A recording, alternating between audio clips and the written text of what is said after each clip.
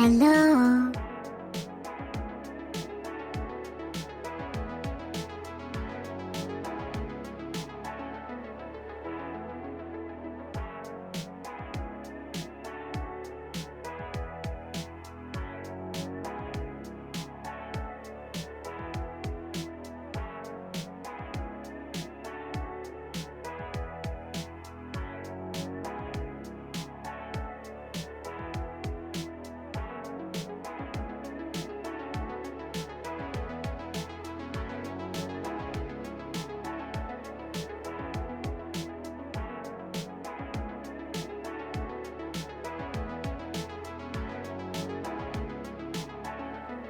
That's because I wasn't talking, Rocket. If you take note of the pinned post at the top of the stream, you will see I wasn't even at my desk.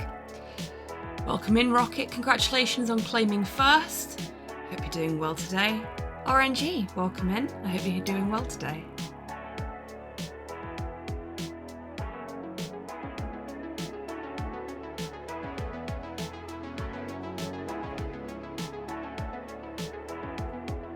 And now that I'm back, I can unpin that message.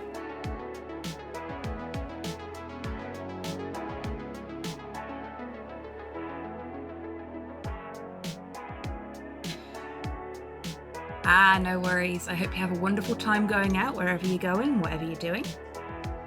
And I hope the weather stays nice for you, or as nice as it can.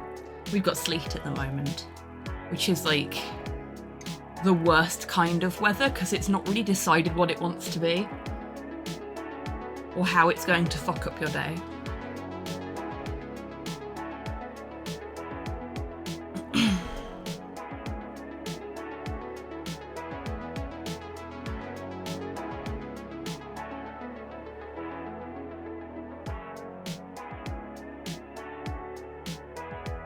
Oh, that sounds good. We like a chill visit to Grandma.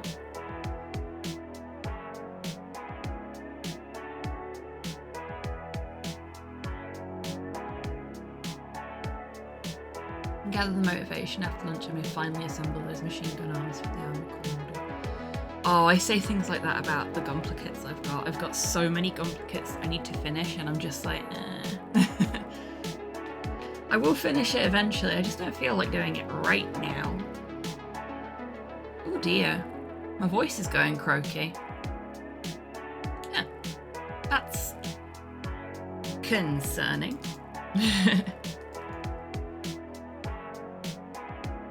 Oh no, I know, I get that. And you've told me that the actual mech is done already, but it's not fully done until you've assembled the arms and put the rest of it on. Ah, it's the upgrade kit specifically. Right.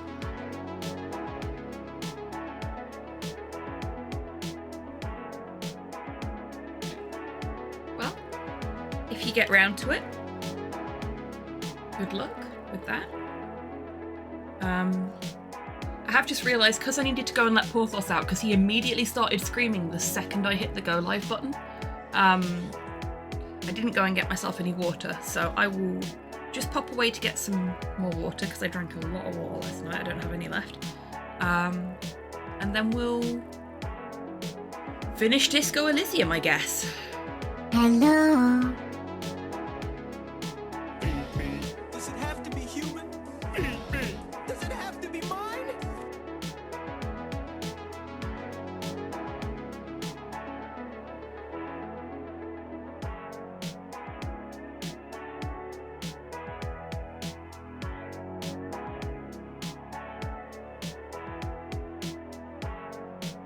There we go, water obtained. Torpor, welcome in. Thank you very much for the treat for the bar staff. I'll get that out now. Porthos is being such a butt today. Again, like, he's been spoiled rotten over the Christmas period. And as a result, he's just like, more treats, please. The advent calendar is gone, but I want more treats every day.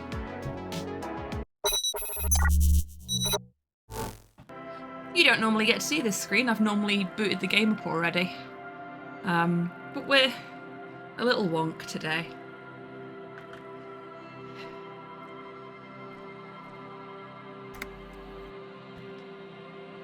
The treat for me is a strawberry licorice thingy. They're very nice.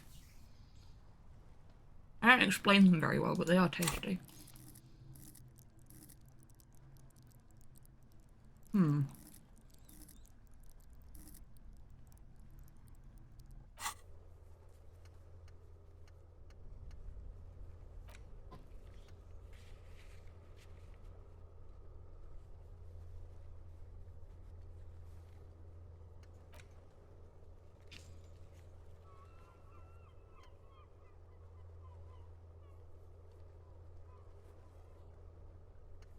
Okay, so we have 2 new tasks. Phone our station and find out if we're actually corrupt. And, The plain red tent stands by dispassionately. find out who at the Whirling in Rags we need to punch in the face, I guess. She's used to camping out.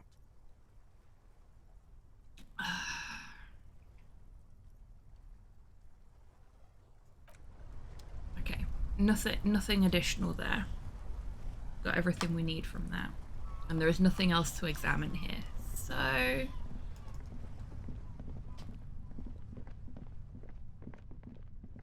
And Kim has nothing to say to us, which makes me sad. You'd think he'd have something new to say to us after this debacle. But...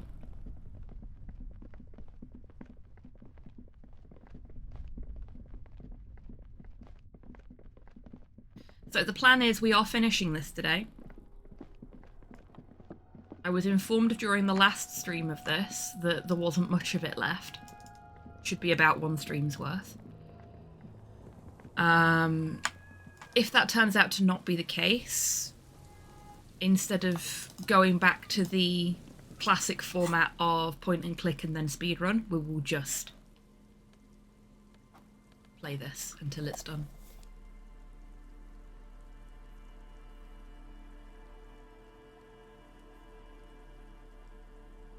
Yeah, that's fair, Rocket.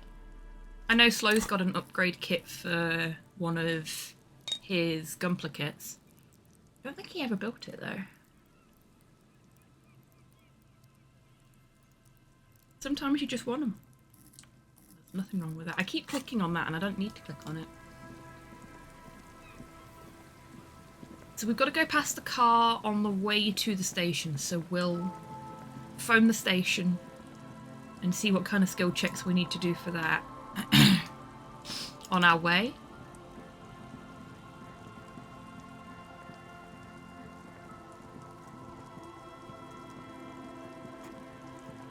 No, we don't want to sit on the bench.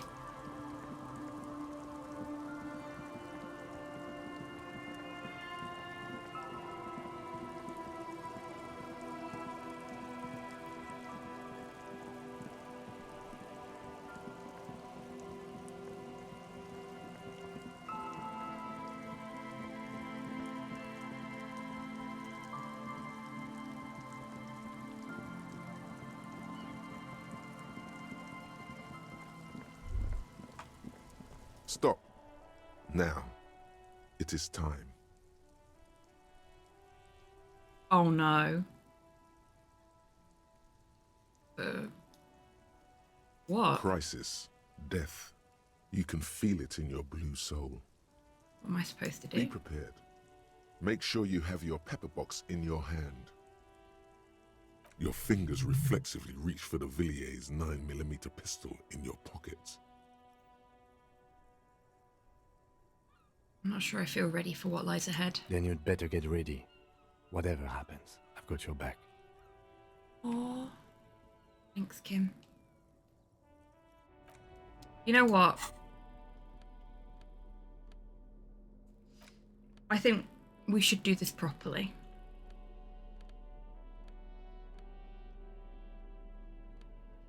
So let's put our outfit on. Or at least some of our outfit.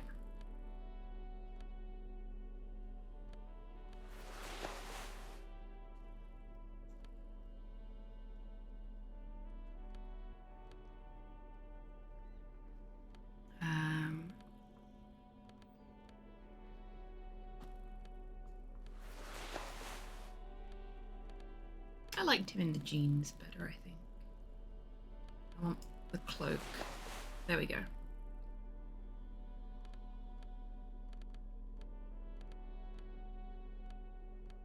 That's better.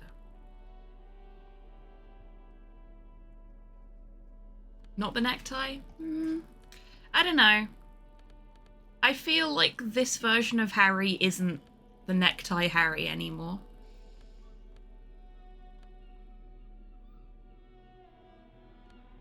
Maybe he is. I don't think so.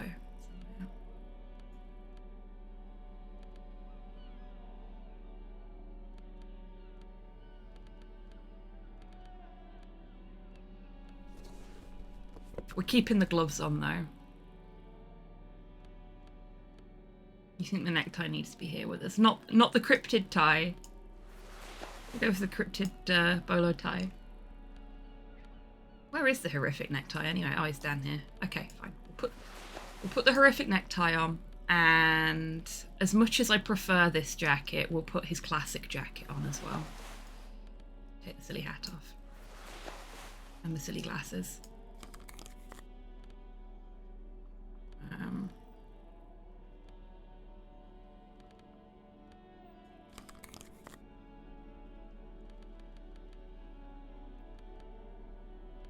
Do we have a good hat that we can wear with this?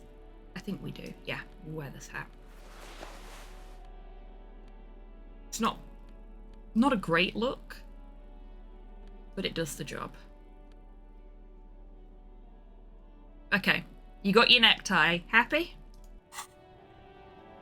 Oh, I need to actually equip my gun as well. Are we right-handed or left-handed?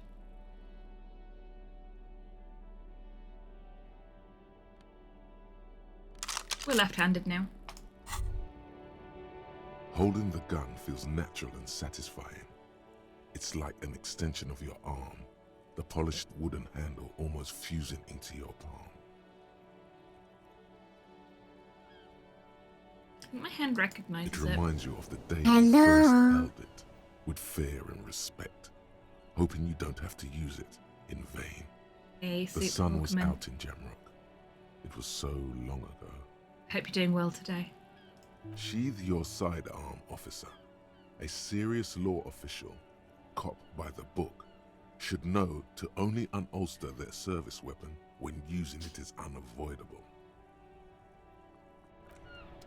Okay, thank you, hand-eye coordination. I'll just put it back in my pocket then, I guess.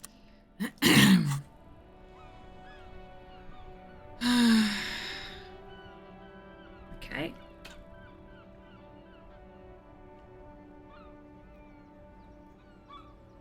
I'm all out of shits to give, loincloth.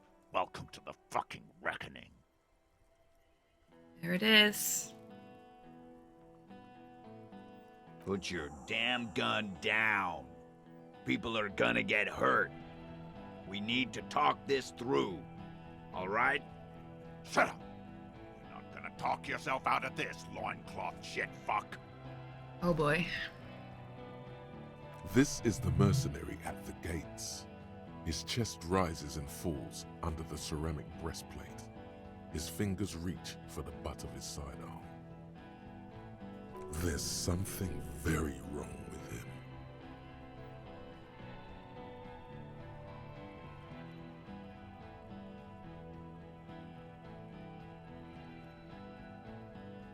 Shh. The lieutenant raises his left hand. This is a misunderstanding. Nothing irreversible has happened yet. You can just return to your unit and forget all about this. The Kypt is merciful, willing to spare us if we just forget about our murdered and humiliated commander. Oh my. I think we should just kill everyone, Corty. You are all drunk. Come to your senses. You won't gun down 7 people in the middle of the street. This isn't a frontier town or a jungle outpost. Easy, Lizzie. Let me handle it. I know guys like this. I'm sure we can come to a peaceful agreement. Ain't that right, fellas? He is facing overwhelmingly superior firepower, and he knows it. Peaceful.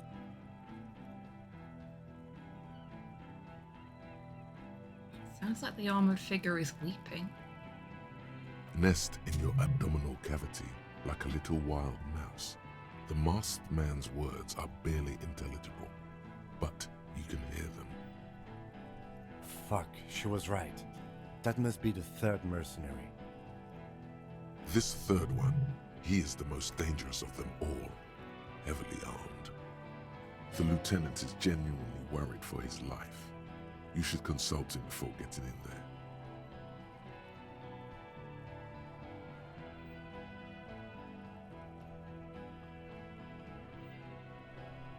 Big one is the mercenary at the gates. Scab leader. If this turns into a firefight, we should take him out first.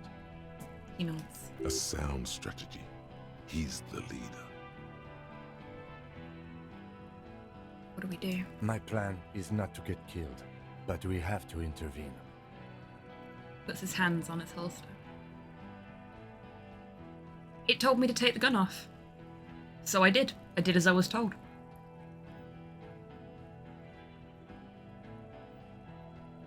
He doesn't want to, but he must.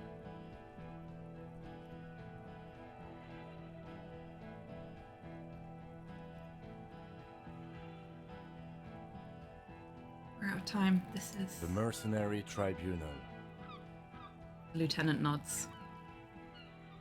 So, I'm gonna go with this one and try and get my gun out. No. We have to step in. Okay. This is not going to end well if we don't.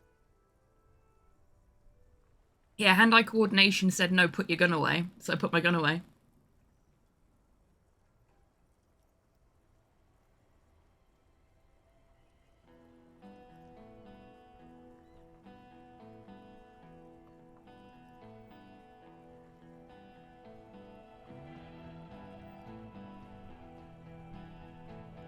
I guess I have no other option. Yeah, that's it. Stop, this is the police. Get lost, comedian. You cops had your chance. Now Gosh. it's fucking time for some justice. I think he's calmed down a bit.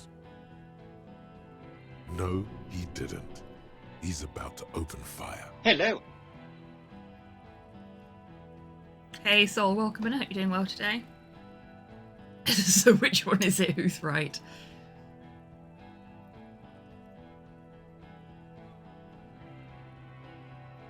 He is. I was wrong. Thank you, empathy. Big fuck!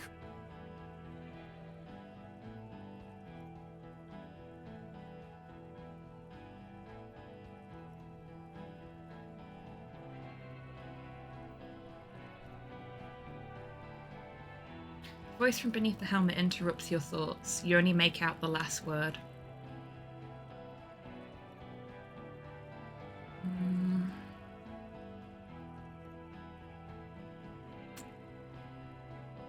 Easy now. No one needs to die here today. People are gonna die today. We're not leaving it like this. These tribals hung him up for everyone to see. No one is going to kill anyone. Let's just put the guns down and talk like civilized human beings.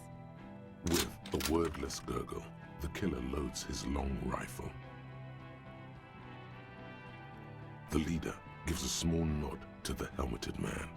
You feel your fists contract as you stand there between these men, all carrying real weapons. No, it's okay. Soften him up and trust the others to attack if it comes to that. Make him talk. Present an argument. Peace. Always peace. It has worked thus far. Start with the first idea you have. Move down from that. Please.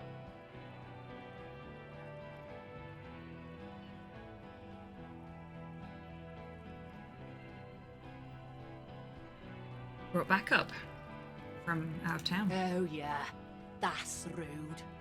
Rude, the killer, Howan Cloven. He doesn't talk much. All of you cunts inside out.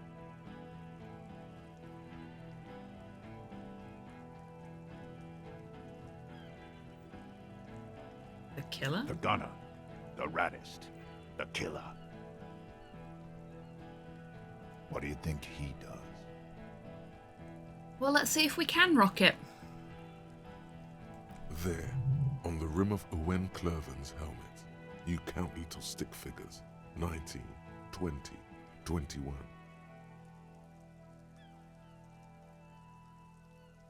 About 50 little stick figures, all of them black, plus 2 little white ones in the end.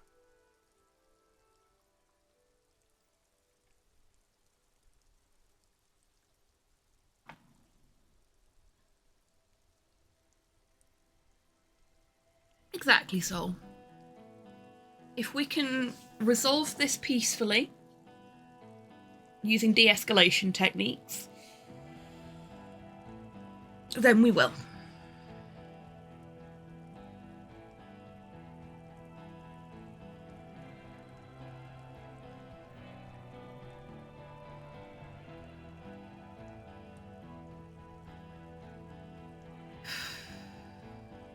My options here aren't great, though, I must admit. Kills black people? That's right. Plenty of kips here in Revachol, too. T, let's fucking do it. Man presses through his teeth.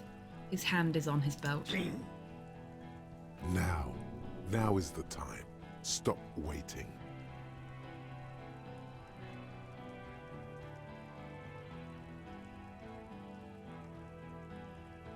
Well, Half-Light thinks we do it now.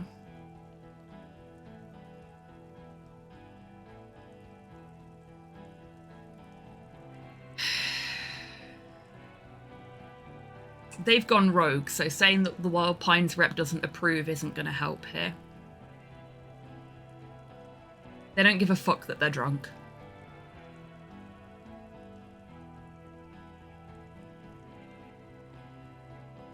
That's not going to help matters. They won't listen to reason. Stand by quietly and hope nothing bad happens. Jesus.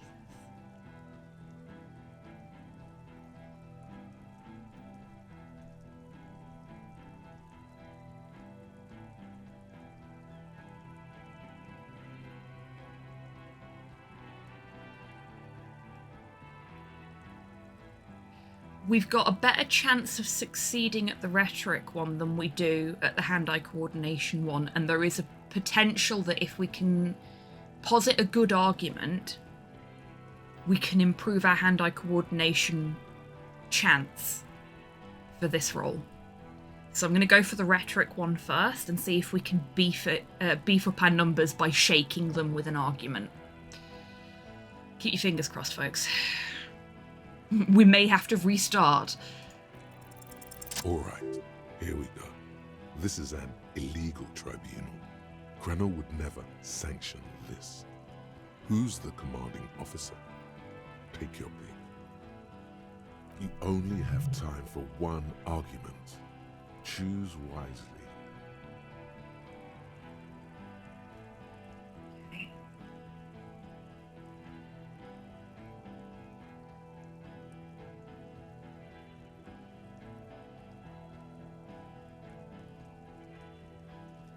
I don't think the second option is going to work. I think they're full rogue at the moment because of the death of their colonel.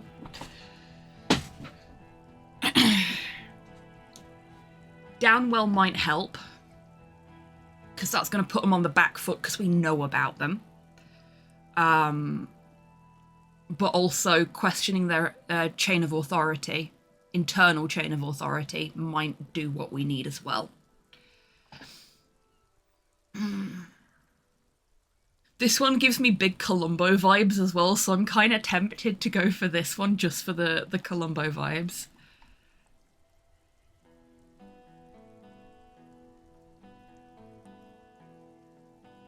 Yeah, I think I'm gonna go for the Just a question.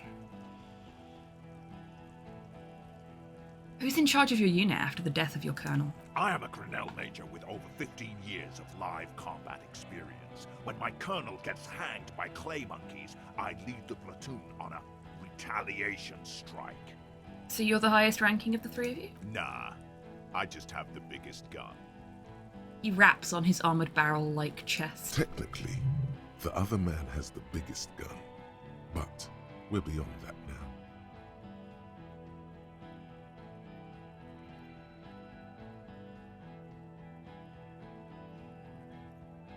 Hold on, what's the highest ranking, Grinnell? King Reaper. He says without irony. Oh wow, really?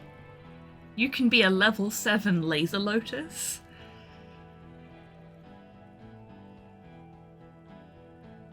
Okay. As the leader of this group, reconsider your actions. This does not need to end in bloodshed. You're right. But you see, He pauses and smiles. want it to end in bloodshed. Ah, there we go. Okay, it's not much, but he's thinking about something else, and his hand is off the gun. This Fucking did called it. something. Fucking called it. Now fire. Fuck them up. Do it. The muscles on your back tense up. Coach, yes sir, coach. Easy now. Tell them these men didn't do it. There's a peaceful way out. Oh, okay. I was right though, look. We're now at 58%. The trick is to get them to let their guard down without realizing they're doing it by making them think about something other than the situation. That's how de-escalation generally works. It can be very difficult to do. It's nice when you've got options to and time to think about your answers though.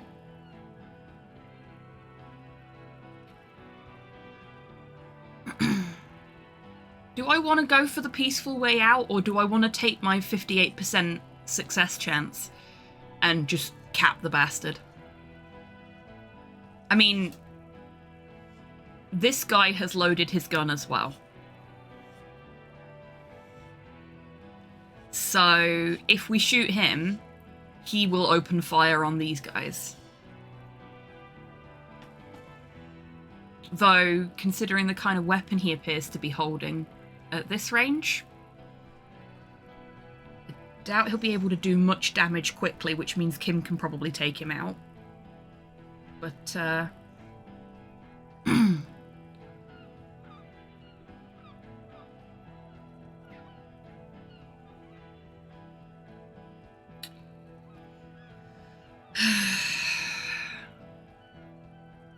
okay, we're gonna try for an additional layer of diplomacy first.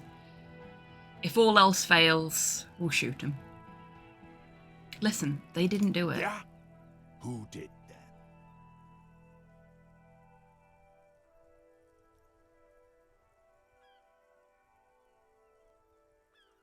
then? That's a good question.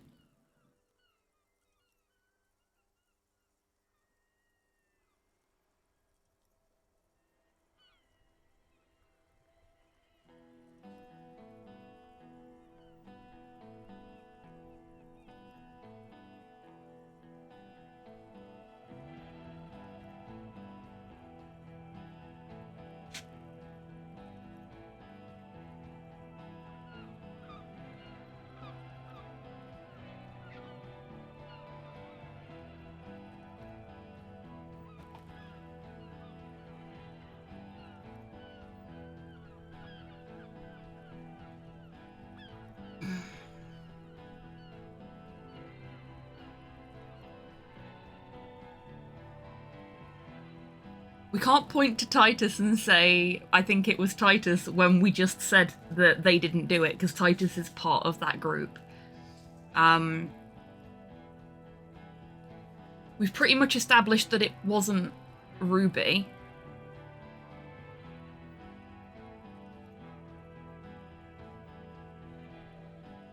It couldn't have been Classia based on what we know, from a ballistics perspective rather than anything else.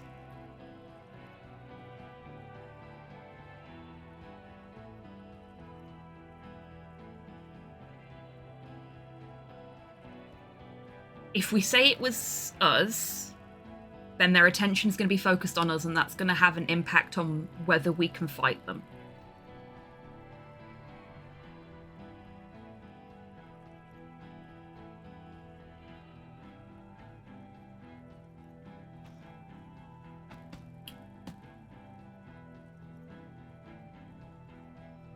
I think the honest option is to say it was someone else. But in terms of misdirecting their attention, we either want to go with Classia or with Ruby. Probably Ruby, because if we say Classia, they'll probably head straight for the roof. Ruby could be fucking anywhere. This is my logic. We gotta lie. Yeah, we do gotta lie. I'm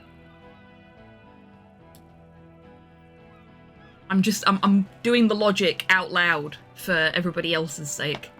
Because there's no point in me sitting here and going, I'm gonna do this one, and then you being like, what the fuck are you doing? Why are you doing it this way?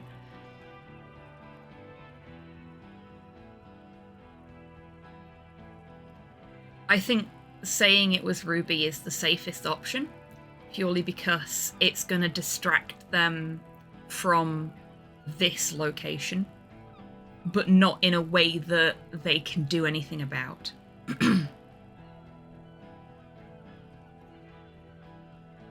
That seems like the most sensible option for the outcome that we're after here. So I'm going to say it was Ruby. Yeah? The fuck is Ruby? Puts his hand on the gun. A suspect.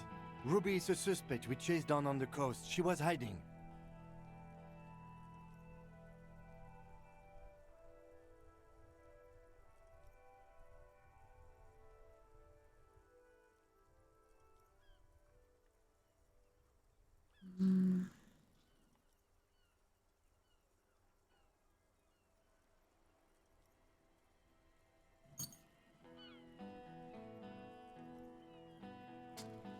She fled.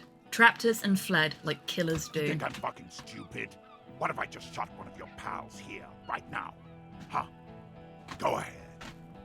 Tell me about some other cunt on the coast one more time. Oh, Jesus Listen, Christ.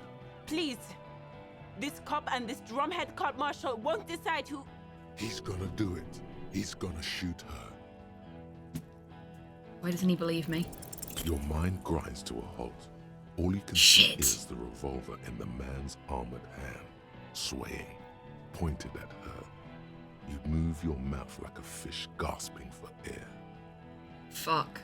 Can't believe I failed that one.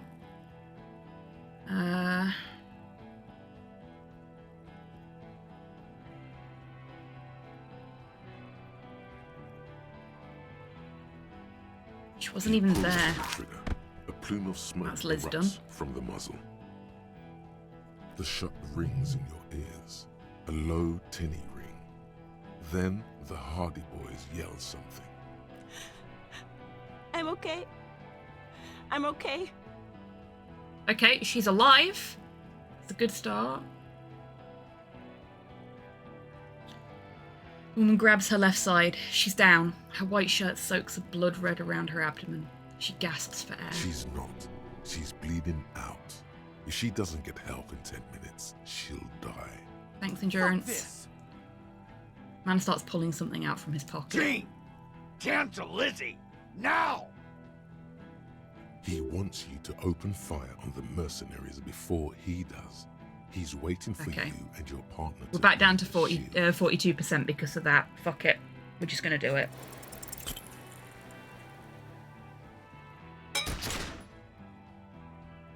A small explosion expels the bullet from the chamber. We With a failed. puff of smoke, it Fuck. hits the man square in the chest, producing a soft clicking sound in the armor. Like dice rolling. Ah, thanks, perception. The kinetic energy of the 9mm front-loaded bullet is distributed evenly across the chest piece and into his hands. Go ahead! Give it another try.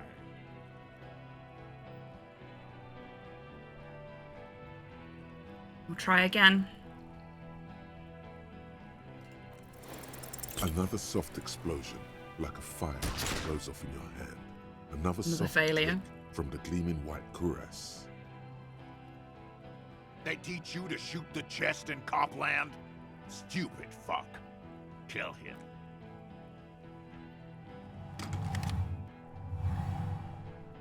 To your right, the killer raises his rifle and takes aim at you.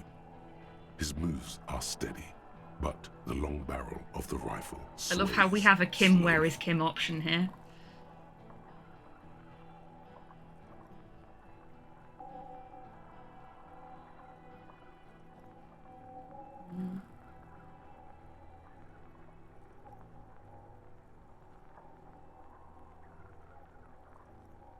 I don't think we're going to succeed at that, so I'm gonna... You stare down the barrel of the gun. You see Rude's mask behind it, his eyes in the slit of the helmet, like a camera lens, focusing on you. 0.6 seconds remain. There are 6 little black dots in the tip of the thick barrel, like a honeycomb. This is a knock cannon. It shoots 6 rounds in one pull of the trigger. Oh, damn. Is there anything we could use to protect this frail body? That gun will tear us to pieces. He's drunk. Drunk fighters overcorrect. Move right, he aims further right. Get him to overshoot. Okay. Let's overcorrect. The shot And hope for the rings and you best. stumble. Fuck! Something Double violently one! tugs at your shoulder, pushing you backwards with incredible force. I have the worst luck.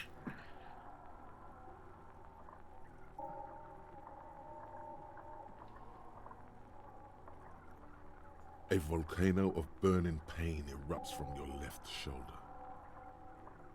Trust me to get critical failure on that. The pain flows over you. No, we're gonna see how far this goes before we have to reload it, Rocket. A grim knowing rises from within. Half of your body must be gone. God, please. The lieutenant says quietly, without trembling. He aims, face pale. He's aiming for the eye slot in Rude's helmet. An extremely difficult shot. Kick his ass, Kim. Then, 2 shots ring, and you hear a scream. But you're too hurt to see who got hit. He screamed. Glenn, dying in a puddle of blood behind you. Glenn was a mangled prick. Torso has 2 gunshot wounds. Blood gushes out of them like red geysers. Oh God, watch out.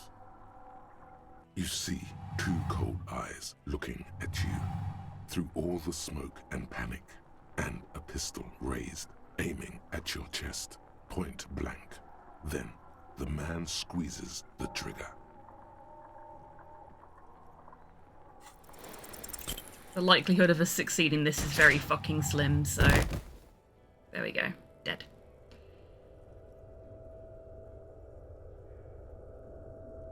You can't. There is no time. Something inside your pelvis explodes. Your Ow. entire lower body is on fire, and your legs can't support you. You fall That's down unfortunate. like a rag doll. The pain is too immense to scream. It pushes the air out of your lungs. Everything goes dark. A distant blur as you recede into it. The Hardy Boys are yelling. Someone is running, jumping over you. In the background you hear gunfire shatter glass, and then a man in pain. A familiar sound. It's Titus with a splat like meat. You hear bullets rip into him. His voice, still giving orders, grows fainter. A gurgle. He's not gonna make it. Nothing. A persisting darkness. Dancing lights of pain. Distant shadows cast by them. That's really good. Like a hellish play. You're bleeding out.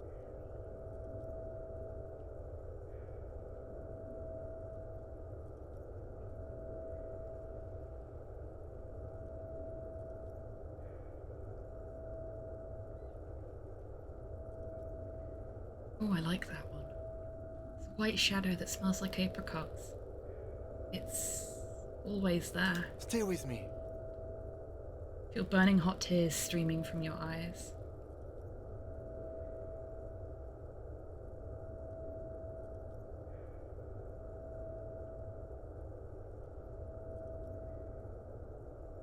She would have started loving me again, but I called her, and now she Yes, won't. keep talking. You hear me? Stay awake. The lieutenant pushes down on your wound hard. But you can't. It's so hard. Your eyelids grow heavy, and the sounds ever more distant. And a cold comes over you. The lieutenant, too, is somewhere far away, almost gone, when suddenly you sense something behind him. A shadow towering.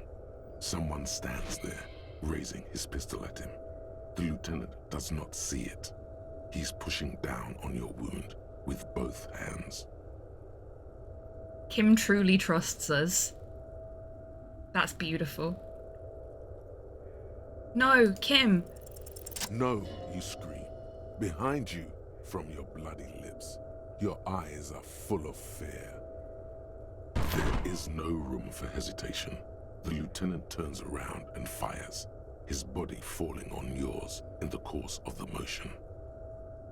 You hear a roar of pain, a death scream. The sound disappears like someone pressed stop on the tape. The hulking figure, too, is gone. And so is Kim, and the whole world. This is death. One more door, baby. One more door. No, let me back into the fight. There is no fight. The fight is over. It was lost 1,000 years ago. You have laid here forever. Keep falling deeper. Take the door. He's not taking it. His body is not taking it. Oh God, no. He's not disintegrating. He's swelling up instead. Over the hours, hurting, moaning in his sleep, and rotting, and being disinfected, and smelling of drugs, and feeling saliva in his mouth, drifting in painkillers, thrashing in his wound sleep. He can't go. Not before the case is solved. Exactly. There is a radio in the distance. A radio of the world. Playing sounds. Good morning, Elysium. Soon you will return to the world. You're thirsty. Reach for the glass of water by the bed. The world is still there. Sleep some more. Hours turn to days. Soon we will get up again and go through it again. Finally we know what the infernal engine was outside. The clarion call. It was him. He is the infernal engine. He never stops. He only gets worse. I am the infernal engine, baby. What now? You see the lieutenant's familiar shape in the orange jacket. It turns double, then triple, from the pain. Kim. Sunrise, Parabellum. The lieutenant says. He's in the middle of a freshly cleaned room, with the fan above his head like a halo. His face is covered in bruises.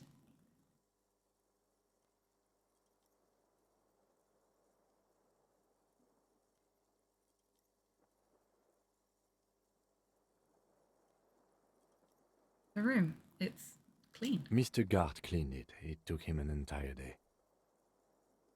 How long have I been out? 2 days, in and out. You've been up enough to take Dramamine and curse. And drink water. What did you say? Sunrise? Sunrise Parabellum. Sunrise, prepare for war. It's an old revolutionary saying. My gun. It's engraved on it. Cops like it. Is it war today? The gates of the harbor are boarded up. The streets are a little more empty. Apocalyptic violence is yet to erupt, I am relieved to say. He looks out the window. I think we may have held it off, for now. Barely. He unzips his bomber jacket.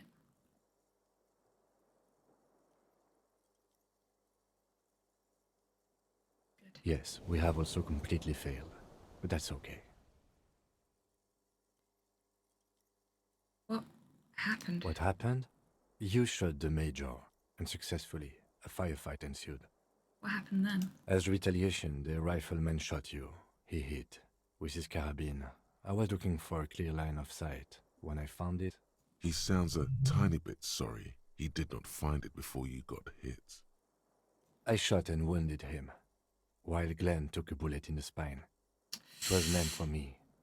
He did not survive.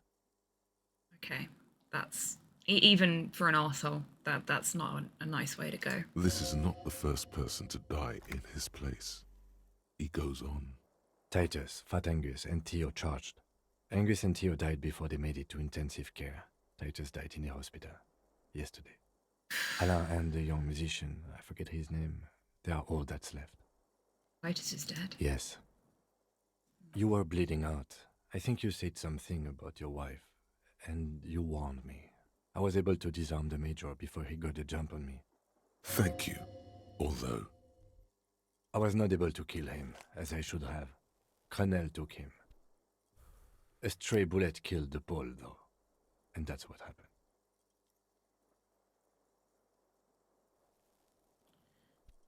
The lieutenant takes a cigarette from his coat pocket and lights it.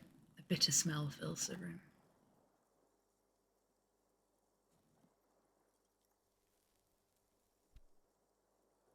What, you only smoked one a day? This is the one.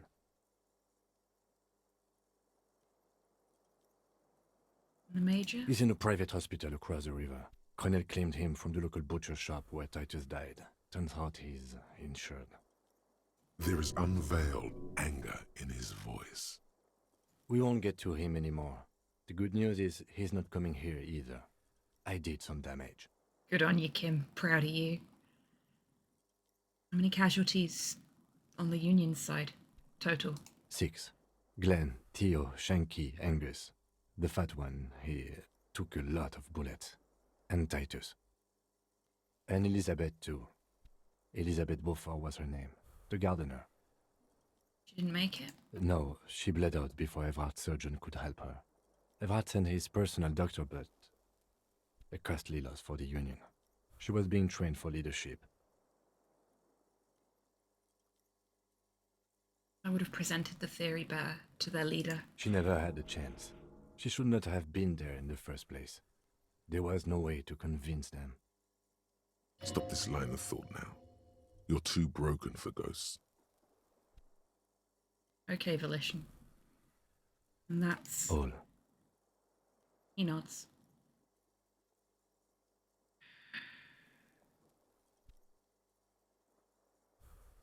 An absolute disaster. Yes, officer. 6 people are dead. It's not a success. That's a 7. He says calmly. But what's done is done. The violence is cordoned off. The Hornets did not get into the beehive. The worst scenario has not materialized. Yet. He rubs his swollen chin.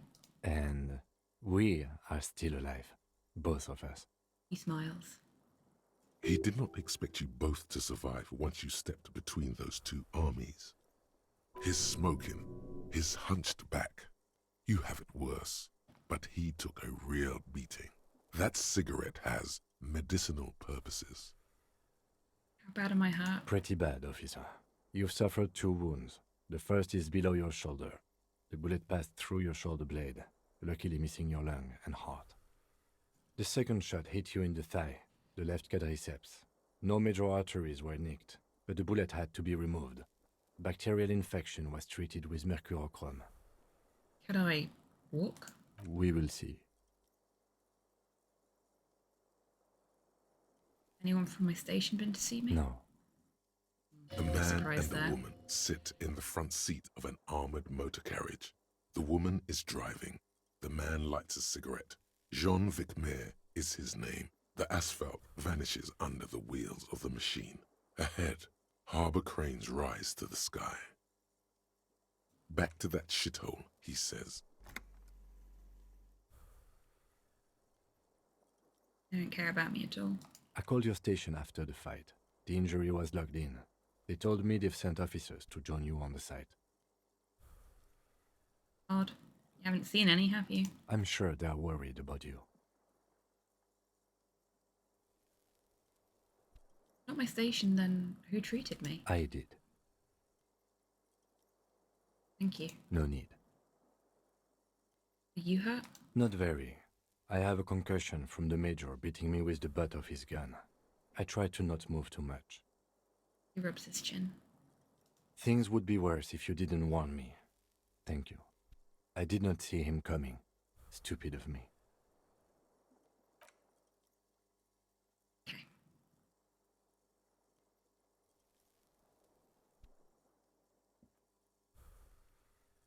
Easy now. The lieutenant turns double again before your eyes. An orange hue of pain. How are you? You feel fantastic, let's rock.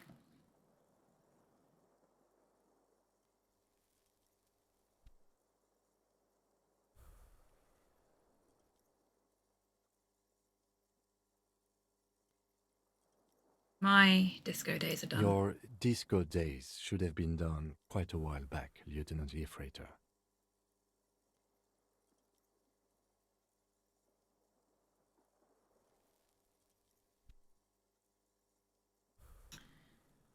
Fuck it. Disco never dies so long as it lives in the hearts of dancers, indeed. The piss jacket, Kim. You took it off. Yes. The joke wasn't funny anymore. I took it off. The close proximity of death must have made the lieutenant contemplate his life choices. He's done with the jacket. That's fair. It's Ouch. not ouch time yet. You just got the Dramamine pill an hour ago. Wait until it wears off. Alright, fine. Fucking gatekeeping my pain over here. What happens now, Kim? I honestly don't know.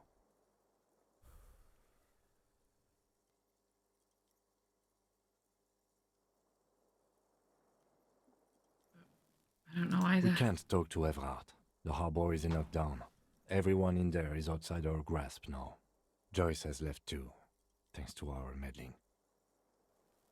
You think it was a good idea? I don't know what to think. It might not have been a bad idea. There is a pin somewhere in the machine. Something is keeping Connell from sending in a death squad. He looks out the window. Maybe it's her. Maybe she kept her hand. Either way, Ruby's gone, and Classio too. We really should have arrested her, you know? Wait, Classia's gone too? Oh yes, she left 20 minutes prior to the tribunal showing up. I asked Mr. Gart. Little shit. Turns out it was a bad idea not to arrest her, but maybe it was a good deed that will pay off in heaven. He shrugs. Who would have figured? Well, none of you fucking lot, because you were all too intoxicated with her mere presence. You useless bunch. Who did it then, Kim? Who killed the hanged man? I don't know. I think the dangerous theory you presented on Classio, or whatever her name is, was wrong. We have not found a motive or a weapon for her. Honestly, I think our investigation has not produced a single credible suspect.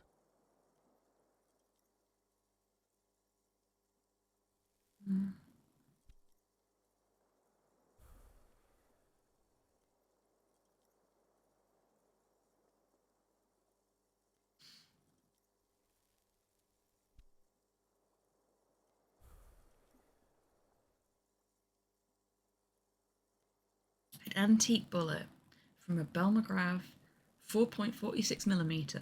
How hard can it be to find one? How hard can it be? It's extremely easy. There are thousands lying around from the war, all completely unusable. It's precisely how easy it is that makes that bullet useless.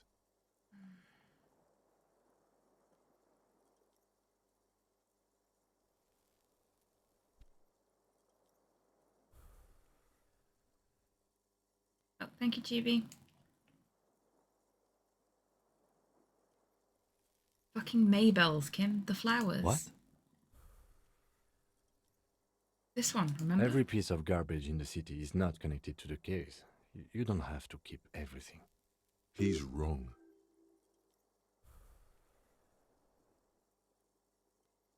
No, Kim. Every piece of garbage in this city is connected to the case. He concedes, clearly not meaning it.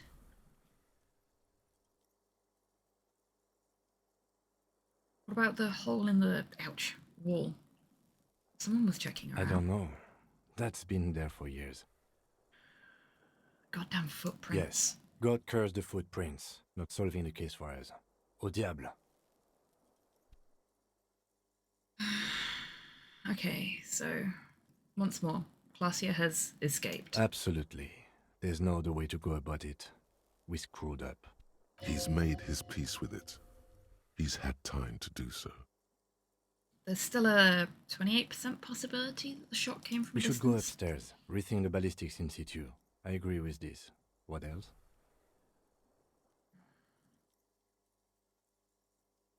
All these old bunkers and weapon caches. Revolutionary era. We could find thousands more if we wanted.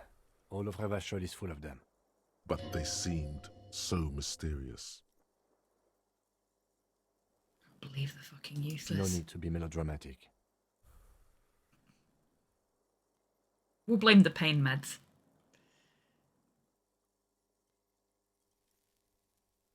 Miracle hasn't happened yet. It's not over yet. He does not know what to reply. Looks out of the window, then back at you. It's morning outside, you think. This is because I'm La Puta Madre's peon, isn't it? Don't be narcissistic. Half the cops in Revachol West are his peonies.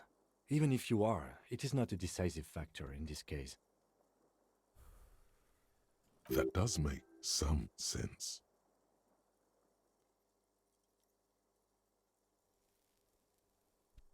You know what I think about solving crimes? He arches his brow. The ceiling fan patiently spins overhead.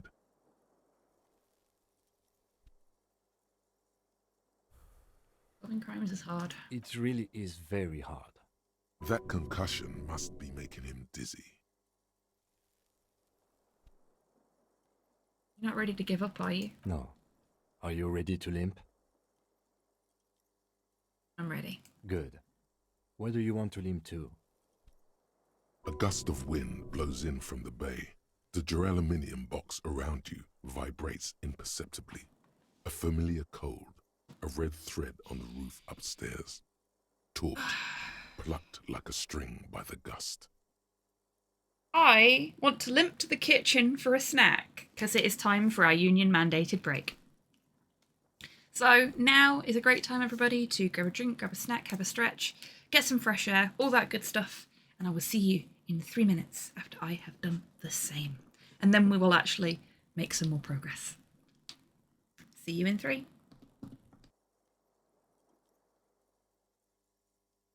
Off of it, and the holes are getting bigger. Let's see if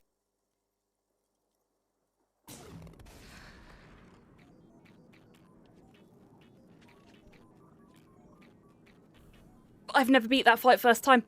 I've never ever beat that fight first time before. Holy shit.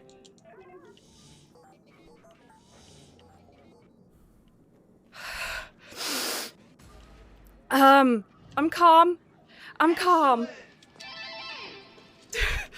Oh boy, I am not calm. What the fuck? Oh, okay. Okay, I'm fine. I'm fine. I'm fine. You're also evil. What didn't... Just have a quick jog over here.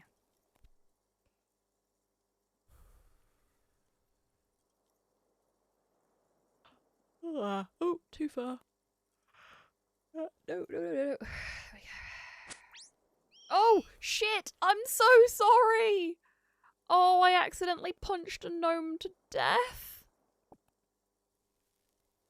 I'm gonna give you a proper burial. in the appropriate place. I am so sorry. Oh.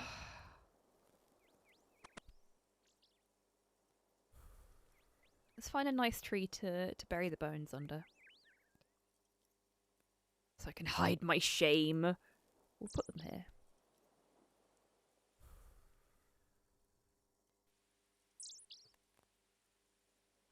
I'm sorry, little gnome.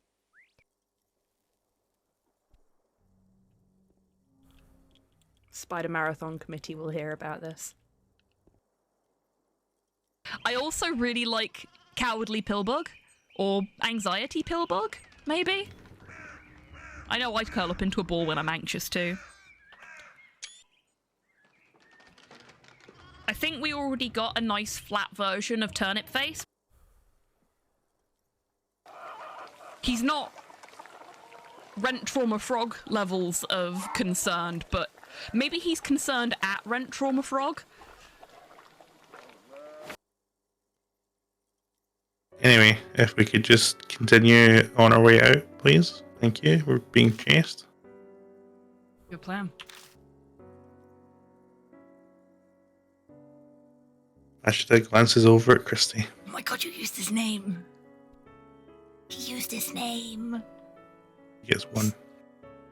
This is a momentous occasion. Run now, explain later. We gotta get out of here. Just gonna...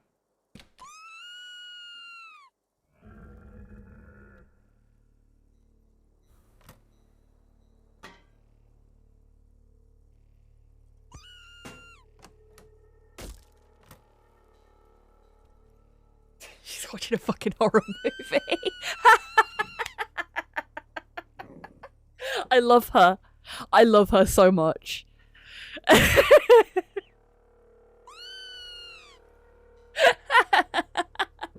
It's like, oh no.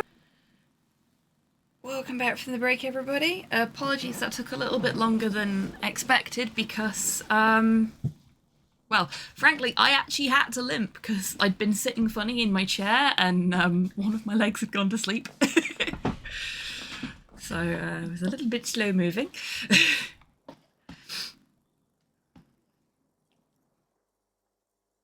It's just aimlessly wander until a clue presents itself.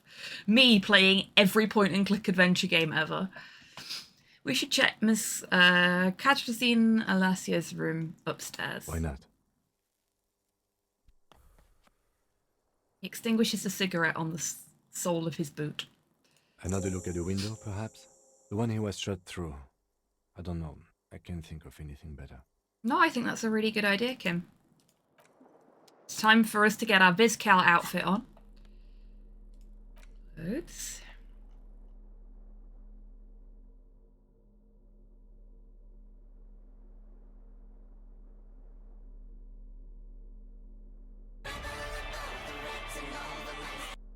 Happy Sunday, Tabby. I hope you're doing well today. Welcome in.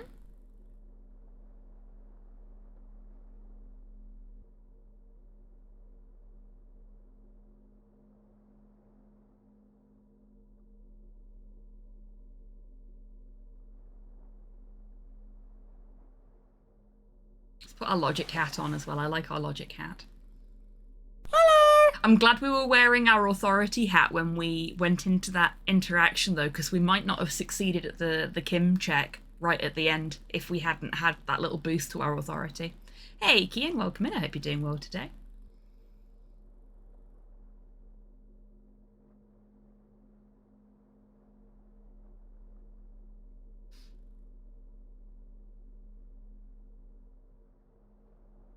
Thank you, boobies. Hello, Tidders. Welcome in. I hope you're doing well today. No worries at all. I hope the busyness is the good kind of busyness and that all goes well and that you're able to find points to rest as well. Because even during busy times, it's important to try and find little rest breaks, even if it's not like sitting down resting, but like, you know, giving yourself those Studio Ghibli-esque moments to breathe between action sequences.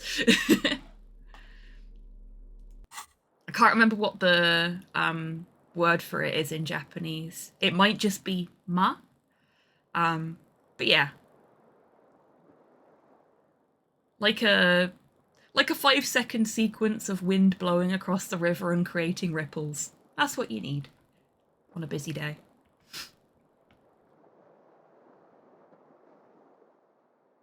Oh, exciting. Recreationally stabbed. Is that acupuncture or something similar? That's the only kind of recreational stabbing I can think of. Unless you're thinking about, like, LARPing. The door is open. You can walk right into Kim's room. Ah!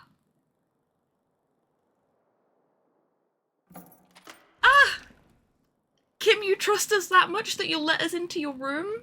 I want to see what your room looks like. The alarm is set for 6:50 a.m. Oh, you are such an early bird. Medicinal supplies on the cupboard. Mercurochrome, a scalpel, antibiotics.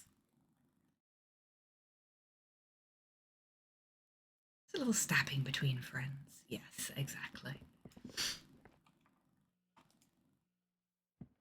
These papers bear the stamp of the RCM. They appear to be fragments of the lieutenant's paperwork, half finished. You may have notes on this and other recent cases. Ah.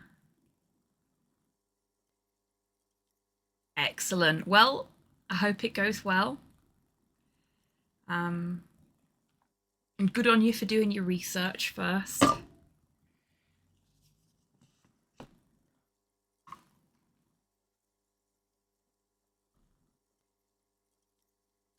I had my first set of piercings done at a known, like, popular piercers during the late 90s, early 2000s. But they used piercing guns because that was the done thing at the time. That was deeply unpleasant. And then the second set of piercings I had, my mum did for me in the boarding room of a pub in Yorkshire. Like, with properly sterilised gear, because, you know, she worked at a hospital, so she had access to sterile needles and stuff like that. Pre-dark times. Oh, very exciting, Tabby. Yeah, I bet. Yeah, so I know what it's like to DIY your piercings. I had help, obviously, but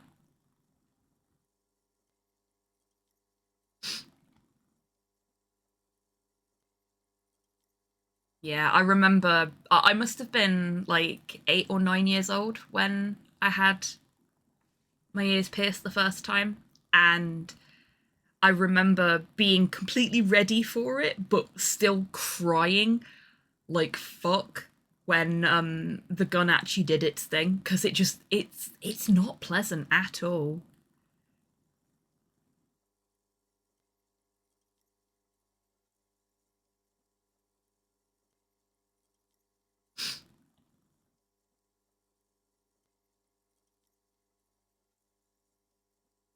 And I had a lot of problems with them as well. They didn't heal right.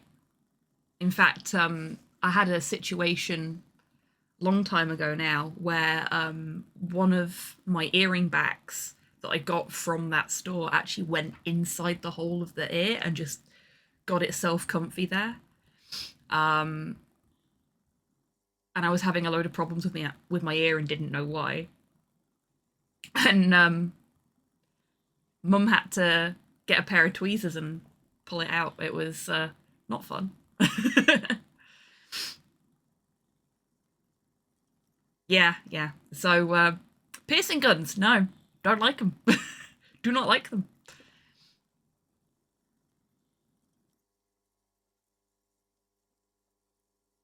That shop has shut down long time ago now, for the record.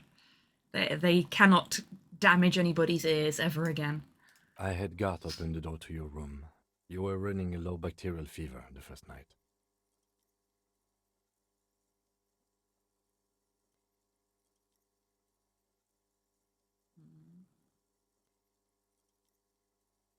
Thank you for keeping this thing alive a little longer. It would have been easy were it not for my concussion. We both got lucky, considering the odds we faced. Let's go? Kim, I love you. You're the best. I want to keep you forever. That shop might have shut, but Claire sure hasn't. Oh yeah, Claire still does that kind of stuff, doesn't it? Newly replaced glass shining in the morning light. Oh, look at this place now that it's not been trashed by us. I mean, the couch is still fucked, but that's fine. Stereo 8 player has been reunited with its right speaker. Yay!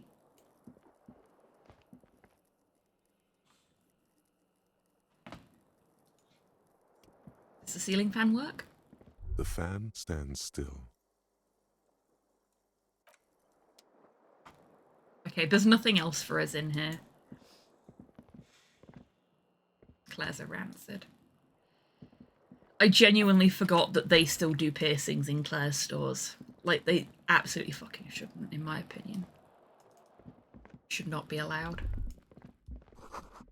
Ouch, that leg hurts. Maybe if you don't run, it'll be okay. Okay, we're not allowed to run anymore. We've got to walk.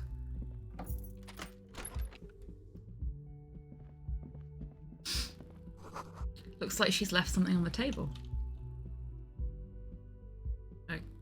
Okay, can we have it? Next to the stack of bills, you see a note. A few lines jotted down in large, uneven handwriting, just as the writer was about to rush out the door. I'm sorry, I fucked everyone over. P.S. I didn't kill him. P.P.S. Gift upstairs. Gift upstairs? Really? A gift.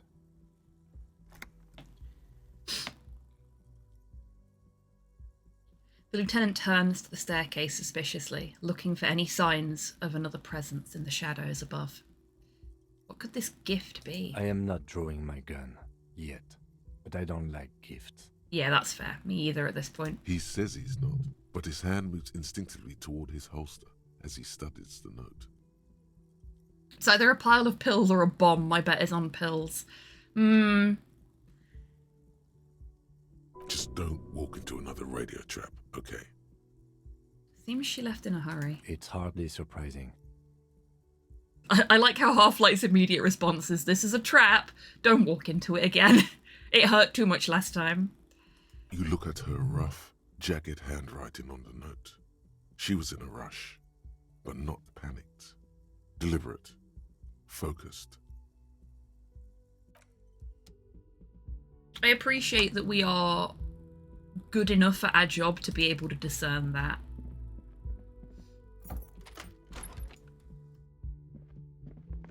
The medicine cabinet is empty. Not even a toothbrush. Pity. She's really cleaned this out. She certainly had her priorities straight when she was packing. The lieutenant nods. Nothing else in here of interest. I should probably actually just use that skill point now, shouldn't I?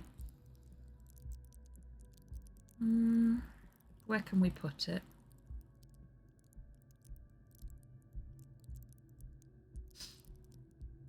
I mean, there's lots of places we can put it, but figuring out which one to use is kind of the difficult one here.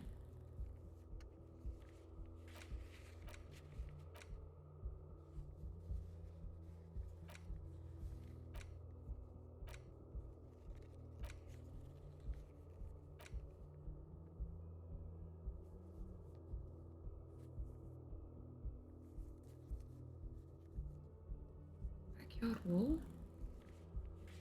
Oh, I know what that is. That's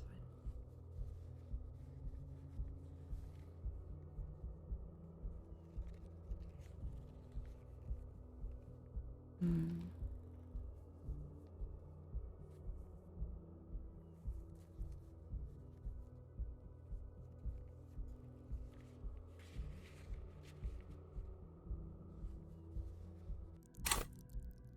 I'm gonna put it into reaction speed because I feel like we might need that again soon.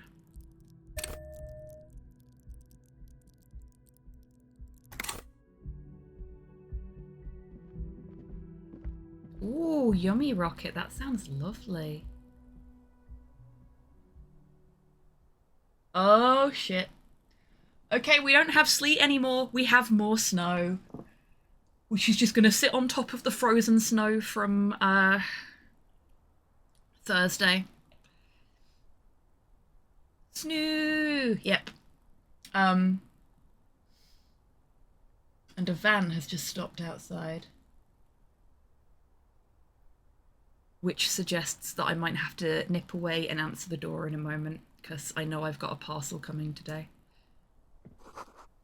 A red thread made of nylon. It leads out of the room and onto the roof. You know what this is? This is her doing ballistics for us. You see the same two neon-lit shapes, a man and a woman, only now a red thread bisects the room, pointing from the antenna outside to the cupboard on the wall. This is ballistics. She's left a trajectory for us. She has. Didn't get much here. Parents up in Yorkshire got nearly a foot. Fucking hell. Yeah, we had a couple of inches, I think. Probably a little more than a couple of inches, actually, on Thursday. Wednesday? Wednesday night, Thursday morning. Which fucked the trains over round here completely, so we've been snowed in, basically. And then that froze over. Curse, cold snap. And now it's snowing again, so it's just going to be like fresh snow on top of frozen snow. Let's see how many days that goes on for. The lieutenant tests the thread with his finger. Drawn taut, it rebounds instantly. A ray of backward motion explodes from his mouth to the roof outside, A prime, to then widen into a radius of locations in Martinez. B prime, B double prime, and B triple prime.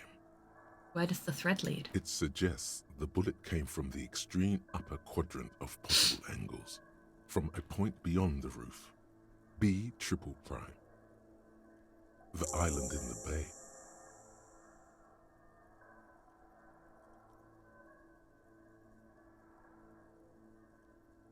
How did she know how to do this? She was there that night. She would have known precisely where the bullet hole was in the glass. She had a long time to think about it after, standing on that roof, staring at the glass. Yeah, Garza did take quite a while to actually get it It also prepared. looks like there may be more to her skill set than we know. The question is, should we trust her? This is her way of saying she's sorry. I find that hard to believe. But at this point, what difference does it make? Is she trying to tell us that the shot came from the islet? Unless she thinks the perpetrator was standing on the ring antenna. That is where the thread seems to point. This is also a location we have yet to rule out. So it is. For a second he seems tired.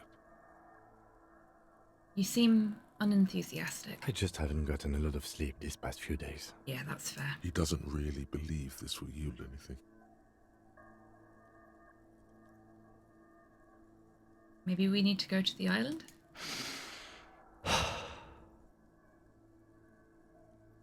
The wind blows in from the open window. The lieutenant sighs, looking into the cold distance across the water. The lead is flimsy. You might as well go around Martinez, looking under every rock and talking to every person. But what else is there? No worries, Titters. Good luck. Have fun.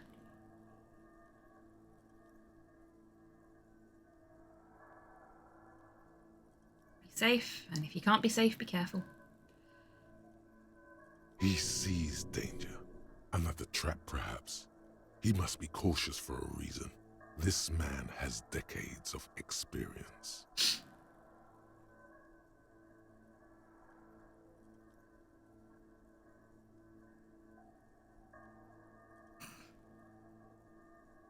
What else is there? Not a lot, no. You're not afraid, are you? No, I just don't want to walk into another embarrassment. I am a creature of pride, you see. I'm afraid of becoming a joke. It's okay, Kim. I'll be the joke for both of us. I will be the butt of all of the jokes. And you can maintain your squeaky clean image. I will just make myself look like a complete ass. And it'll balance out. As long as you can still bear to be seen around me, of course. It's not something he's proud of, but that's the way it is. Yeah, I know people like that.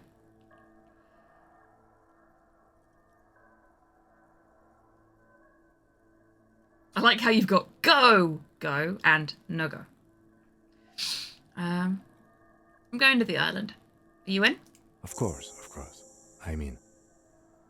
He nods and takes a second to gather himself, and then says, How do we get there?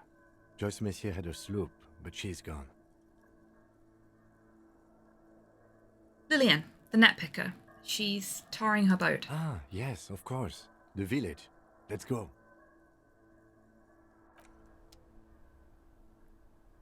A red thread runs through the neon-lit shapes of a man and a woman. I did not click a the ray thread. of backward motion explodes. Shush. Oh, of course. I clicked the window instead of the little bit of the stairs here that is the bit that actually lets you leave. Oopsie.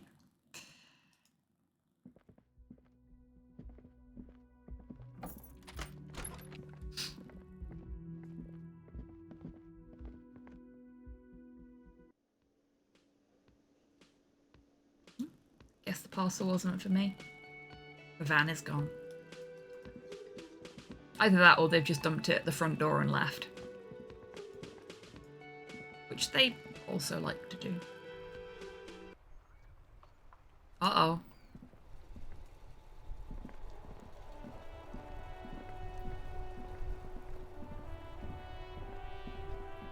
The graffito has been painted over the traces of the fight that took place here. It smells of blood and heavy fuel oil. This was Cindy the Skull.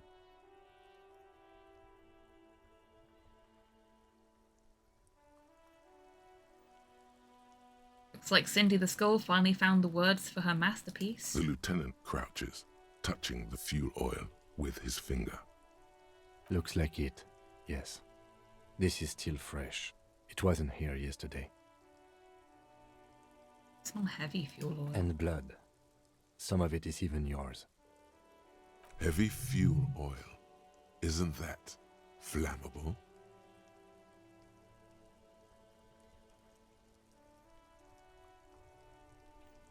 We get to attempt to do the badass action movie thing in the rain.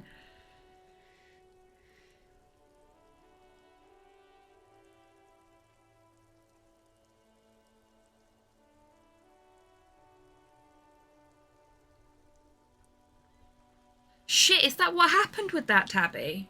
I know it got delivered to the wrong address and that you managed to find out where it was, but I hadn't known about the X-ray thing. Holy shit. Yeah, that's really bad. Did you manage to get your money back or a replacement or something? Fuck. That is one of the worst delivery horror stories I've ever fucking heard.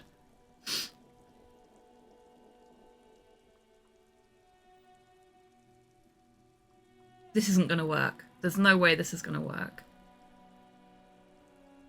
Hello.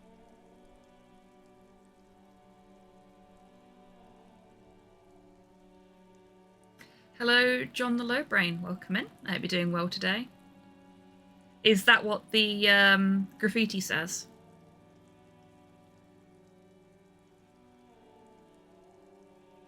Ah, right. Well, fingers crossed it actually gets to you this time. We don't make mistakes.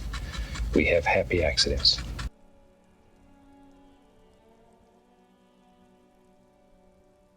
Seriously, if I had a nickel for every time a package of mine had been delivered to the Home Office building by mistake, I would actually have 2 nickels. Which isn't a lot, but it's really fucking infuriating that it happened twice. Maybe it's worth, like, leaving them a little note or something and saying, hi, if you get a package for this person at this address, please give me a call and I'll come and get it. Because delivery companies are dumb. Or something like that. You know, so they don't phone the police next time. Yeah, we're going to try and set the art on fire, but it's probably not going to work, because that's not how this works. They'd still have to x-ray it on receipt. Fair enough. The fuel oil catches fire. What? Bullshit. With a low hiss. A bright orange flash across the surface of the lettering. Rain turns to vapor above the burning message, mingling with the black smoke. What if the words are not directed at the people of Martinez, or even the coalition aerostatics above the city? They're meant for something above even those. You've been policed, Martinez.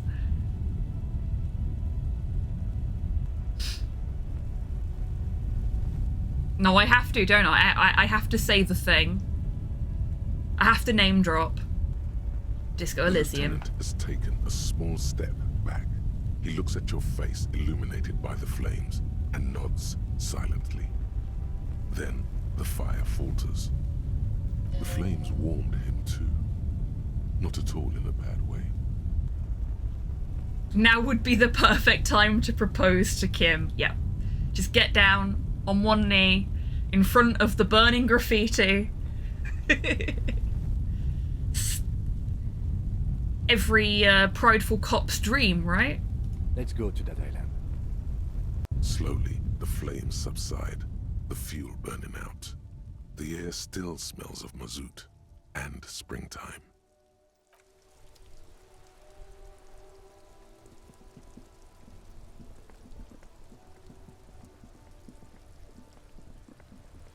We have something to do here first. Inside, you see a set of steering levers, a radio microphone, a pull-out toolbox, and the soft glow of the fuel preheater gauge. This is Precinct 57. How may I assist you? Precinct 57, we've been attacked. I repeat, Lieutenant Kim Kitsuragi and... Something is wrong. Only static hisses through the speaker. Hello? No reply. Only the mindless drone of static crawling through the air. It's been this way for a while now. My guess is the Union is listening in on our conversations and jamming outward communications to protect themselves from Cronel. Fuck. It only happens when someone mentions the attack. The rest is unaffected. Our best bet is to carry on like nothing happened. That is, if we don't want us cut off the grid completely. Isn't that dangerous? No more dangerous than stepping between 3 armed mercenaries and 8 Union men, I hope. He glances over his shoulder. Fair point, well made. I don't like it either, but that's the way it is. The street seems safe enough to me. If anything, taking out the mercs made things calmer. For now. He flicks off the radio. Silence. You can try calling again. Just don't mention the tribunal. And remember, they are listening in. They're shutting you up. Silencing you. Don't fucking drop your guard. Thanks, Half-Light. Everything sounds okay. No drumbeat of total war yet. If anything, everything sounds too okay. It's quiet. In the cabin, you see a set of steering levers. This is Precinct 57. How may I assist you? Alice, this is Firewalker. Reconnect me to the 41st. Right. Please hold. 10-4, come in. Firewalker, over. They are so fucking sick of me calling myself Firewalker. I've successfully located my 9mm Villiers pistol. It's on me now, and I won't lose it again. 10-4, sir. Roger that, and very glad to hear it. I will make relevant changes to the report. Jules, I've heard that some people think of me as La Puta Madre's peon. Do you think I'm corrupted? 10-4, sir. Well, there's been some talk, sir. He finally says reluctantly. Some talk? What does it even mean there's been some talk? Do they think I'm corrupt or not? I only meant that there's been some talk in the station, that's all. But there's always some talk in the station. You know how officers in Jamrock are. I mean, I don't remember, but... But then again, some of us truly are on the take. It's unfortunate. Over.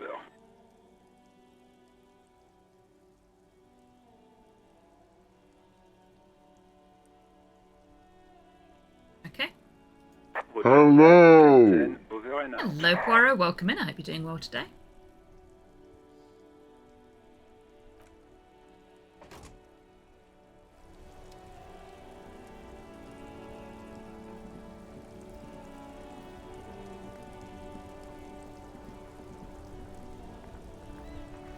Now have sugary pick-me-ups to recover from the book. What kind of sugary pick-me-ups?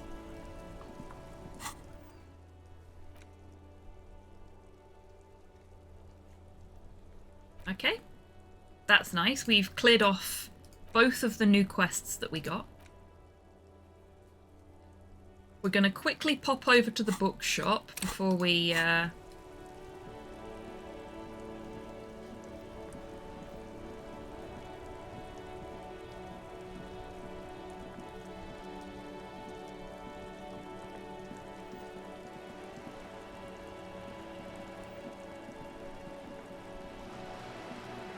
because I want to see if I can succeed at the crime novel shelf.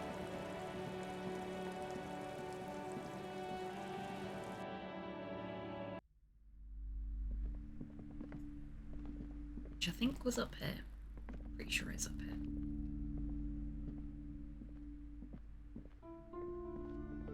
Shelves filled to the brim with crime novels featuring the supposedly stalwart Vespertine detective, Dick Mullen. Who is Dick Mullen? Your quick eye notices a small caterpillar crawling across the spine of a book.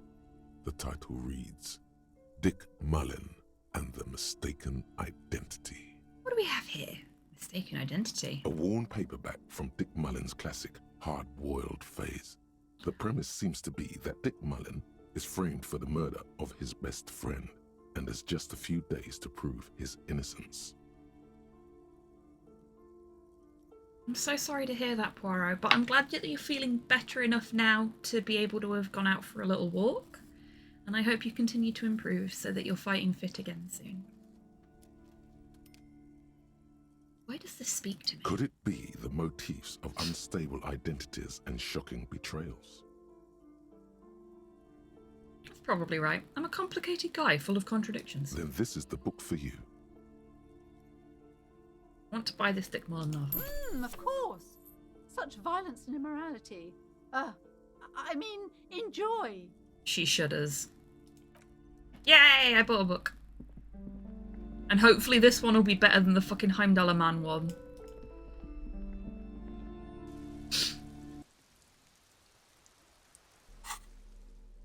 We'll read it later. But, there it is. That's quite the girthy book. That's going to take us a while to read.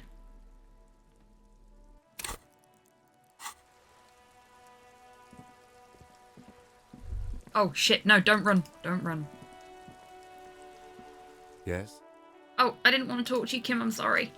I wanted to see if I could get that blue dot back. There we go. Book is titled Man from Heimdall and the Wildfire. Okay, no, we're not interested in that. I've literally just got through saying how shit the last book we read from that series was.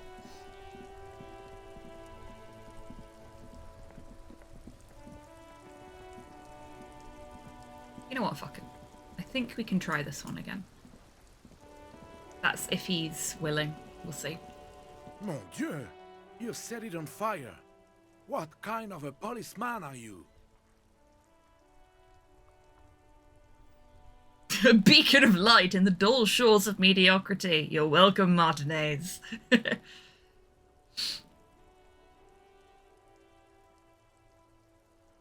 fuel oil was an environmental hazard. I had to get rid of it somehow. Oh, of course. I didn't think of it. Good job, officer. Bye for now. Okay, so we can't talk to him.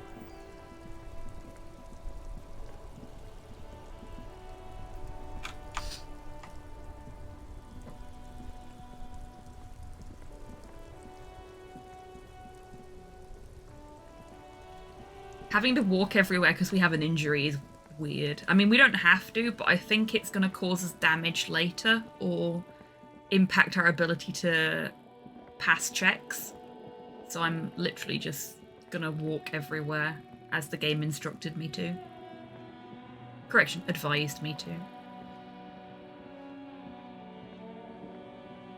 I'd be interested to see how that combat encounter, for want of a better description, would have played out differently.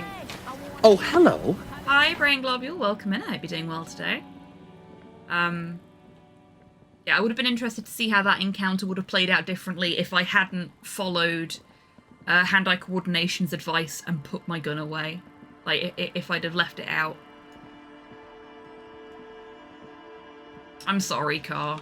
I made a mess of you.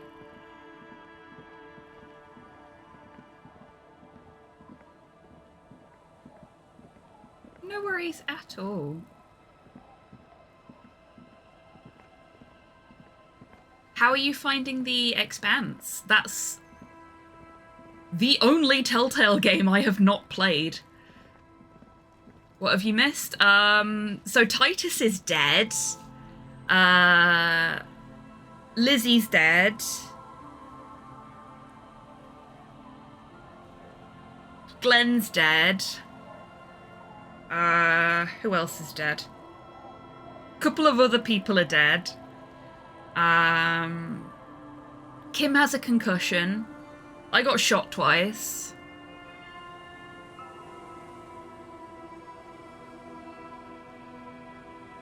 When you replayed it, Lizzie died. We didn't replay it. I got confused. No. Elizabeth the gardener. Would it be quicker to say who's still alive? Yes, but I can't remember their names. Yeah, most of the Hardy gang is dead.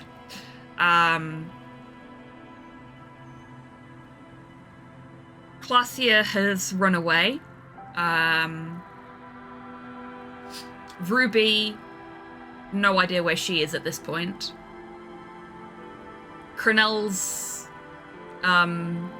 taken back their stooges. Mistook Elizabeth for a Ruby, yeah. Names are hard. They absolutely are. They absolutely are, so no worries. Like, I literally haven't listed who's still alive because I can't remember their names at all. What else have you missed? Kim trusts us! So you're at the point now where the case is wide open again. Yeah, basically. Classia left as a gift before she fled. So we're now going over to the little islet. Officer, what happened? You're wounded. Why are you wounded? You look terrible. Oh, and I set fire to some graffiti. And we were talking about how that would have been the perfect moment to propose to Kim, but the game didn't give us the option to do that, so... She sounds almost disappointed with you, reprimanding you for falling and hurting your knee. It really is.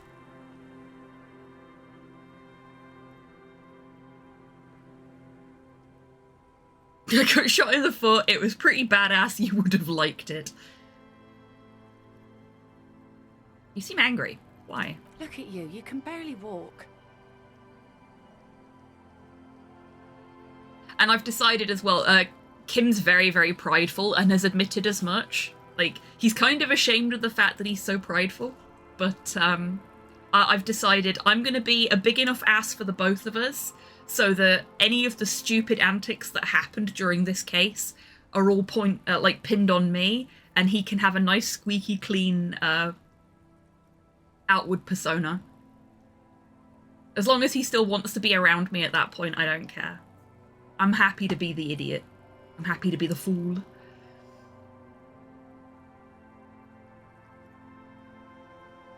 Expanse is very good, by the way, but I can already tell it's too short. Pick it up for a few quid and you won't be disappointed. Wicked.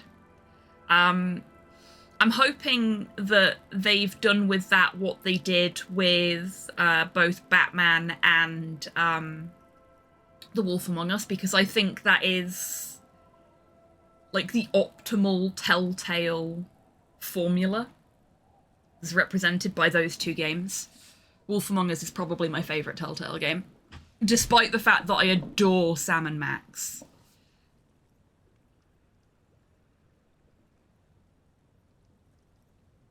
Nah, I don't want to go on a date with her. Not played The Wolf Among Us yet. That is one of my all-time favourite from Telltale specifically, but one of my all-time favourite point-and-click adventure games as well. Played all the Walking Dead games except the last. I played the first chapter of The Walking Dead and was fine with it, but yeah, it didn't really hold me. The Jurassic Park game was trash. Batman, really good.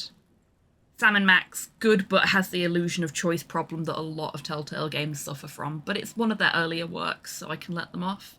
Monkey Island, I'm a big Monkey Island nerd, so I'm biased, but I love Tales of Monkey Island. Have you played Star Trek Resurgence? It's a Star Trek game that has a Telltale style of gameplay. I have not, Soup, but it is on my list. Like, I wish-listed it and everything, but... Surprised to hear that I adore the second Walking Dead game. That's fair. I bought it when it first came out because I was big into my Telltale games at that point and didn't know anything about The Walking Dead. So I think the reason it didn't hold me is because I'd not got any knowledge of the franchise at that point. I do intend to go back to it at some point and play it again, but I've got so many other games that I want to play as well. And, you know, I keep finding all these wonderful new indie games as well. So the list just keeps getting longer.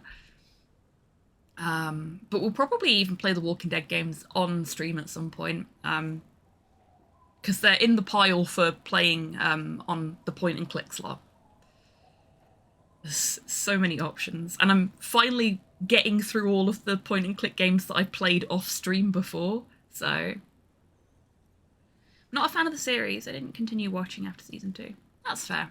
I only watched the first season of the series. I didn't bother to keep up with it. I'm just very bad at keeping up with TV shows. I just never seem to find the time. Point and click is a very underrated category. Over here, it's not. We love point and clicks. The point and click adventure game slot of my streams was the first, like, officially scheduled thing on the channel. And we started with the first Monkey Island game.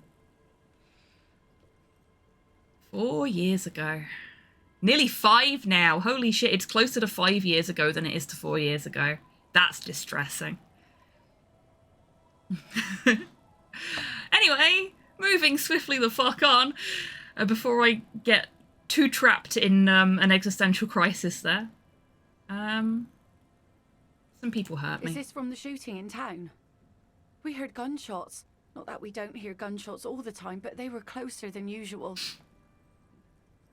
There was an exchange of fire on Rue de Saint-Guylaine. It's nothing to be worried about, madame. I also got shot in the chest. You should see the other guys. They're all dead. We're not going to go with either of those because, frankly, we are not 6, nor are we 13. I have a question for you. Of course. Can I help you with something?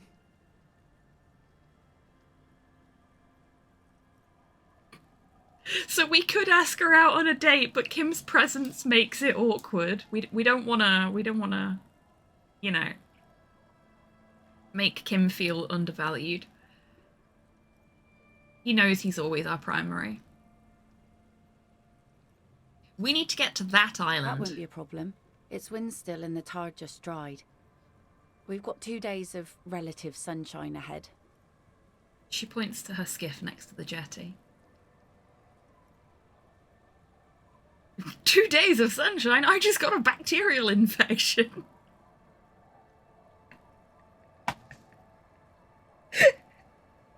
Oh my god.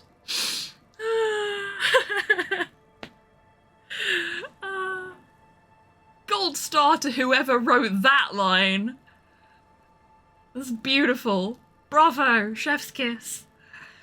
Can we borrow your boat? If you promise to bring it back. And no scraping the hull. I just got it nice and yellow. And no drinking on the boat.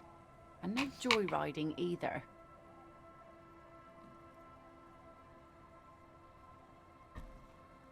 Yes, Of course, ma'am. It's only for a day or two. Official police business. Aye. Not along attentively. Crow's feet disappear from the corners of her eyes as she smiles at you. What's on that island? Let's see if she knows anything. Oh, no VA for this one. Nothing, just ruins. Used to be some kind of fortification there before the war, for the communards. An anti-aircraft gun, I think. Bombed to bits in a landing. I haven't been there myself. Always steered clear of it. Hasn't been there herself. Who has then? You said you haven't been there yourself. Who has then, if not you? My husband used to drink there. Him and his drinking buddies. Always seemed like a bad place to drink to me. People died there during the landing, you know. My mother told me. The kids sometimes go there too. I know they do, on rafts.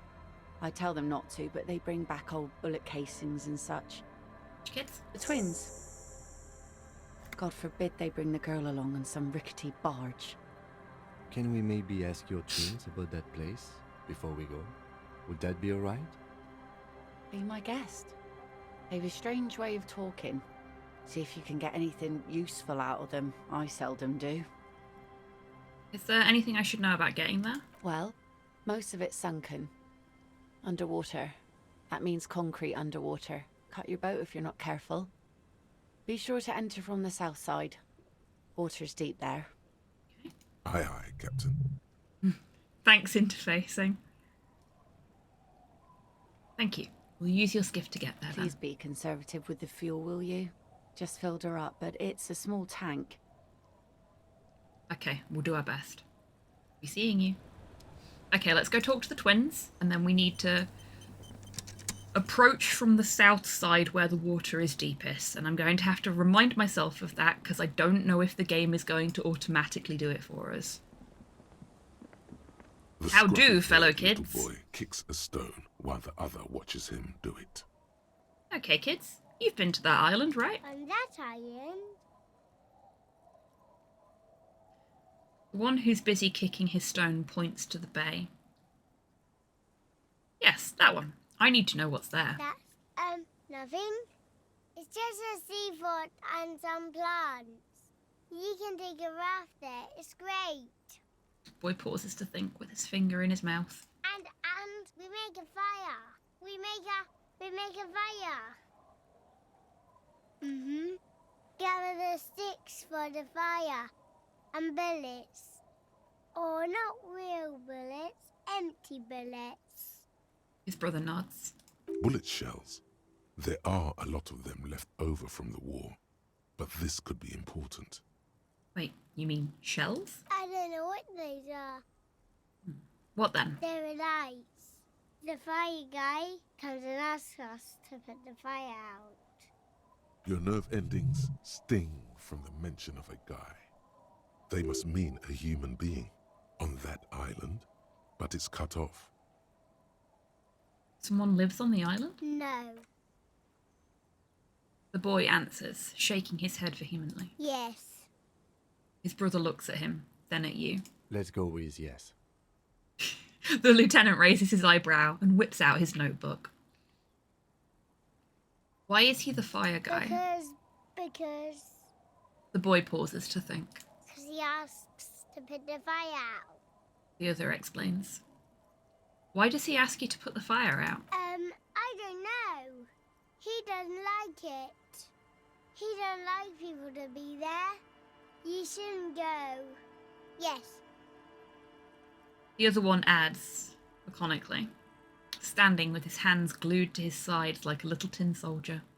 A suspicious request made out of fear. You mentioned something about lights? I don't know. Did you mean there are electrical lights?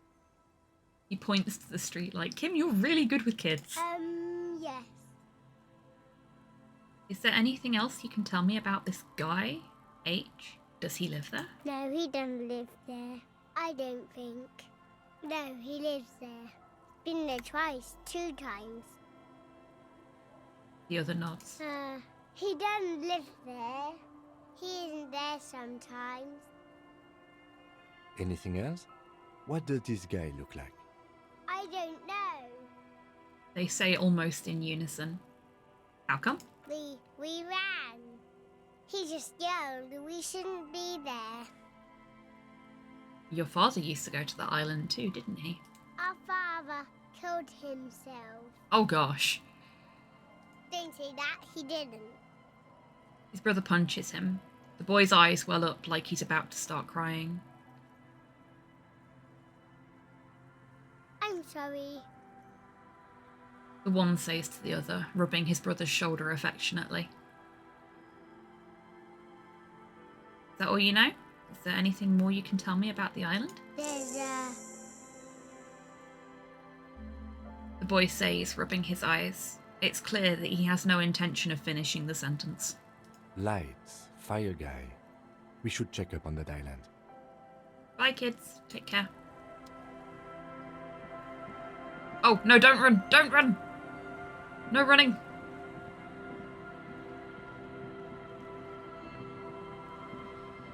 Oh, look at us walking together. Beautiful.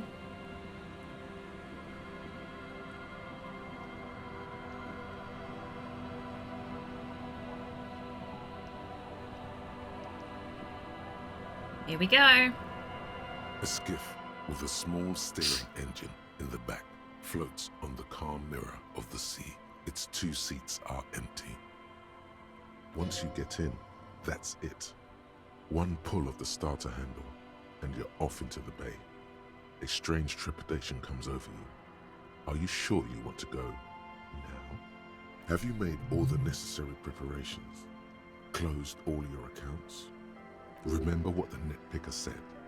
It's a small tank. You won't be going back and forth on this. You take the engine, I'll hold the boom box. Oh my god. I think we're ready. There's nothing else we can really do at this point. I've cleared up all the side quests. With Danger just raided with 19 viewers.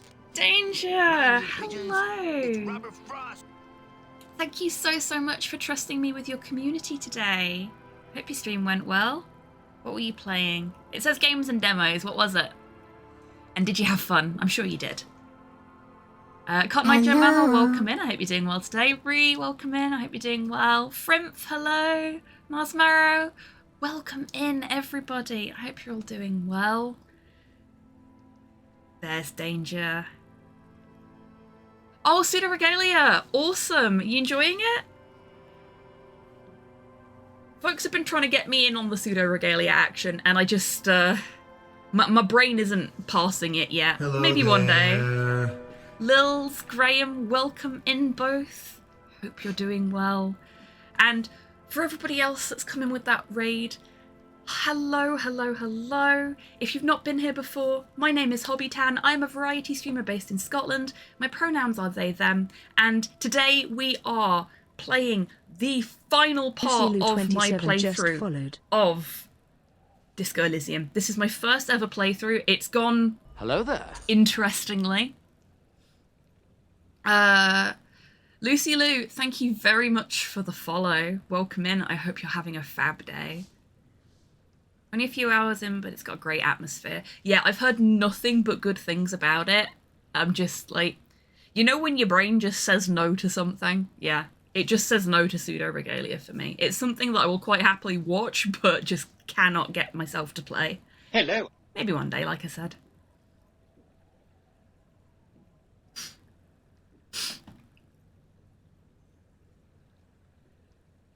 No worries at all, Lils. If anybody else in chat needs to duck out or lurk because we are really close to the end of the game now from what I understand, please don't worry about it. Feel free to duck out and hopefully I'll see you again soon. Hello. And equally, if you need to raid and rest, by all means do, because Meat Mecha maintenance is super important to us here on this channel.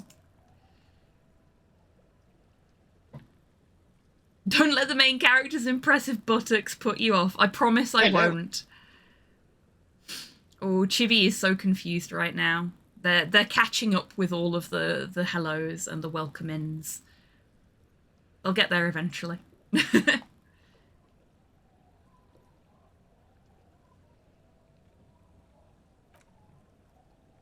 Off we go.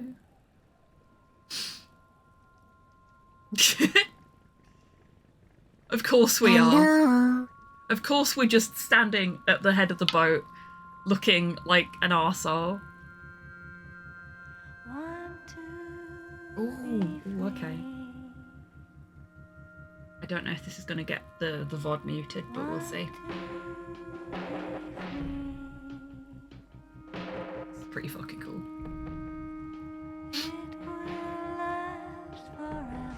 Genuine enthusiasm.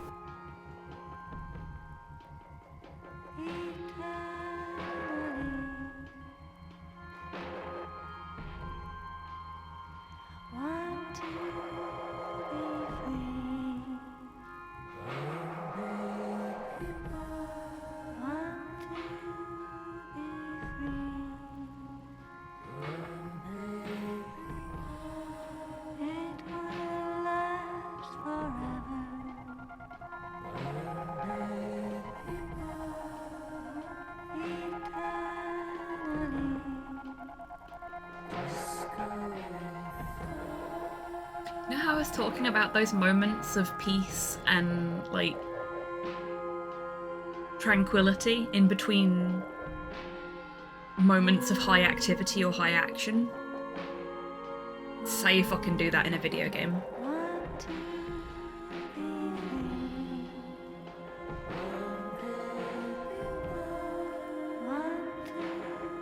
Oh man, the snow's really coming down now.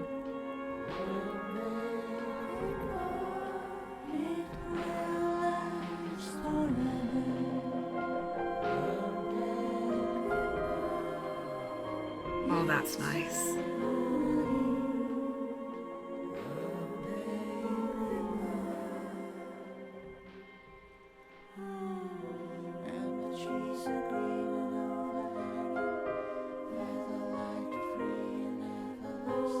Really, Poirot? Well, that's it's a club now, that one. I helped set it up.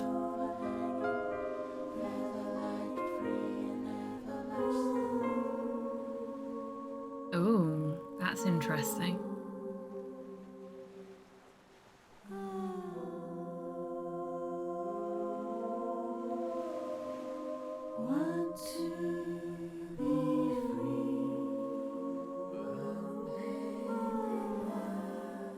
Guessing that's oil, judging by the way it's warping the water.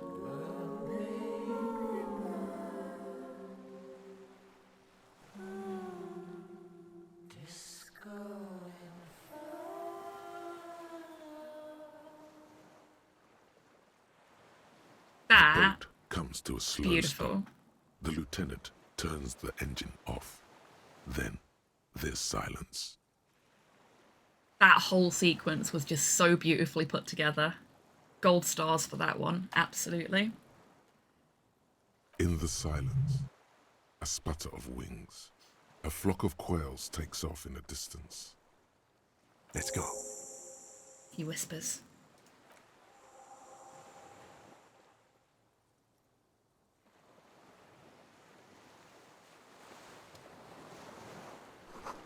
Makeshift bridge.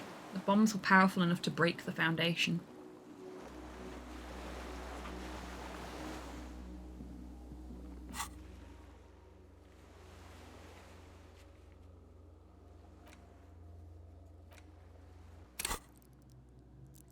Oh shit, we got 2 points to throw into stuff now.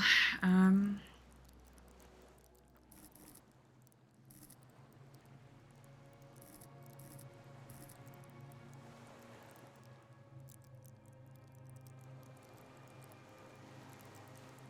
think...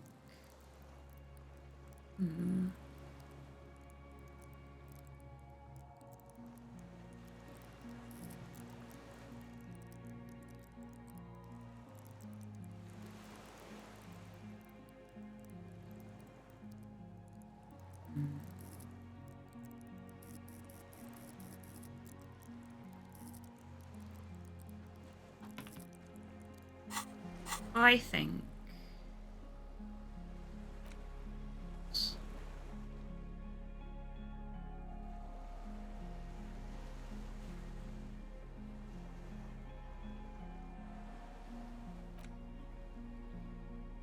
Oh no, they're for intellect, not tricks.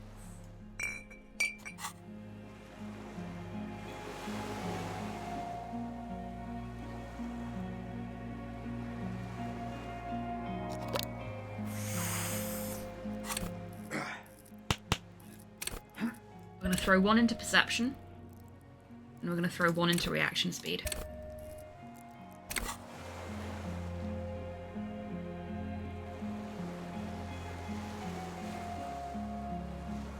Oh, damn, Soup.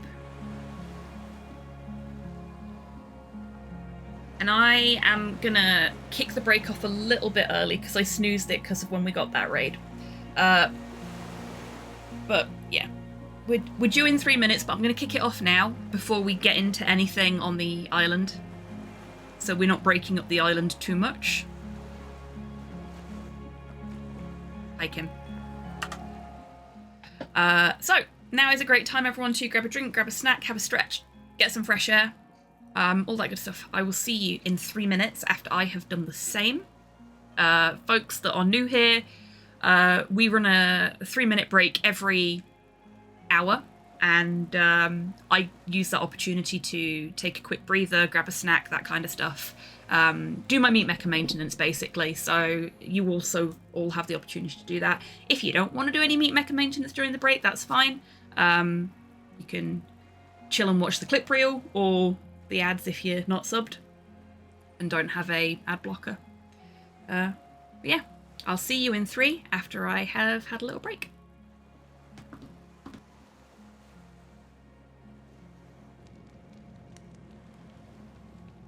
This rent trauma frog has a hat.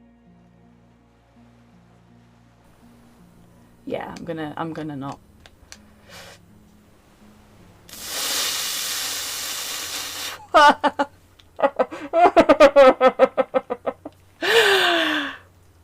I'll take it.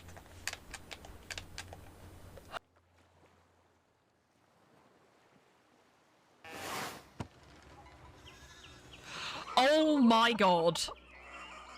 What the fuck? That is... I love this game so much.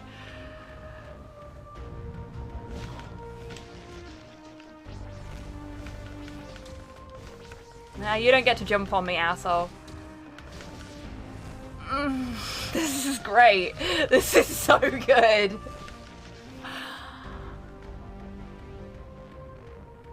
I haven't used the shoulder bash yet. I'm going to use the shoulder bash next. Oh, yes. Blood should only be in my hair when it's somebody else's. I shouldn't have said that on stream.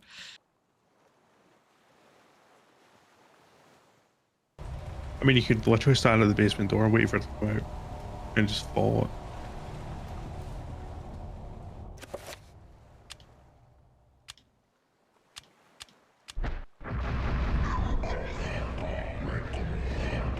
And this is the monster that I was terrified of as a child. And now we're bullying it. Hi. How you doing?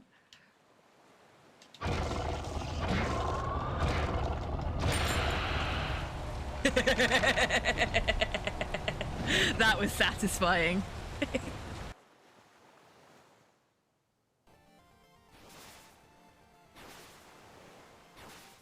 There is a spike stuck in him. He doesn't seem to care.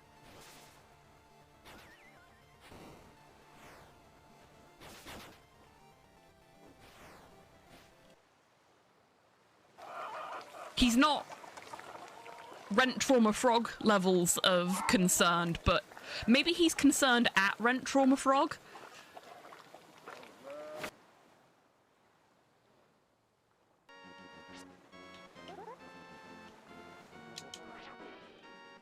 Did it! I did it! Look at us go! Oh, we're so speedy now! Nyom.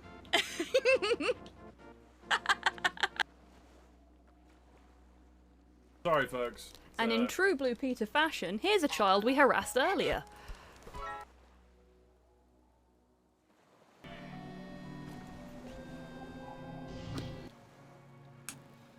Welcome back from the break, everybody. I hope you're all feeling refreshed. I have just annihilated a packet of quavers in that break, and I'm feeling much better for it.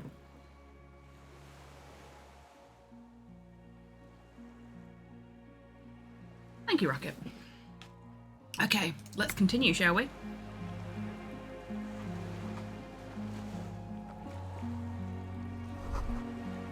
The rusted chain trails off into the ocean. The chain trails off into the ocean, connecting the island to the supply depot on the coast. Really, Rocket? Are you having fun? That's the important thing. This leads to the depot at Land's End. Ah, yes, so it seems. The lieutenant looks at the mechanism overhead. What do you think it was used for? For bringing munitions to the island, maybe? And supplies? You could also lock the bay when you raise the chain. As a defensive measure, lock it off that side of the bay.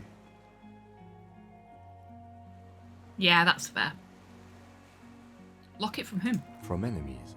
Enemies of the commune of Revachol. This sea fort was a revolutionary fortification, I believe. Zoom out a bit more. Too far.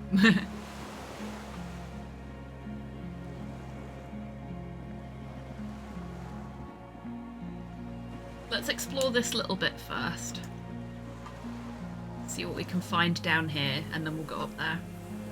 These tires are falling apart. They're at least 50 years old. I guess we can't go any further this way. It's like we can't walk through the grass. We go up here? No. Okay, so that's all there is down here. That's fine.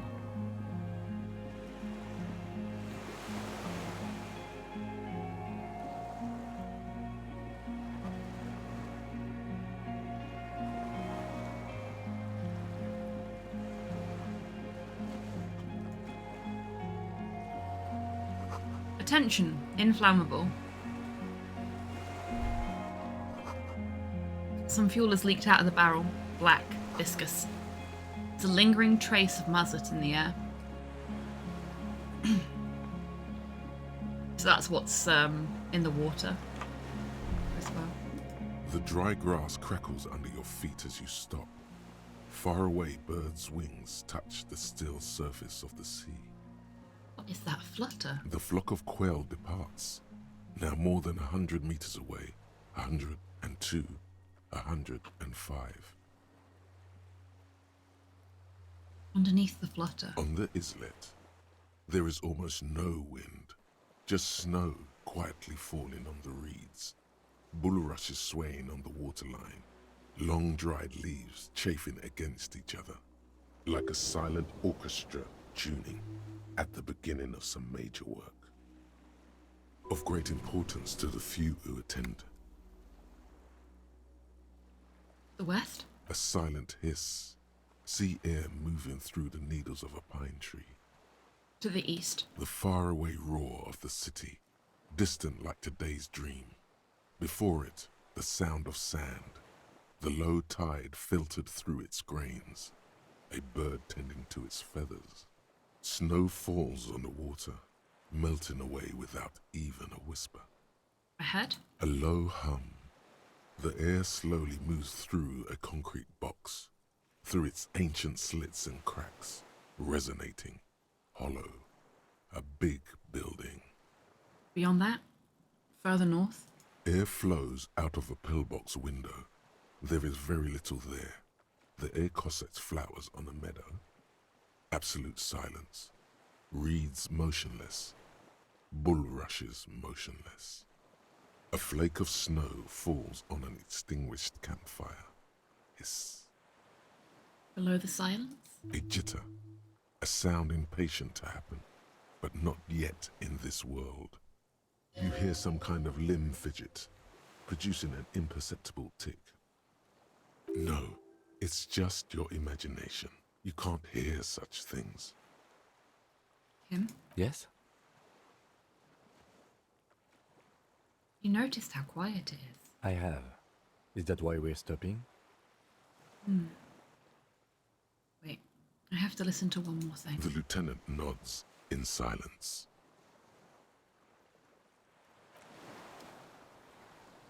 I love that he was just like, yeah, it is really quiet here. Oh, you're still listening to stuff, cool. And just waits. That's the point that our relationship has got to now, and I love that. Barrel says ICM. See a star with little specks in it. Hey, apologist, welcome in. I hope you're doing well today. Haven't seen you in a year. Okay, well done. Well done.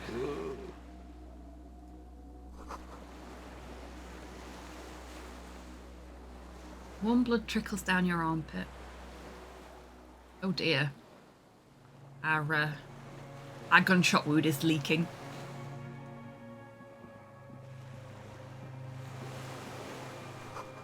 No way to get up there.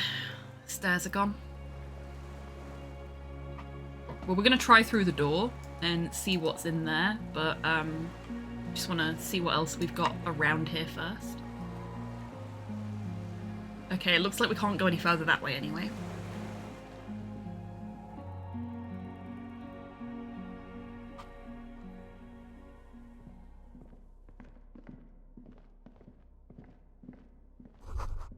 This was once an armament rest. Twin cannons were attached here. Medium distance, large caliber. Careful, these stairs have collapsed.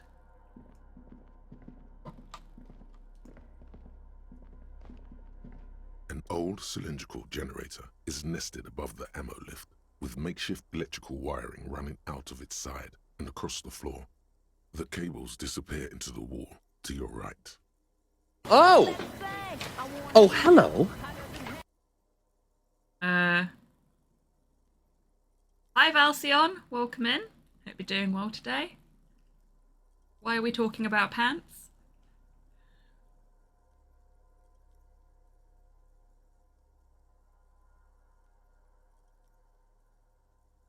The lieutenant puts his hand on the metal barrel, checking for warmth.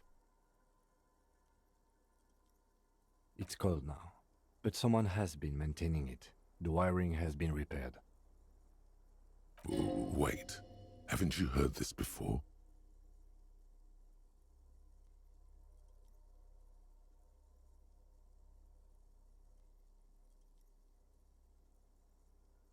Where do these wires lead? Downstairs, somewhere? What kind of generator is this? Liquid carbon. I would imagine it takes mazout. He points to the open fuel cap on the side of the dynamo.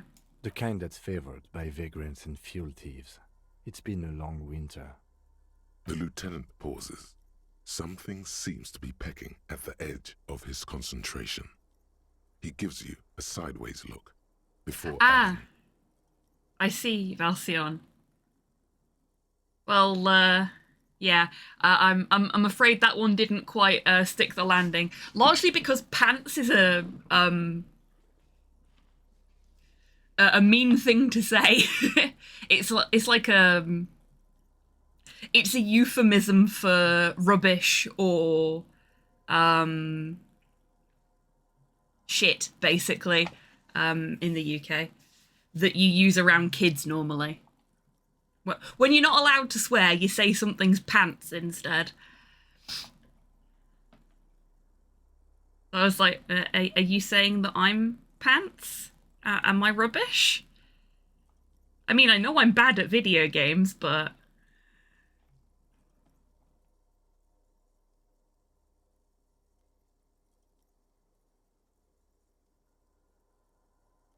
He gives you a sideways look before adding... There's no time to dwell on this moment. You've got to keep moving. The hollow ring, the canister is empty.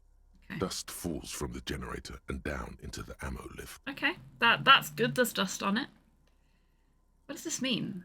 A generator here? I don't know. I'm not a philosopher.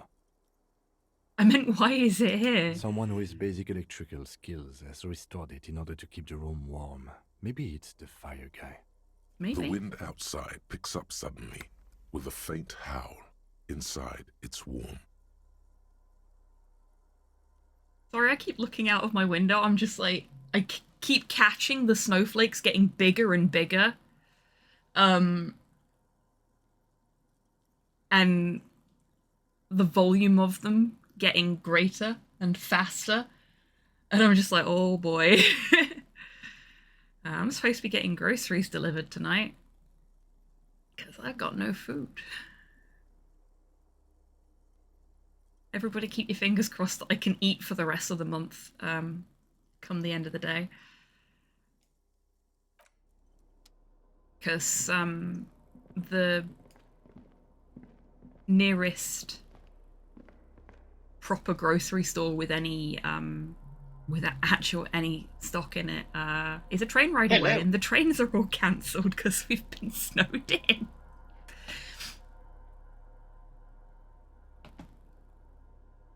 Yeah, absolutely, Cyborg. Welcome in. Hope you're doing well today. It's a weird little cultural idiosyncrasy. Yes, books. Mostly, I didn't see what that was. Fantastic something.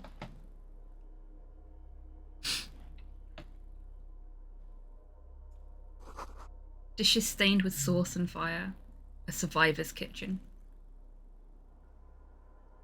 I mean, my kitchen is also stained with sauce and fire, so...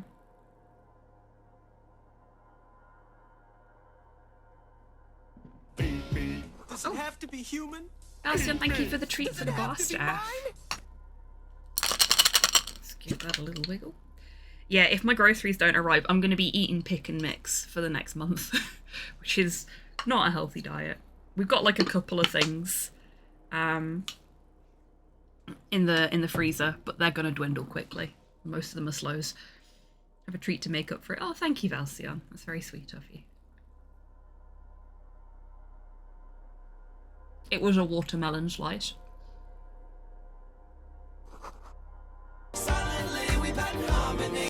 A moth-bitten bedsheet keeps the wind out. And thank you for the treat for Porthos. He is currently fast asleep.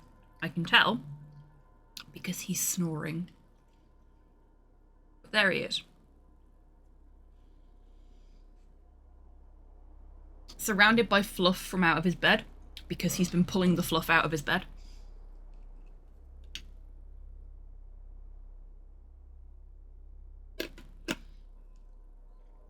Hilariously, he's moved his bed and laid down on it in such a way that it's ended up that my charging cable for my headphones is... Can I show you? It looks like he's plugged in and charging via his ass. See?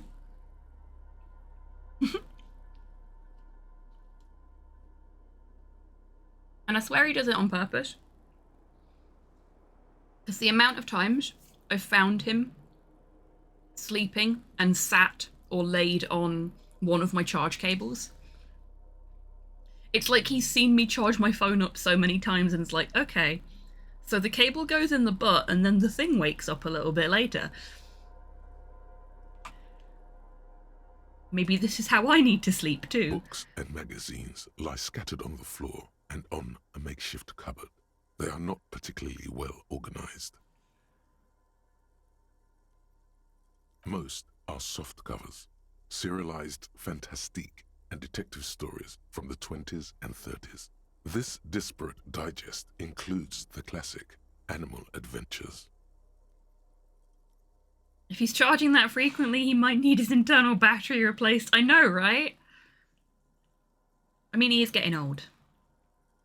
Among what is mostly commercial fiction and serialized stories, you find a magazine cathodique for electrical engineering. Then it's back to pulp. Light erotica, an international thriller about circuit benders. Someone's made themselves a home. The lieutenant inspects a soft cover.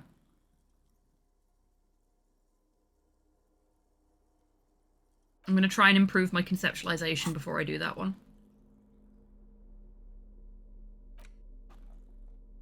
It's time for our concept outfit.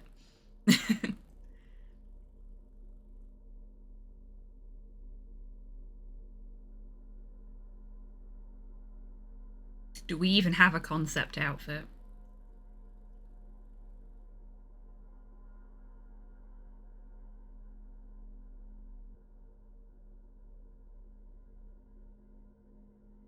Plenty of things for a drama outfit at this point.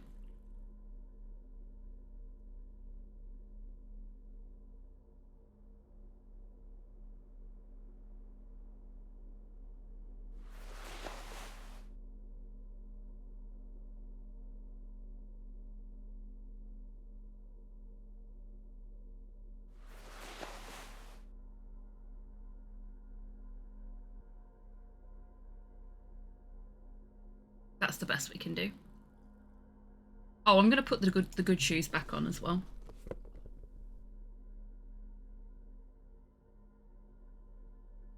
And the good trousers. That's better. It's looking a bit healthier.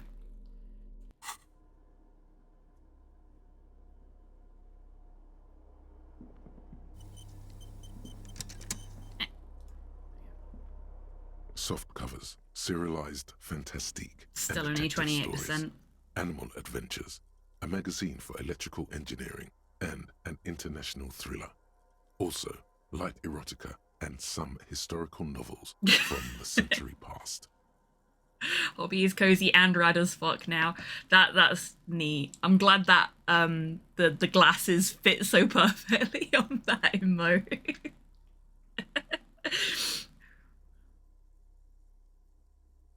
Like the missing blues brother. We're on a mission from God to make everybody cozy. Took me a while to find one it worked well with. Well, you found one. Well done. Okay. Does anything stand out as unusual? Not that you can tell. Fuck. This is a digest of someone who's dead bored. Most of it is for entertainment purposes. Fittingly right next to the radiola on the floor. Nothing? Nothing out of the ordinary? Maybe it's a little old-fashioned. There's a nude mag. More than that, you can't say.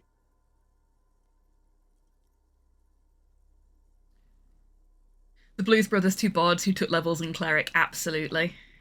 We love a multi-class. The print in some of these is pretty small, though. This person has good eyesight. All really good glasses. There's a greasy old spring mattress in the corner, resting on piles of soft cover books. White linen and a pillow are visible under a worn-out caracol blanket. Someone has been squatting here. The linen is fresh, recently washed. The lieutenant inspects the bed. How recently? You force the rest of the sentence out through pain, thick as molasses, no longer able to hear yourself speak. I don't know if my microphone is picking it up, but he is snoring so loud now. It's very cute. You know, officer, you can rest here if you are feeling tired. I will keep watch. You could use some rest for what's ahead. Maybe a little shut-eye. You face the concrete wall. There's less light there, in the dark corner. Like a dog, you lie there. You didn't realize how tired you were. Your body is still nowhere near healed. I'm gonna curl up with our knees close to our chest. I like The to do that. blanket feels cold. The entire room does. Concrete and cold. Minutes pass. Half an hour maybe. The sounds of the sea beyond grow distant. Your eyelids close until... That sounds really nice, Cyborg. You feel yourself standing up in the darkness, right next to the mattress. Slowly, the world begins to hatch from the blackness. It's evening.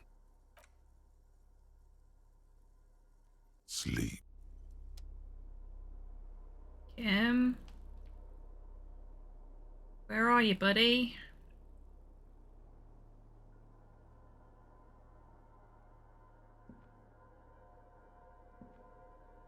Kim? The lieutenant is no longer here. Go outside to the beach.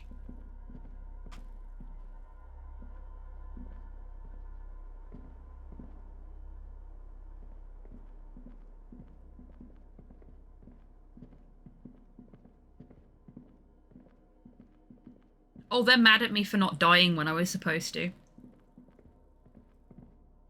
I'm sure they'll come back when they're ready.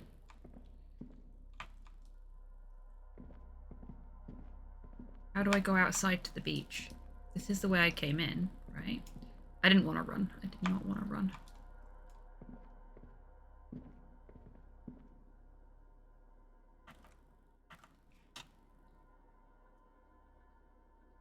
I don't have access to anything. What the fuck is going on?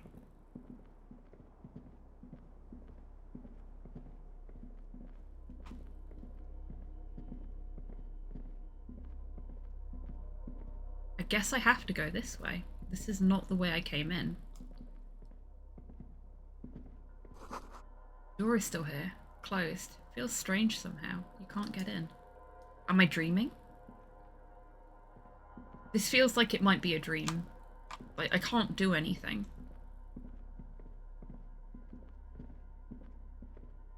Kim's not here when he said he would be.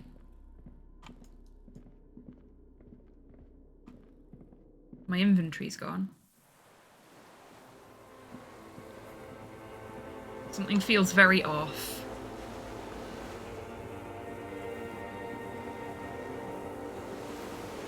Basically, Cyborg, yeah.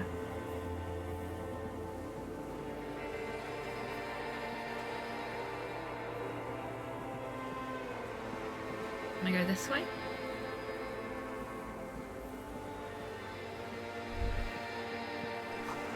Go down to the chain. There's something there. Thanks, brain. The chain was on the other side, though. How do I get to it? Can I come up here?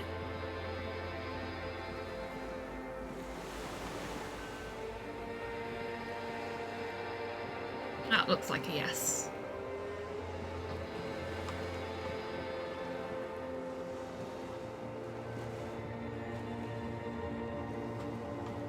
Okay, that's nothingness, void.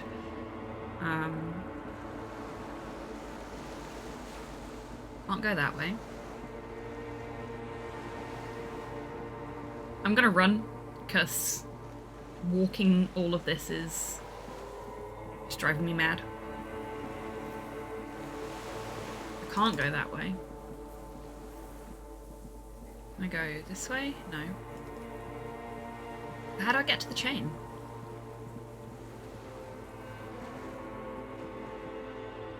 So I have to go around? No, there's nothing over here. Literally nothing over here. There's gotta be a way to get over to this side. It won't let me... Can I...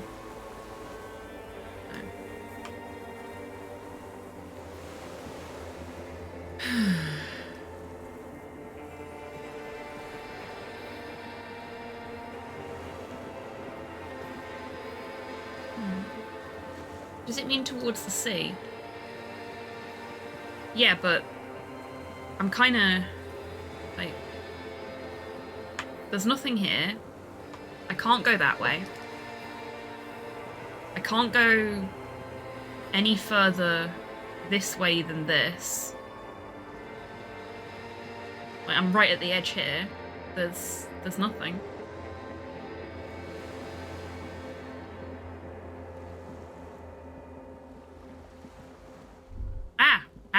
Here. Walk into the water. There is something there.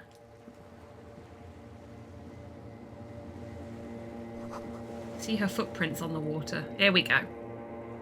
In case it wasn't already blatantly apparent to us, it's now definitely telling us we're in a dream. Further.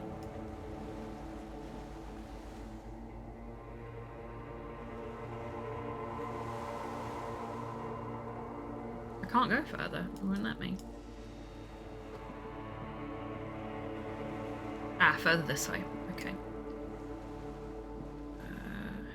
Okay, still letting me go this way. That's cool. Here we go. Dolores Day, the innocence of humanism, internationalism, and the welfare state turns around to face you. She has an airship airbag in her hand. She seems to be in a hurry. You may not be able to take this. Not this time. Not Here we go.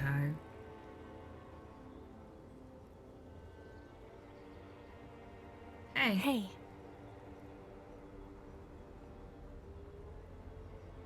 How are you doing? I'm doing really good, actually.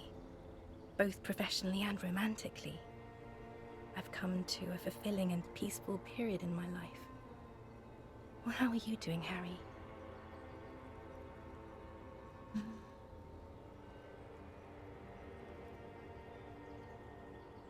I'm dying. In a ruined flat tower. Blood is dripping down my chest. God, Harry. She shakes her head, her eyebrows knitting together with worry. You have to take care of yourself. You're not a young man anymore. If you keep going like this, you'll... She falls silent. Desperation is gearing up. This is everything I always warned you about. Where are you going? I'm going to Morova. To live there, in Grad. It's 1 million kilometers away, Harry. Might as well be another lifetime. What's in the bag? Just my scepter, my globe cruciger, a spare silk gown, a toothbrush, travel documents, the crown of immortality. Crown of immortality? Aren't you already wearing one? Oh, this. She corrects the wreath on her forehead. This is just a wreath. The crown of immortality is made of rarefied light, mana and raw palladium. It was passed on to me by the rulers of late antiquity. She looks at the suitcase, not knowing what more to say. Then, over her shoulder, silence. Her nuptial gown flows in the wind, wraps around her holy body. Anyway.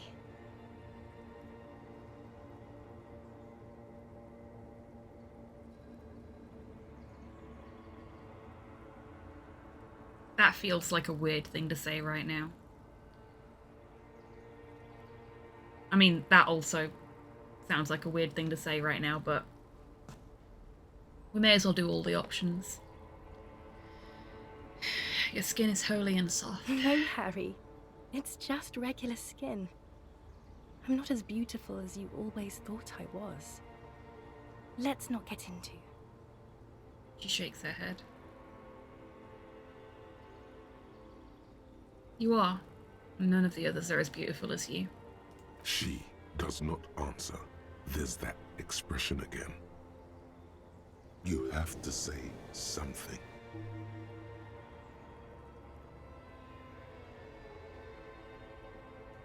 All the stars burn in absolute silence. You realise? The poetry thing is not going to help. It's only going to make things worse. I really have to go. I don't even know how you got here. I'm sorry. I'm foam. All I can do is foam. It's meaningless. Can you stay for a moment? We need to talk. We need to have one more massive, epic showdown. No, Harry. No. I don't want a massive, epic showdown. I want to go to the aerodrome. I have tickets for the 10:20 flight to Morova. Really. She shakes her head sadly. We don't have anything to talk about anymore. Every combination of words has been played out. The atoms don't form us anymore. Us. Our love. Our unborn daughters. It's all gone. I have to go to the aerodrome. I have to leave Revachol and you. And you have to be alone. In hell. Forever. That's just the way it is. Oh God, whatever you do, don't try to kiss her yet. Not after that. You're still reeling. You'll fall over if you try it now.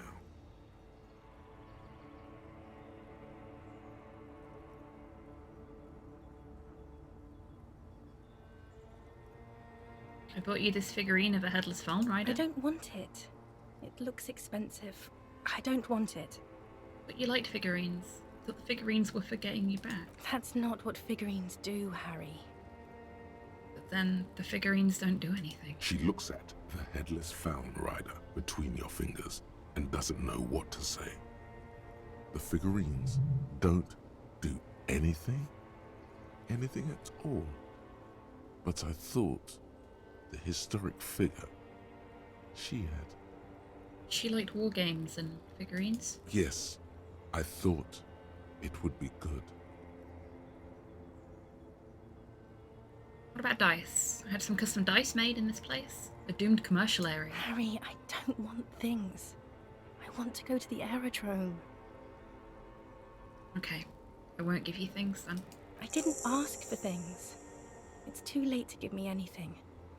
I would have liked the Headless Fallen Rider back then.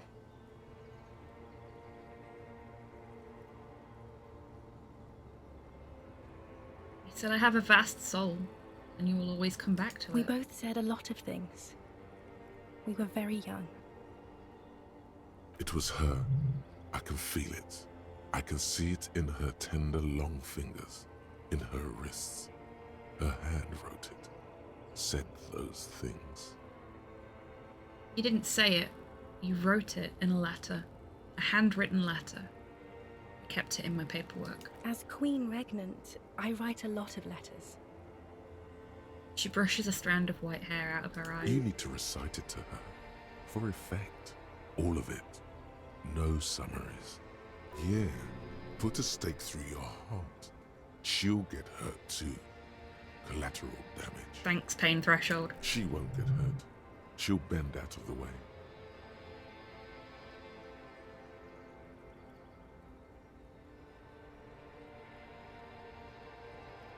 I have it right here. Let me refresh your memory. Let's take a trip down memory lane. Please, Harry. I just don't have time for this.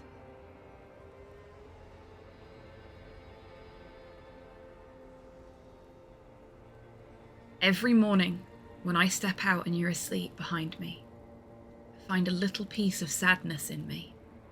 I carry it in my chest down Voyager Road. Every step I take, it grows, until by the time I reach the fuel station, it has filled me completely. I step on the light rail and look back. Something. Bow collector. I know it will be like this, till I walk back to you. You, every step I take will get lighter. It almost makes me run. Sometimes I do. Can't believe I met you. I can't believe the happiness I feel with you. You have a vast, vast soul, and I will always, always, always come back to it. Okay, stop. Yes. Are you happy now? She surrenders.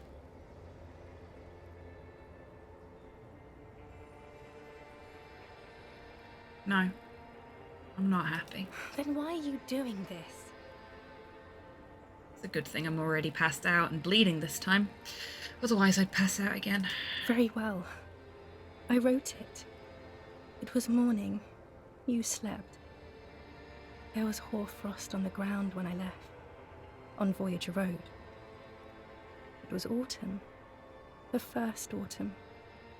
But Harry, please understand, it was 1,000,000 years ago. No. It was 100,000,000 years ago. I was someone else then, filled to the brim with love for you, hanging on your every word. Oh, Harry, you were the coolest. But I am no longer that person. This has taken her place. It will devour you. Harry, I will eat your mind. The light of the video rental shines through her dress now. A DeLorean figure, cut in black, moves below. It's still her. Her legs, her breasts, her hips.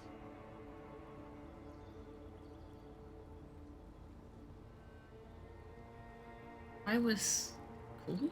The coolest. With your leather jacket and your boot-cut pants, smoking in the bus stop. I wanted you to be the rest of my life that day. And you were. Some of it, at least. You were my first. My first kiss. My first time to have sex. The first and worst time I fell in love. I will always have that with me. It's a fact. But that is all it is. It's like a ticket stub, Harry. It doesn't do anything anymore. Ticket stub? Yes, let's talk about that too. Let's bring it up, the zoo.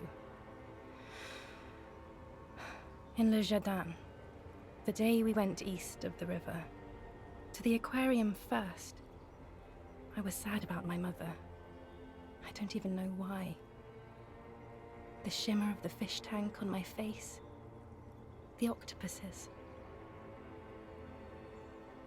It was just a day then, but to think. Were we there now, you could touch my hair, kiss me. Talk to me about anything, go virtually anywhere in the world. Not like now. Now our interactions are limited to pain and regret.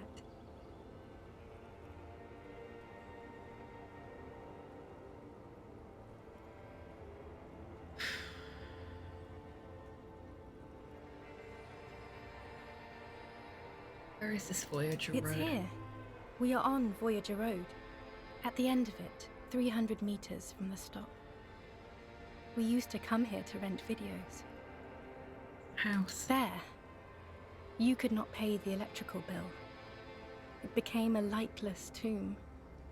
The years you spent training for the militia, my parents' money, it was not good.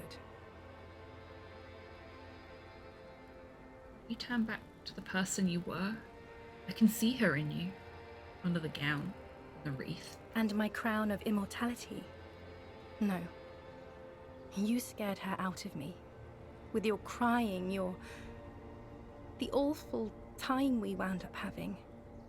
And the cheap rental flats you could afford. Can't you see? I can never think you're cool again. I can only think that way about new people. A cheap rental with mold on the walls and the tap dripping.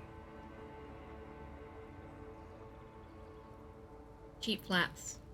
So the rich man took you away from me? Yes, I have found someone.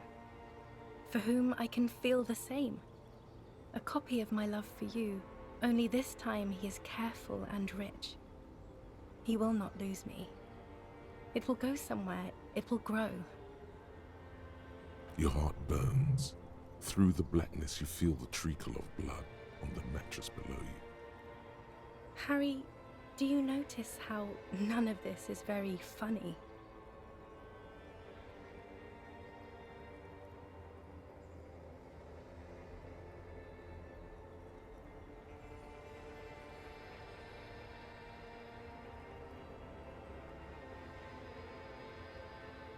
Yes. The least funny part about me. I hate being that. I don't want to be anything for you. I hope the decades it takes for you to get over me have already passed. What now? What happens now? What's the next thing we talk about? Is there really anything left? If not, we can always repeat one of the things we have already talked about. Talk about it again. If you do not feel like doing that, you should let me go to the aerodrome. She looks over her shoulder. Don't let her. Don't let her go there. You should redo the topics. Go over everything. The things you didn't say before, too. Make it go on and on. Taking responsibility for my actions now. I'm a new man, weighty and normal. She doesn't know what to say. So fucking normal right now. Yes, okay. I'm glad.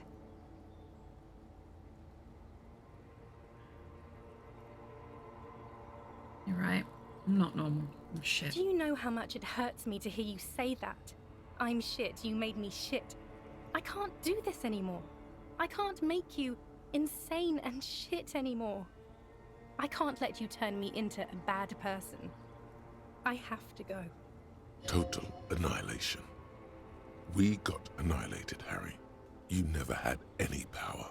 You never were a moralist. Or anything. You can't even be insane or shit anymore. You have to be nothing. Nothing without the light and grace of love.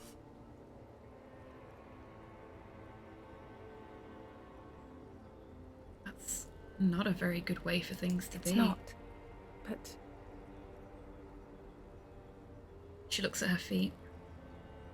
Little golden sandals cover her toes.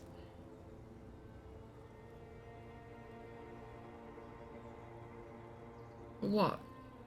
Tell me there's something good. I don't know why I said but. There is no but. That's it?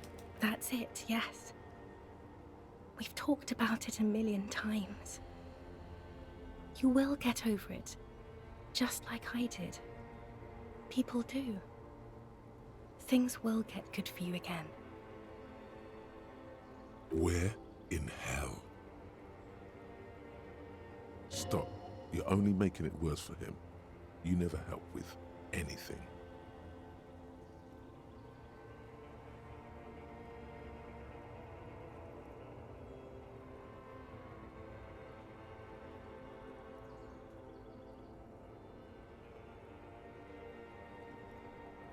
You know what, fuck it.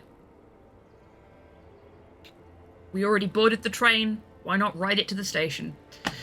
Good for me where? In fucking hell? Oh yes, she'll come around now. I made her love you again, Harry. No, you didn't, Rhetoric. But that's exactly what we would have done in that situation. Are you stupid? Yes. She's about to say something. Here it comes. She's starting to love him again. Her innocence, Dolores Day, fiddles with the handle of her airport bag. She has a pained expression on her face. It's agonizing. See? She isn't saying anything. I don't understand. It was, she herself said. We were bad for each other, okay? I was bad for you. Can you not see? I'm bad. I had to stop. I couldn't just turn into a bad person. You will get better. It just takes some time. For you, I think it will take something like 20 years, maybe? It was hard for me too, you know? I used to think I couldn't live without you. She looks you straight in the eye. Her iris is a light blue, flecked with green. But I can. It's not. It's just not possible. It's like eating rocks. You just can't do it.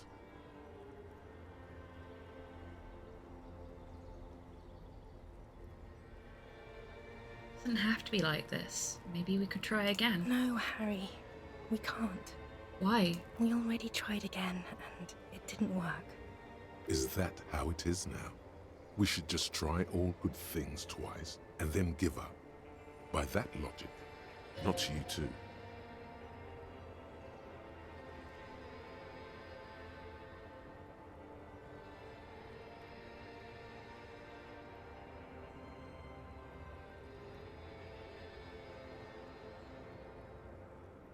What went wrong when we tried again?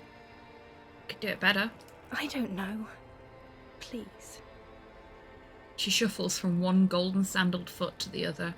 In the distance, a streetcar screeches.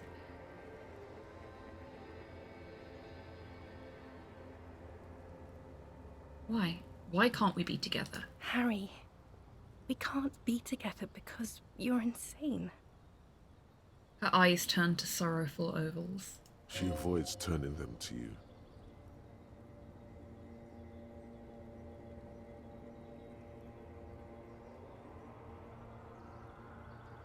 I'm not insane. Don't say that. They're turning moist now. Her eyes. She slowly shakes her head and tries to get hold of herself, brushing her hands in her gown. What do you mean by insane? You know what I mean.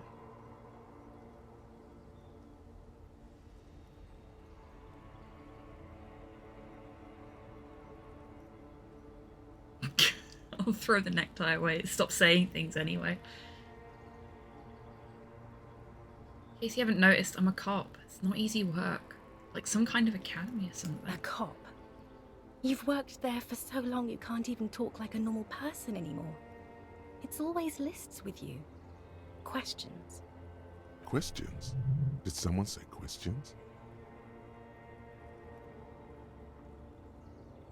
They're not lists, they're trees. This is another one, isn't it? We're in a tree right now.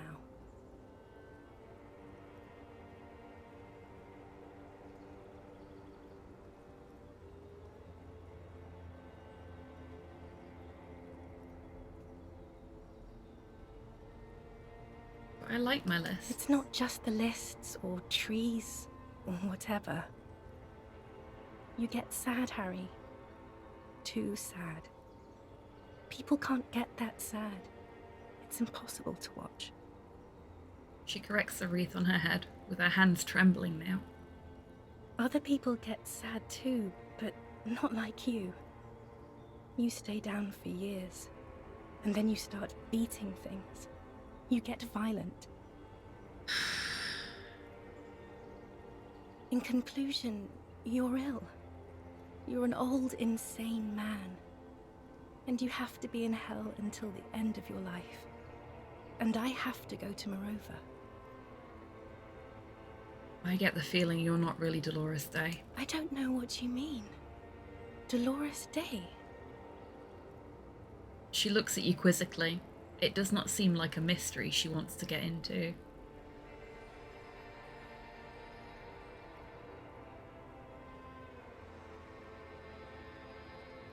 Heard you before. You're the voice on the phone. Oh, Harry, you shouldn't have done that. She shakes her head very slowly, the white hair brushing her shoulders. Call me like that. It wasn't me, it was my right hand. My fingers called. They shouldn't have. They really shouldn't. I was in Morova already. Safe. In the warmth of the night. Wrapped in my future love.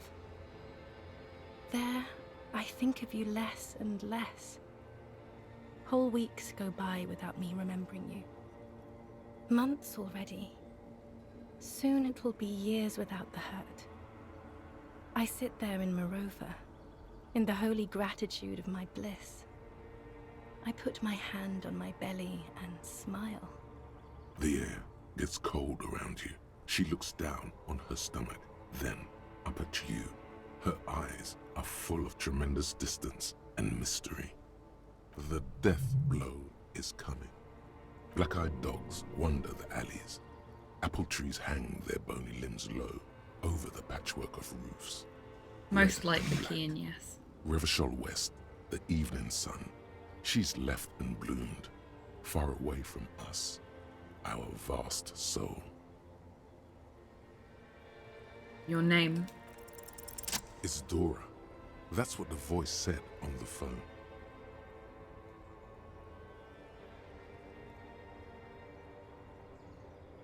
Dora is short for Dolores? DuBois, yes. Dora DuBois.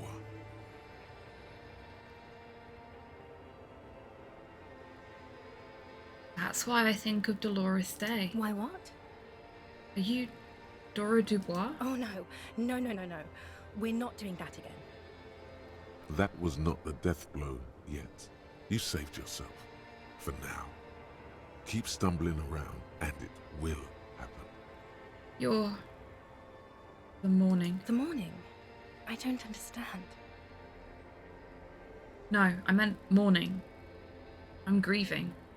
But you're not even dead. Oh my god, Harry, stop. I don't want to hear anything about the morning.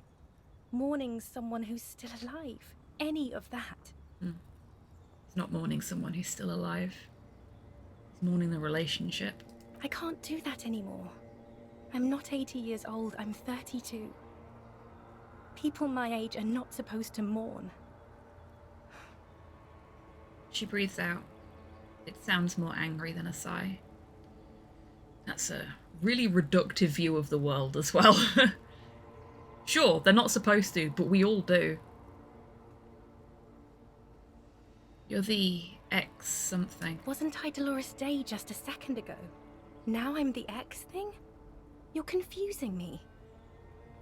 Look, I have to be at the Lausanne Aerodrome at 10:20 p.m. I still have a light rail to catch. I haven't even bought the tickets yet. We all told you. Everyone warned you. Shut up, I'm That's talking the to her. problem. Look at what's pouring out of you.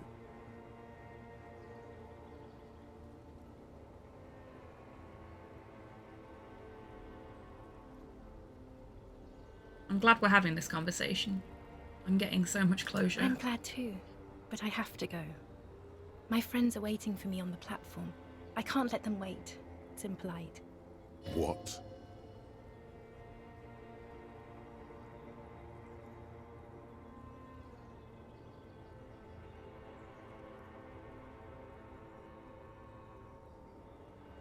Cool. Your friends. Say hi to your friends for me then. I will. The evening wind blows in, and the gown wraps around her like a white flag. 1,000 times you beat an animal. 1,000 times you've raised that fabric. What is underneath has always calmed you, centered you, made you sane. In your mind, you could still climb inside her bed, still the only man.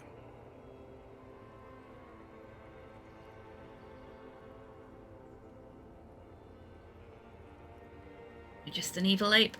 We're all just evil apes. You don't have to hate the world. Can't you see how kind and beautiful everything is? I don't have time to deal with your pessimism. There are so many people at the stop at this hour. They're all going to the aerodrome.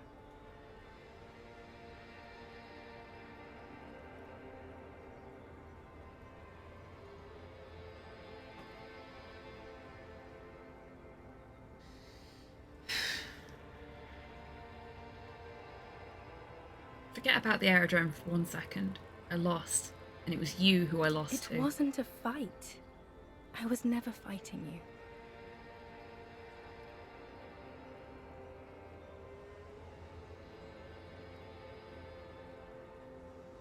I didn't want to fight you. The tiny ape I loved. Let's stop it with the apes. This isn't going anywhere. She shakes her head. You told her you loved her. She has to feel something. On second thought, you're Dolores Day, Queen Regent of the territories of Mundi and Insulinda. And nothing else. Yes, Harry. I am. Things have gotten much better for me, now that I am the ruler of the known world. Oh God, it's already so late. I have to go, Harry. Pulls up the silvery sleeve of her gown to check the time. A tiny golden watch with red straps around her bony little wrists.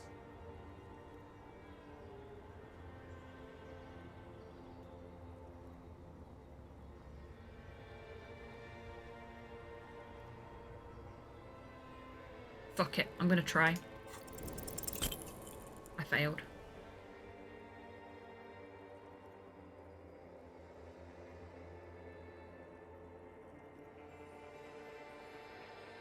Pretty sure I failed. Oh. Your feet still No, I trembled did. from the steps you took, as if over an enormous distance, standing against her. Her body close to you, radiating warmth. With your eyes closed, you move your lips on her mouth. She is not kissing you back.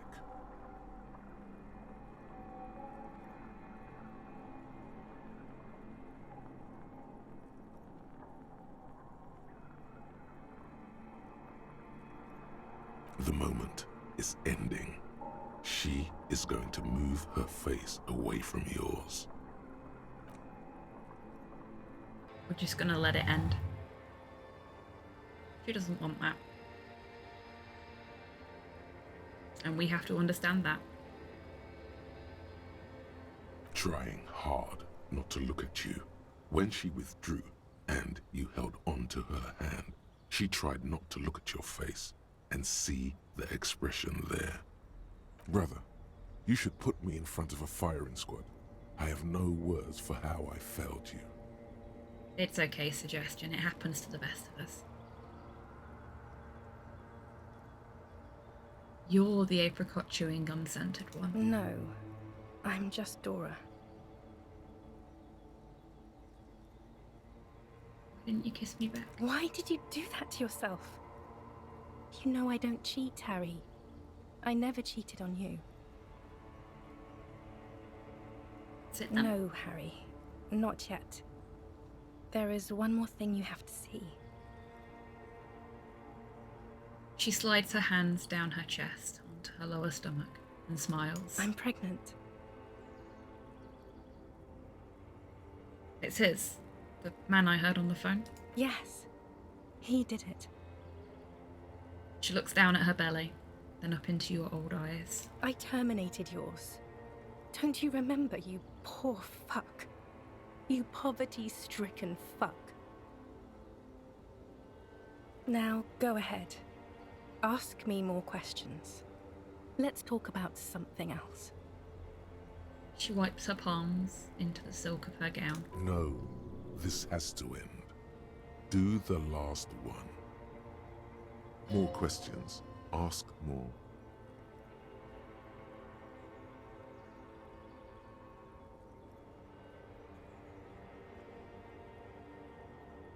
You're not even human. I am actually very ordinary, Harry.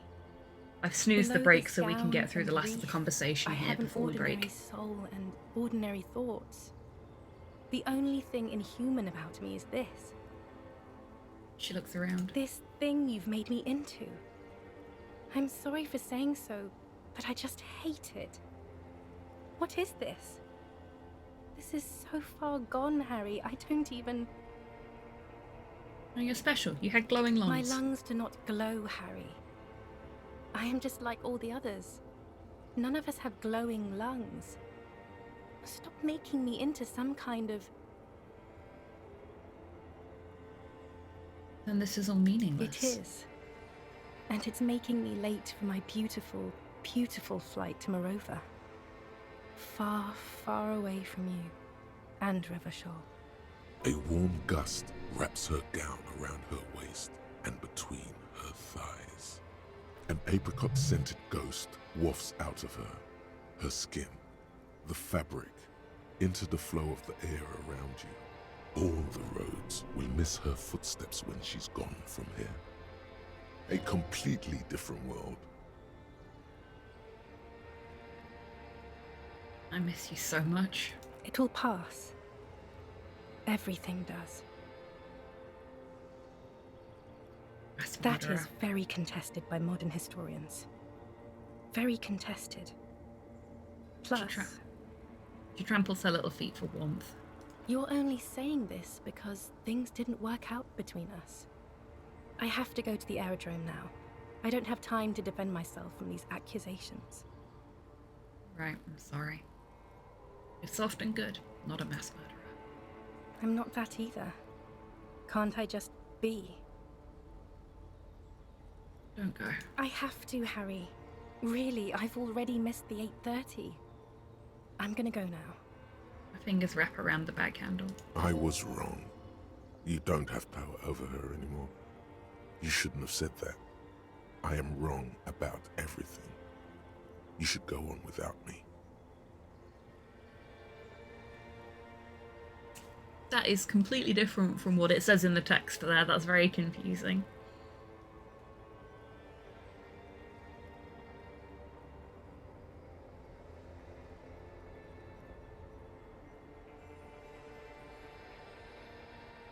I swore I wouldn't let you go. You told me. You asked me to be this way. That was someone else. I betrayed her, overwrote her, and I'm happier for it. And I'm really going now. The time is up. I must be on the 10:20 flight.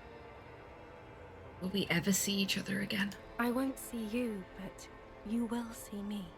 How can that be? Oh, Harry. This is a dream. Can't you see? I'm already in Morova by now. Who knows how long ago this happened? A year? 2? 5 years ago? How will I see you again then? Right here, tomorrow night. Once this dream starts happening, it keeps happening. 3 times a week, at least. And Harry, it really, really looks like it started happening again. There's the video rental. I'm suffocatingly beautiful. And young. And I smell of tutti frutti chewing gum. Like I did that time when I asked you for forgiveness. After leaving you the first time. So long ago.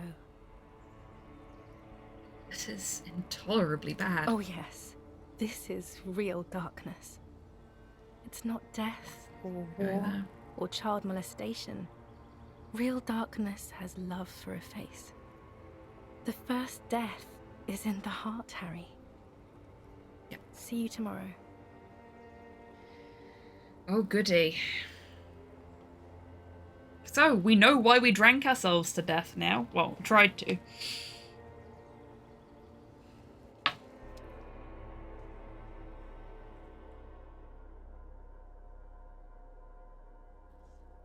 Hi, Kim. So, I just had the wildest fucking dream. You're up quick. How was your sleep?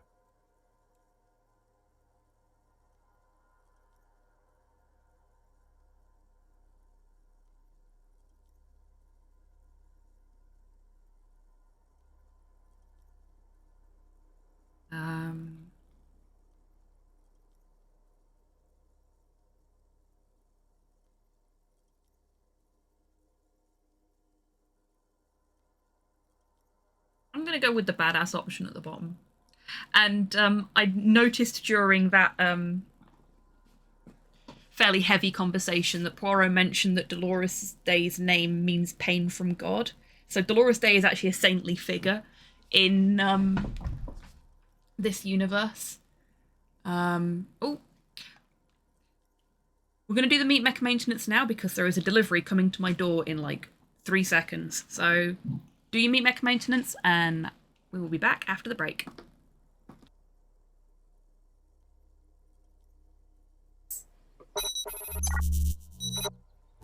And for everybody that's met him before, look! A bigger view of Porthos. This is an awkward song to be listening to when I'm introducing the dog.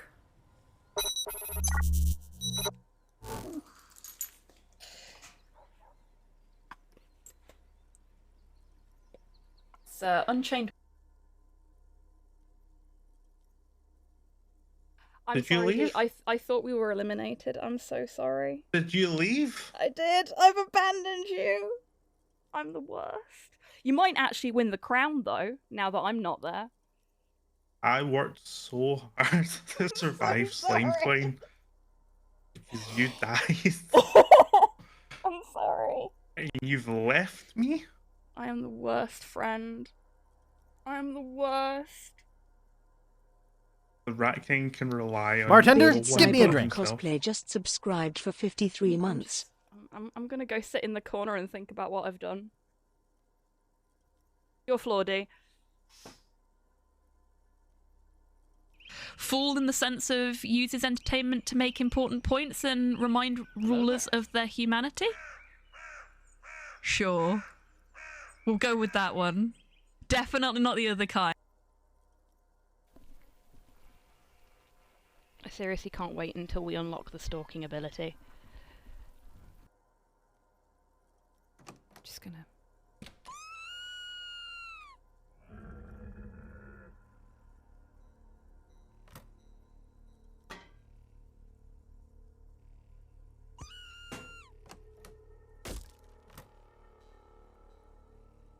She's watching a fucking horror movie. I love her. I love her so much. It's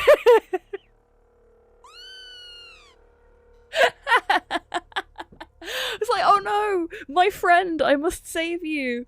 Oh, that was fucking great.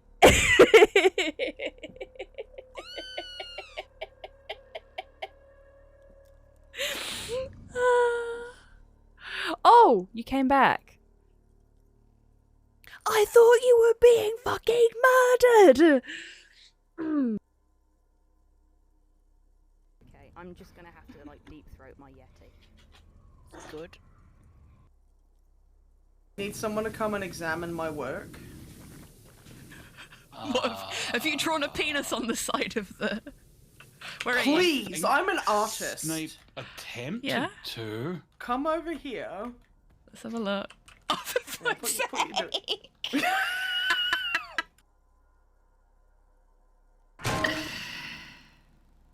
Welcome back from the break, everybody. I hope you're all feeling refreshed. Sorry that I just was no warning there. Bye-bye. But it is snowing quite heavily outside, and I didn't want the poor delivery guy who has been tasked with working on a Sunday in the middle of a cold snap to have to stand outside the house waiting for me to get to the door for too long. Yeah.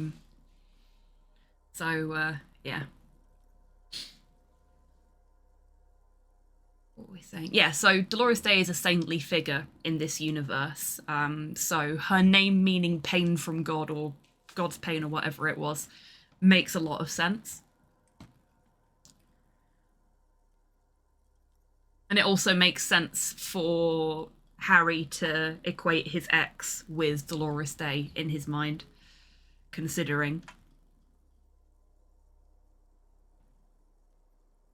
So we're going to spit out the blood and go back to work, because we're badass like that. Okay. He replies simply. He's still worried. You must have really threshed and squealed in your sleep. So we had a bad time.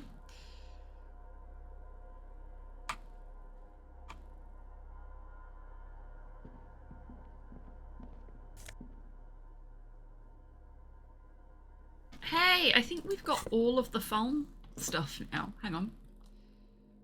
We've got the shirt, we've got the hat. We've already got the shoes on. We've got the gloves. Is there going to be a special achievement for wearing the entire Fallen outfit? Oh, we don't have the trousers, do we? Do we? There's the jacket. Okay, we don't have the trousers. That's a shame. We're so close to the complete outfit.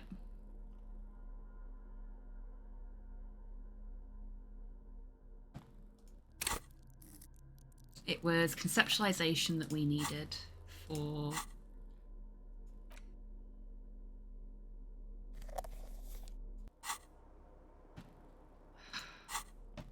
Cigarettes, I wish you wouldn't do this to me.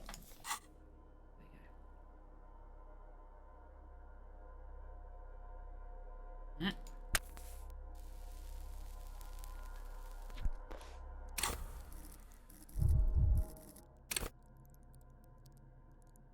Ah, okay. That did not work. Do we have something else that increases intellect? Can we push it up further? Can we just smoke another cigarette?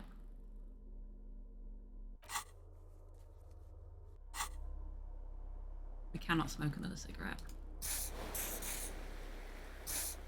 Let's heal ourselves up. Damn. I was hoping we could add one to conceptualization, but we cannot.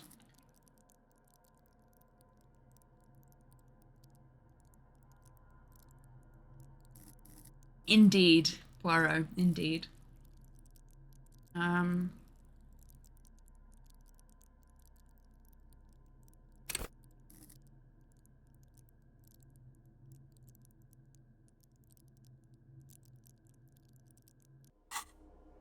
Can we... Actually, is there a... in here, isn't it?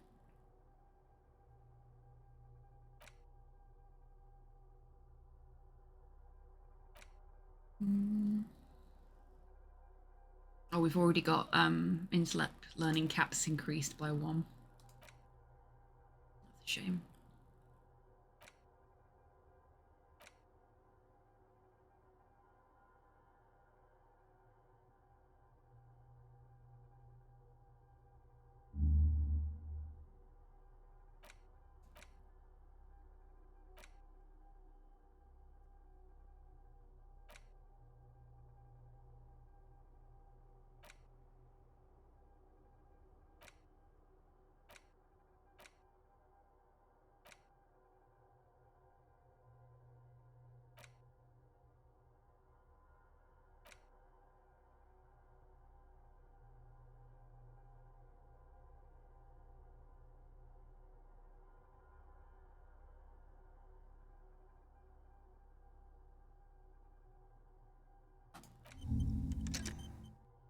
We're going to have that one instead.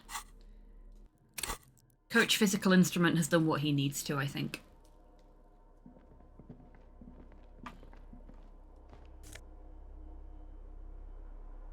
Got a nice new scarf.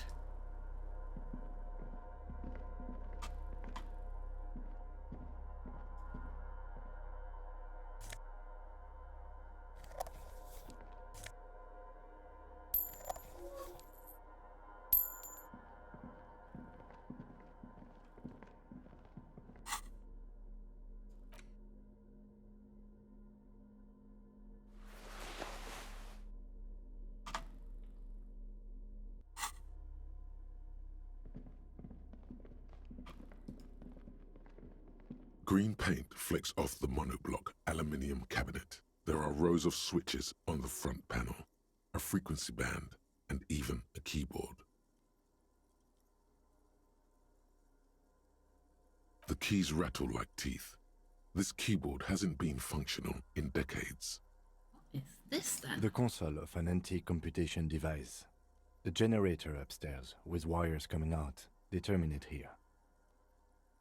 Lieutenant points to the wires running into the machine. What does this console do? Urgence, ouvert, allumé, radio diffusé. Sounds like this device was used to control the electronics here.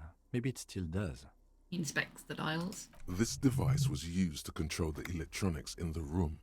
It could open doors, control lights, function as a radio computer. Push the light interior Nothing button. happens. Gonna turn the emergency open. We need to restore power before using this, officer. The generator, it didn't look like there was fuel in it. He looks upstairs. We should look around outside. There are barrels all over.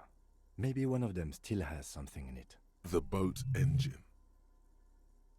Or we could get some from the boat engine. But officer, then we would have to swim back to the mainland. Let's just look around, okay? The console stands by. Oh yeah, we don't have a lot of fuel in there. Over reads a dial key. Allumé reads another. The frequency band says radio diffuser. I'm gonna leave the radio dial for now because we know none of it's gonna work anyway. Hatch is jammed shut, so that's what this opens, I'd wager. So we've got the beach here. Water rushes below. Far down below.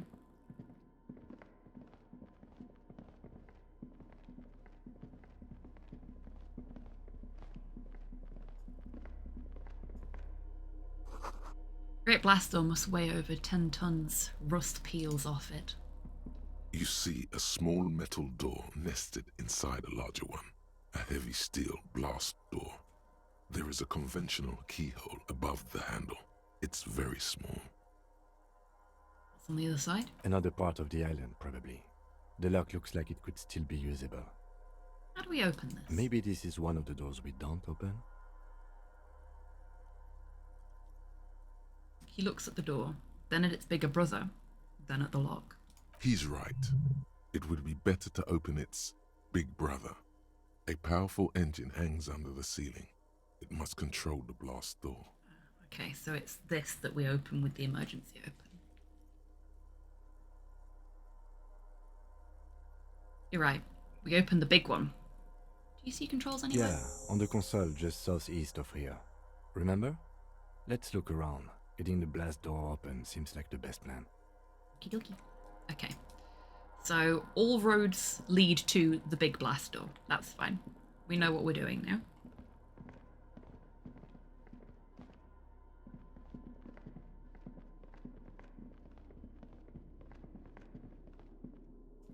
Go this way. We're back to walking because we're not in a dream anymore. A firing slit. You can see inside.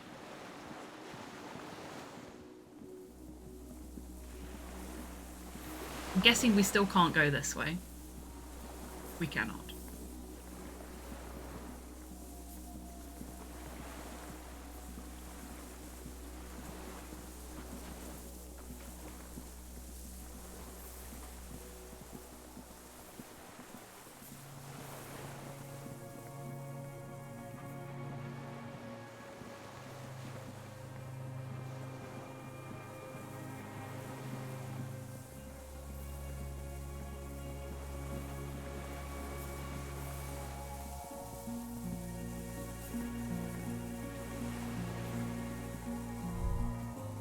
A strange feeling looking at the water. Maybe you should just wander off into the sea. Leave it all and walk in. That seems like a bad plan, Inland. With a bottle in your hand. Bottle in my hand? Always. Why? Perhaps there's someone there, under the water, waiting for you. Where it has always been.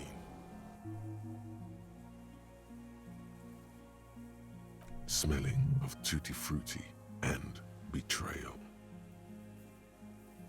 Maybe you know it's going to hurt.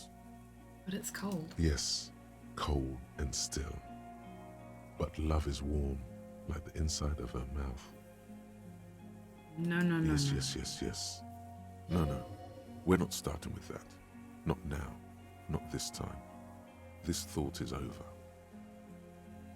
In the still mirror of the bay, you see Martinez, reflected.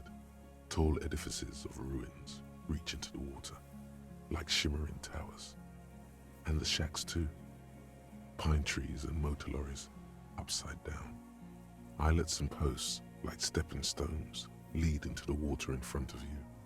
Go. Step in. It's been too long. No, not doing that right now. Tempting though it may be after our little escapade. The winch is broken. Rust has eaten what remains of the chain.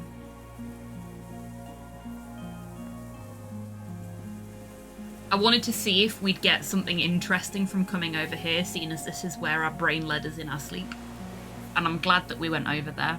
That was an interesting, if unpleasant little thought. Pain in your pelvis makes you wince. Then you continue.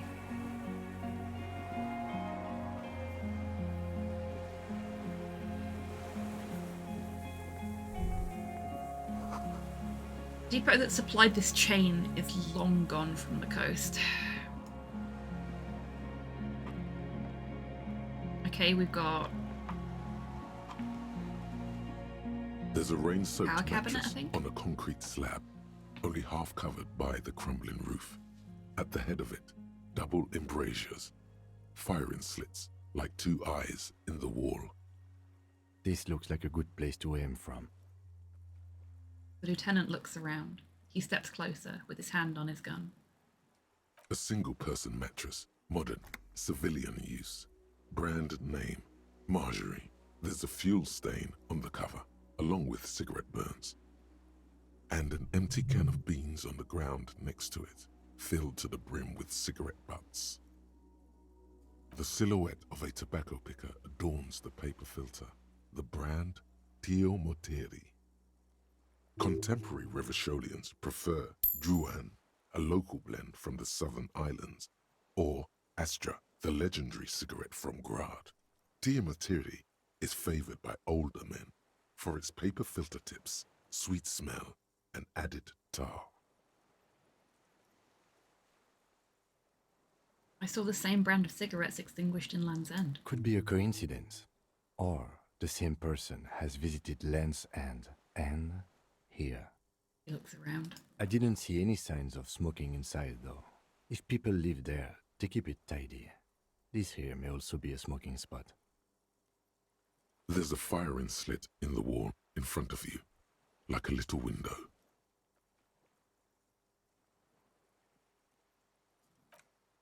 Look through the hole in the corner. The springs screech as you lean on the mattress and crane your neck to look out. Trepidation, a tingling feeling in your stomach.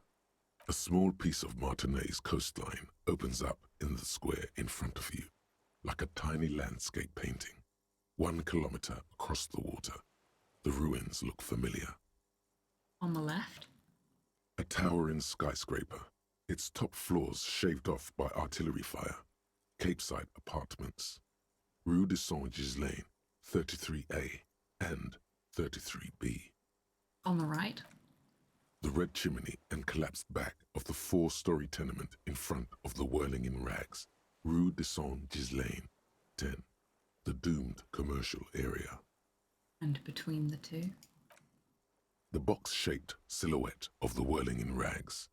Its sloped roof, a tiny fleck of light catches your eye on the rooftop, sunlight reflecting off the upstairs window of Clausia's room. There it is. Do you have a line of sight to the window? More than that. Kim, with a pair of binoculars, I would be able to see inside the room. A pair of binoculars? Or a scope of a rifle? You'd be prone, lying on a mattress, barrel resting on the embrasure. Cheek against the cheek rest, hand on the hair trigger, on a calm day like this. Kim, I could make it. I could make the shot. Good. I think we have it, Detective. The origin of the shot. This is the sniper's nest. He pats you on the back. 3 small pats in a row. We did it, chat. Kim initiated physical contact with us for a positive reason. Affirmative.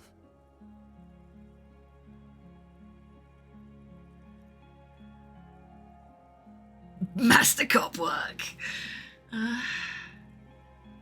Better late than never. Here. Many leads pointed elsewhere. You're right. He looks north, over the fortification, then at the mattress. And also, we found the sniper's nest. But Kim touched us! Yeah, exactly, Kim touched us! Kim is proud of us! We're on the bed and Kim is getting handsy. Oh my. Phrasing? He's conflicted for a second. There's guilt there. It takes him a moment to rationalize it away. Could the shooter still be here? Where? He looks behind his back. On this island? He does not answer, just nods. With his back hunched, he looks around once more and says, he feels uncomfortable suddenly. We should move now. There's a rain. This looks like a good place to aim from. The springs. I wanted to. Where is small it? Piece of Martinez coastline Oh, opens up. okay. No, we can't touch the wall now. Weathered artillery map showing coordinates in the Bay of Revachol. That. Old medicine cabinet, newly stocked with Dramamine. Dramamine and money. We're taking all of it. There is nothing else for us to investigate here. another level up? We did. Holy shit, we are getting the level ups thick and fast at this point.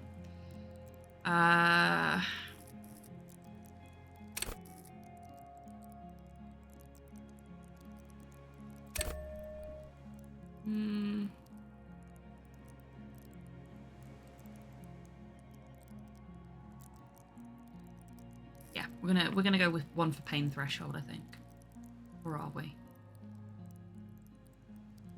No, we're gonna go with 1 for composure. Hey, Bookchin, welcome in. I hope you're doing well today.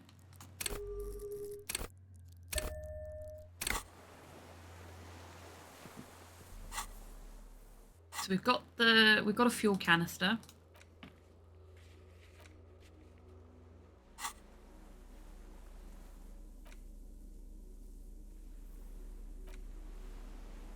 Still some fuel in this bad canister. A litre or 2.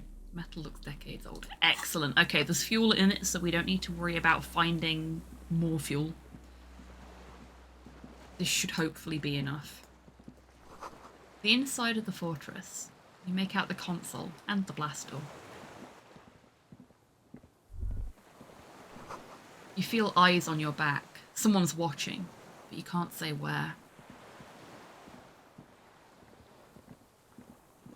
Right.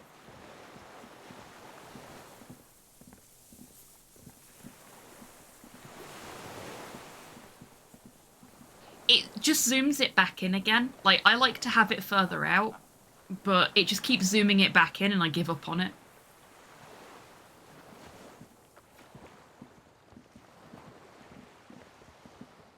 Yeah, it's one of the many quirks that seems to exist in this version of the game. I've seen a lot of the voice acting not matching with the text since we got to this part of the game as well. Oh, we want the generator. Go upstairs.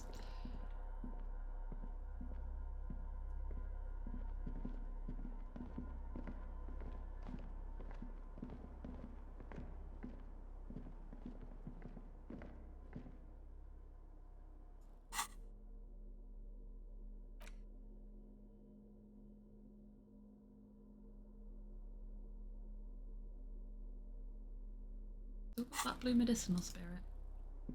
This old cylindrical generator waits with its fuel cap open. Makeshift electrical wiring runs out of its side and across the floor. The lieutenant assists you, holding the canister up to the fuel tank as you tilt. Dark brown, viscous fluid pours out, and the room fills with a chemical smell. There's a red starter switch on the side of the cylinder and a start rope on the other side. The lieutenant flicks the switch. The recoil start wakes the old generator up. The machine sputters like an old warhorse before settling down to a rattle.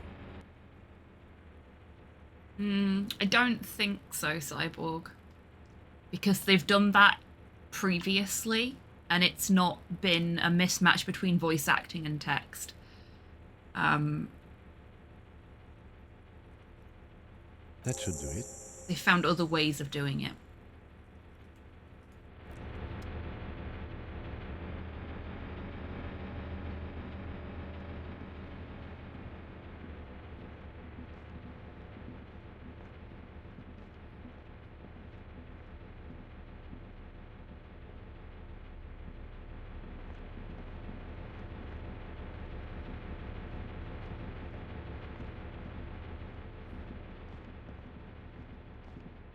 Too far. A dim golden glow animates the console. Faint, like a ghost light. Urgence ouvert reads one dial key. Allumer reads another. It's on. Turn emergency open. He smiles. Automatic boot. The blast door opens with a series of clicks. A shaft of light appears, then widens as the light shines in. Okay, do that one first. We want to try for the radio as well, I think. I'd like to turn the lights on, but we're going in order of importance here.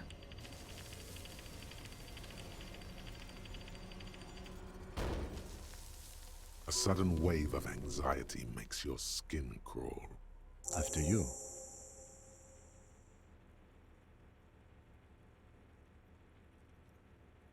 Before, outside, when we were walking across the sand, I felt someone watching me. So did I.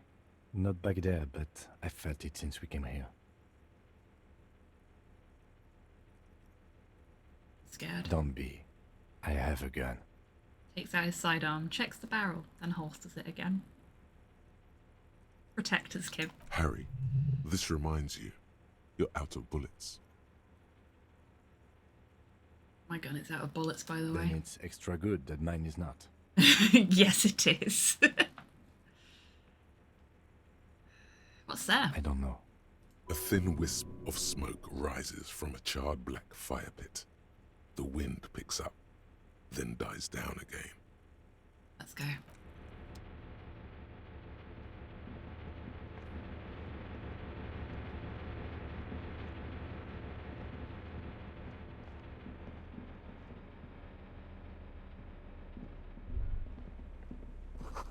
Walk slow. It might be dangerous.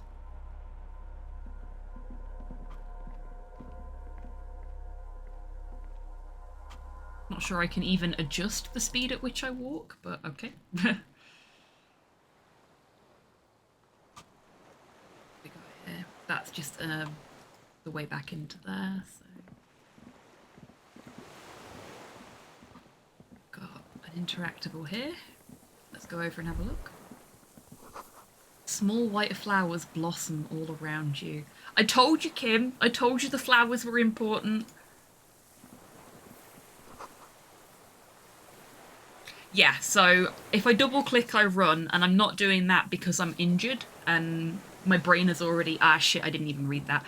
My brain has already told me that if I run, I'm going to injure myself more, so I'm deliberately walking everywhere. But I don't think I can walk slower.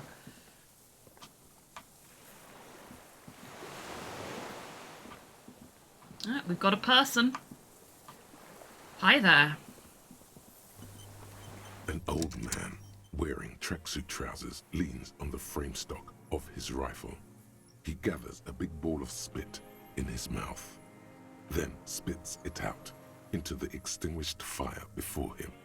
He raises his black eyes, hooded by creased eyelids, to meet yours. Unclouded by cataracts, his eyesight is sharp. He's practically tearing up from spite. Hatred got the best of him a long time ago. This man hates everything.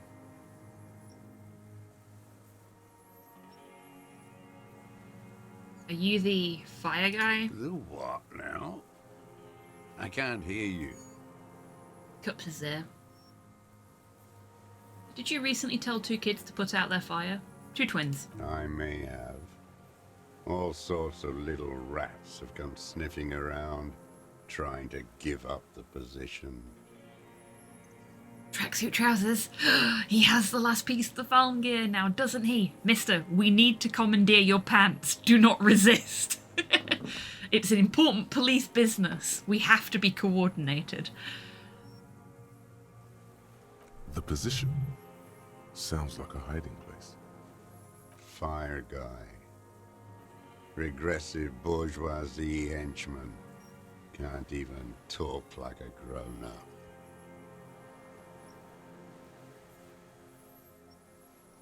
You've retained your eyesight? My eyesight?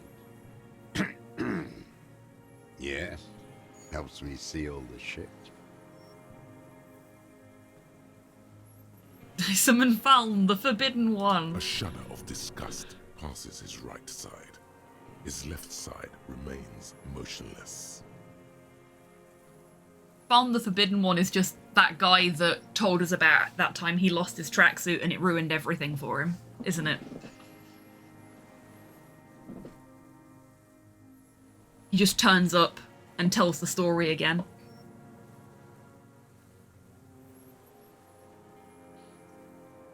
Did you close the blast door? I did. And you opened it. How?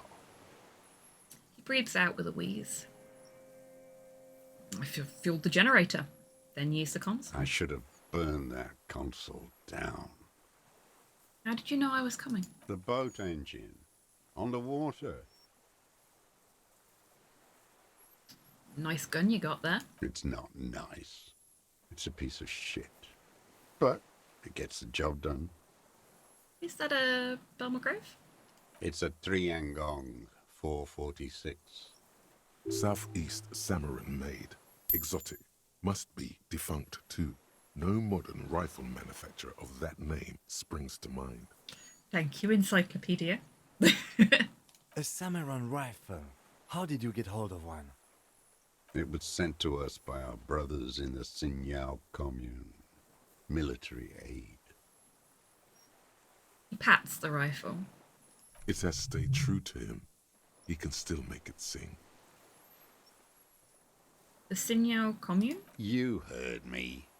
It's good now. Like chalk wiped from the board. His gaze turns inwards.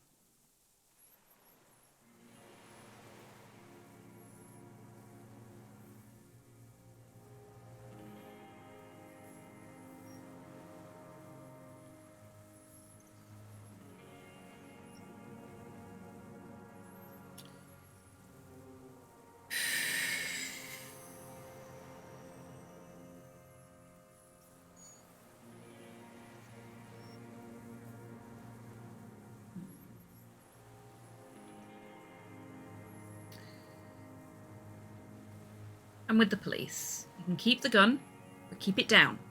Not one move. No. The lieutenant aims his pistol square at the man's head and says, Put it down now, sir. Or you're gonna blow my brains out before you question me. To hell with it. It's a walking stick anyway. It's out of bullets. The old man lays down the rifle carelessly, then looks at it lying there. Like an amputated limb in the sand.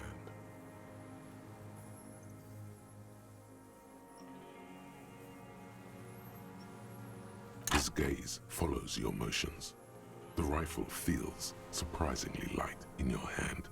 Frame stocked and patched in places with tape and wire. You want to get in my pants? No, you gross man, I want your pants. Yep, exactly. Still warm from his parched hands. Not the metal. The metal is ice cold. This weapon has been modified several times. The rifle's in a shabby state, like a crutch that's seen too much travel. Hieroglyphs are embossed into the forearm, made of walnut. On the butt, you see Vespertine writing, burnt into the wood. Triangong, 4.46mm, made in Sinyao.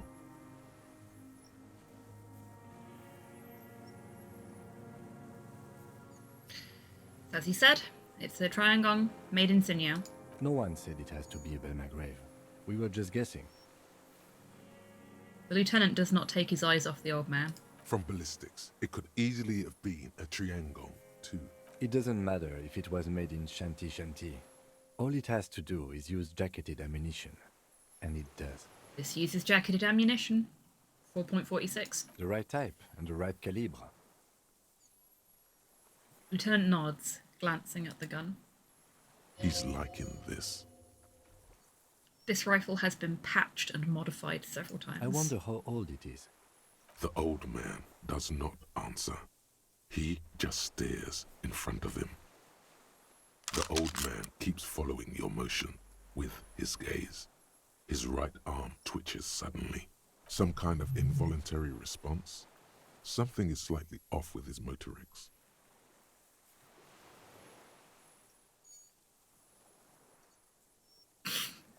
If you say so, Bookshin. This looked very much like the murder weapon. It could be used against him to get a confession. In time.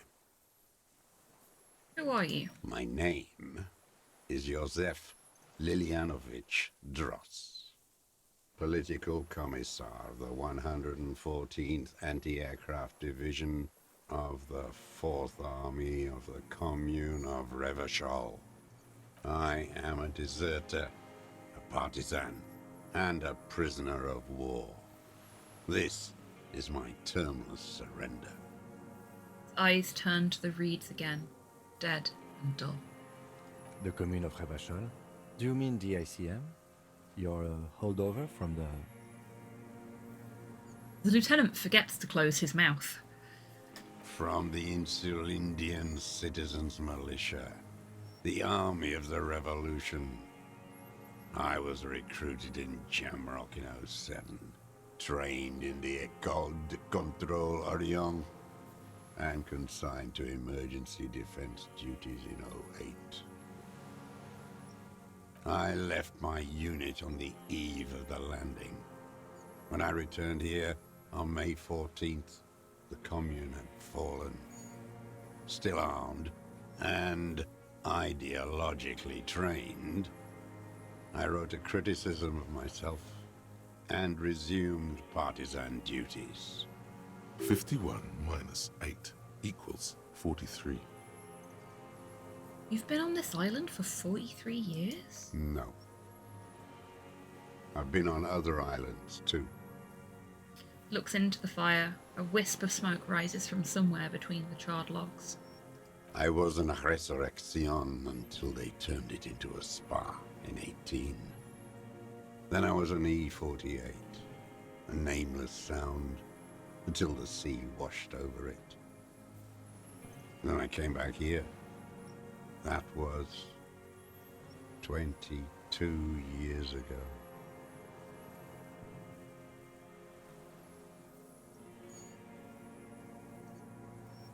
You said you deserted your unit? I was just 16 years old. 15 when I volunteered. I had a lapse of faith. And of courage, too. Lapse of faith? You could say I misunderstood the historic role of the proletariat and thought Mazovian socioeconomics were fallible. For a second, I doubted the irreducible laws of historic materialism. A second is all it took. What? For reaction to take hold.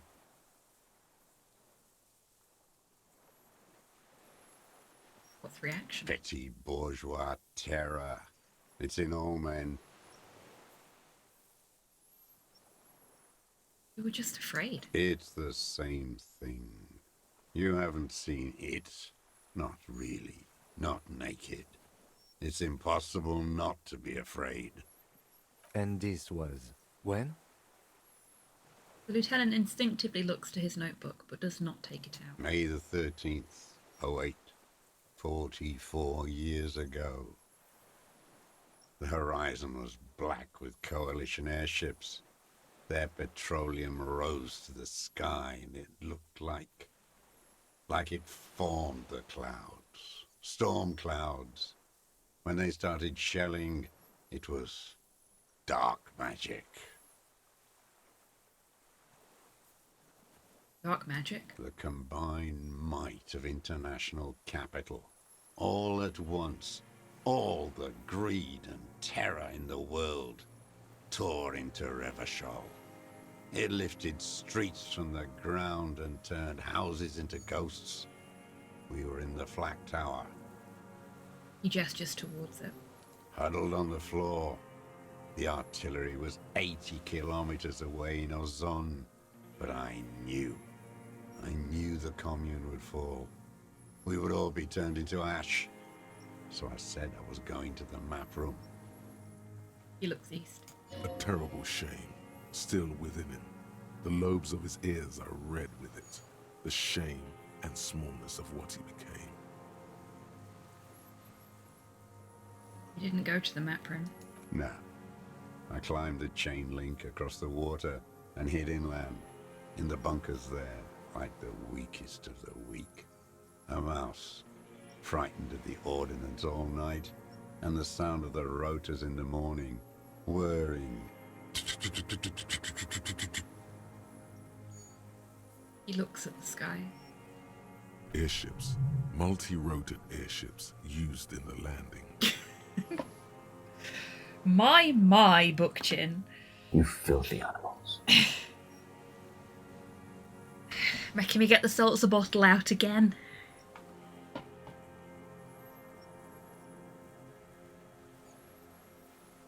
airships? Aerostatics. The landing had started. I climbed out into hell. There were ships all above, hissing, whirling, and men pouring out. The chain was submerged, so I had to swim back. The fortress was half submerged too, shattered. They'd all drowned in the lower levels, or got torn to shreds above. The anti-aircraft gun had malfunctioned. So had I. I left them without ideological direction. It was real. I'd seen it.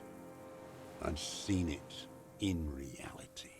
He opens his eyes and stares right through you. Some kind of great terror. Worse than you've ever seen. Seen what? The mask of humanity fall from capital. It has to take it off to kill everyone, everything you love. All the hope and tenderness in the world. It has to take it off just for 1 second to do the deed. And then you see it, as it strangles and beats your friends to death. The sweetest, most courageous people in the world. You see the fear and power in its eyes. Then you know. What? That the bourgeois are not human. I had to fight it. I had to never stop. The old man falls silent. His black eyes keep piercing your skin as he looks to some great distance behind you, shaking his head slowly, retreating from it. Again, you've been hiding here for, asterisk, 43 years? 43 years. Oh, and there 10 were 2 there. It was supposed to be, I didn't even notice the second one. That's steadfast. It's not how a human being should live. But I had to. I couldn't just forget. I couldn't just forget what I saw. Hey, Zozo, welcome in. I hope you're doing well today. He grimaces, clearly in pain. What have you been doing during all this time? Hiding, fishing, waiting. He looks across the water. Where the afternoon grows late, on Rue de Saint-Ghislain, people walk home. Street lights will soon be lit. Further inland, the streets are alive with workers, men, women, children, street hawks and migrant laborers. The temperature is steady. Alto cumulus clouds form above Precinct 41. 2 police officers step out of the whirling in rags cafeteria. Satellite officer Jean-Vic Mayer inspects a series of burnt black letters splashed across the plaza mosaic. Patrol officer Judith Minot points west. The fishing village. She glances at her watch. We meet in 15 minutes. It's a 10-minute walk. The officers go, leaving behind the writing, still smoldering. One day, it says, I will return to your side. Always waiting. The old man turns his eyes from the shore and back to you. For what? For her to return. I'm doing very well, thank you, Zozo. I'm happy to be back to streaming after, like, the liminal space that is Christmas and New Year's. Because time just does not fucking exist during that, like, 2-week period. Everything is a mess, and it screws with my brain every year. Her who? Girl child. Revolution.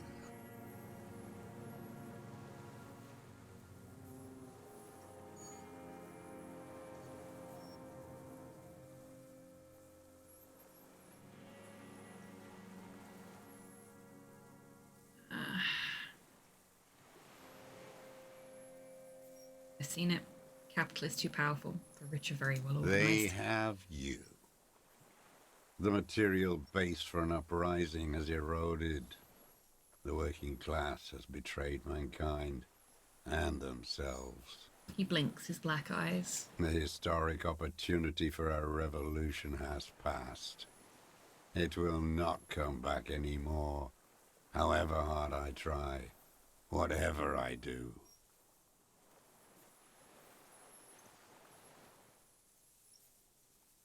How have you survived all this time? How does anyone survive?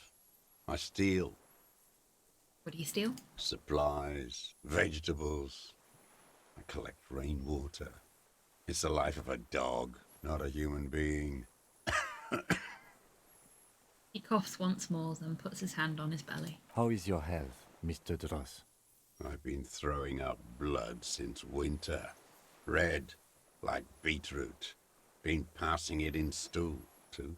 He does seem frail. Gaunt for his age. More like 75 than 65. Trouble putting on weight could mean cancer. The RCM can provide medical services. You need to be looked over. I need to die. You don't have medical facilities. You have guns. That's all they give you. Toy guns. A droll smile stretches across his mouth. You also have Druamine.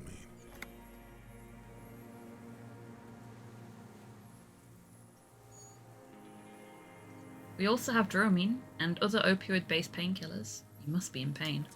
I have been running out of that stuff. A light goes on in his eyes. He smacks his dry lips. There's no way he could manage the pain without them. It's safe to say he is addicted to painkillers by now. You like that Dramamine, don't you? It's the little joys. A dark joke, a sunshiny day, morphine. I'll take your word for it, Bookchin. A crooked smile appears on his face. How have you coped mentally? I haven't. I have holes in my brain. Years missing. Others filled with pain only. A decade of... Eyes roll into his skull and back. I don't even know what. Inferno?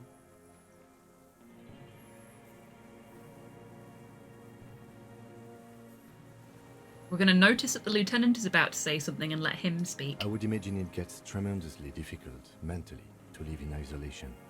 Traitors. It's better alone. I watch the people of this city turn the lights back on, more and more each year. Ruins, glimmering in the dark, like a fucking merry-go-round. He nods towards Martinez. It's disgusting. He looks down at his shoes, his face parched from the sun and the wind. There's a wince of pain in there somewhere. Are they not heartbroken? How could they have moved on? Where's this place, this island? It's not an island, Dwat. It's a defensive fortification of the commune of Revachol. And I am its last surviving defender. Mm-hmm.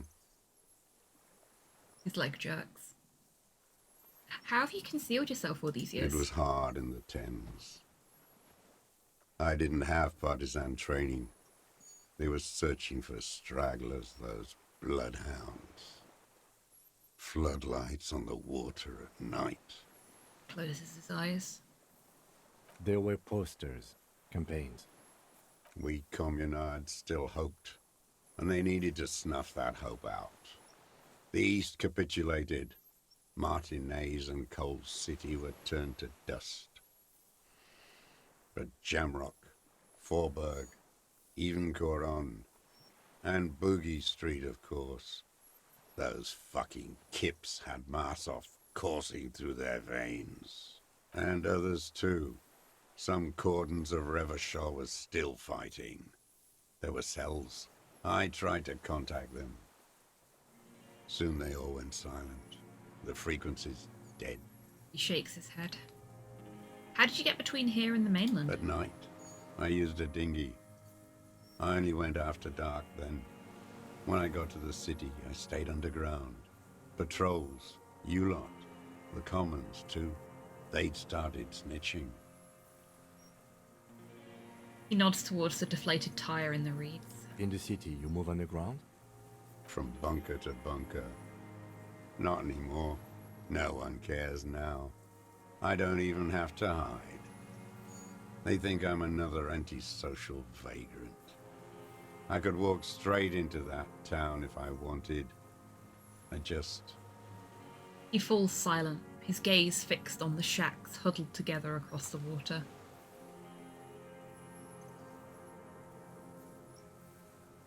The weapons cache under Sangalen 22B. In the basement. Have you been there? So you finally found it.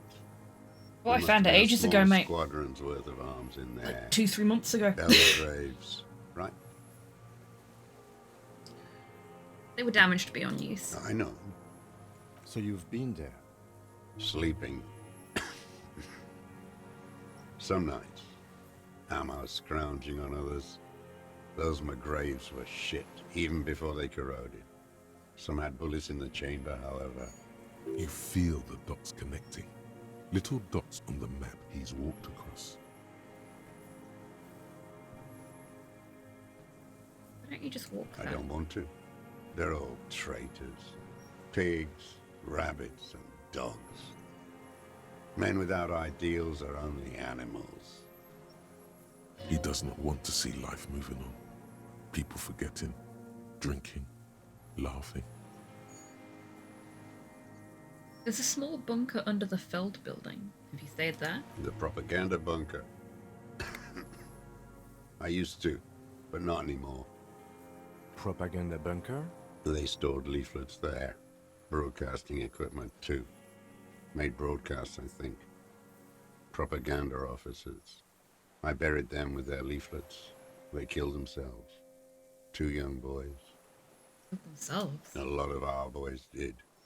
I spent some winters there. Never liked it. Kept thinking of them. No need to go underground anymore. It's better in the ruins, on the ground. Stares at the ruins of the Feld building. One more question. Do you smoke Tiamotri cigarettes? I do. Ever smoked them on the mainland? They're good. Plenty of tar. I like that boy on the pack, too. Reminds me of the last century. Tell me another thing. The old man looks across the water, at the city, the ruins, the motorways rising above it. You said this is your termless surrender? You're with the RCM, the coalition-appointed mob that enforces bourgeois morals in Revachol.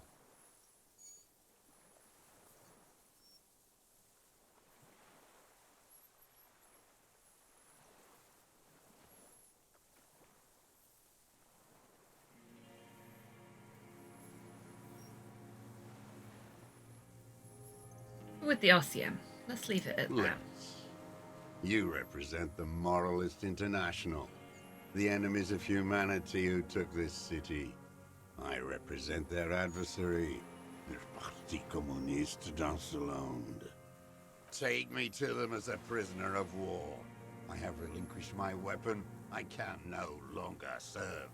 No superiors can relieve me of my duty. You bulldoze them all to a mass grave for trying to free humanity.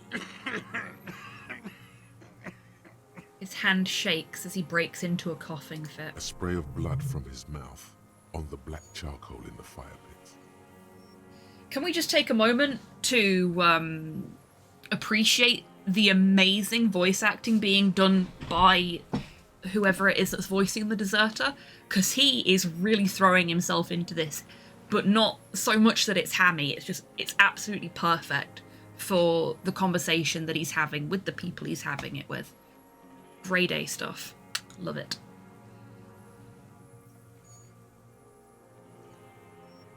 So you're a communist soldier from the communist army? No, I am not a soldier. I am an ideological officer. I belong to the party, not the army. Goodness gracious, Bookchin. I'm glad you're enjoying the voice acting performance. We are very clearly enjoying it in different ways. But that is okay. That is fair and valid. It's a very good voice actor, though.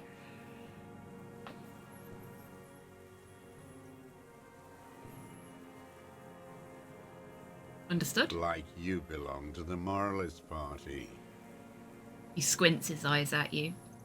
I have another serious question for There's you. nothing serious in this world.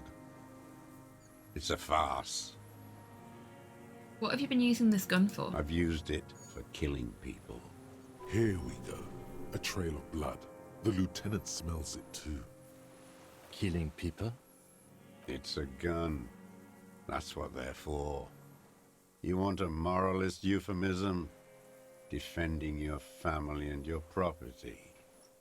I haven't done that. I've used it to kill people. Interesting. During or after the war? Lieutenant nods. There is no after the war. Class war is never over. He shakes his head and smiles, his teeth rotten black. So he's continued killing after hostilities ended. Okay. Okay. This is it. You can feel it, like battery acid on the tip of your tongue. Something you haven't felt in a while. But what? This is what you live for. This is the shit.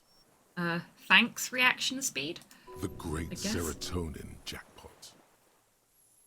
Ah, I see. Thank you, electrochemistry, for enlightening us to what reaction speed is talking about. We're getting our dopamine hit.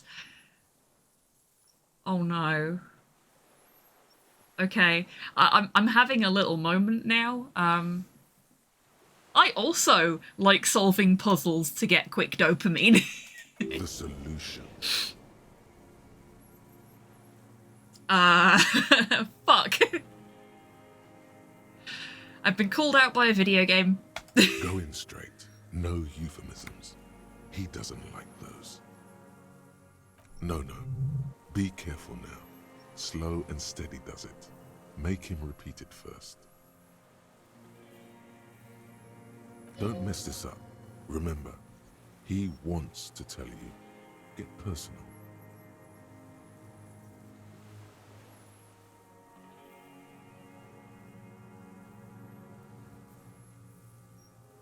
Wait, so which one do I say then? Yeah.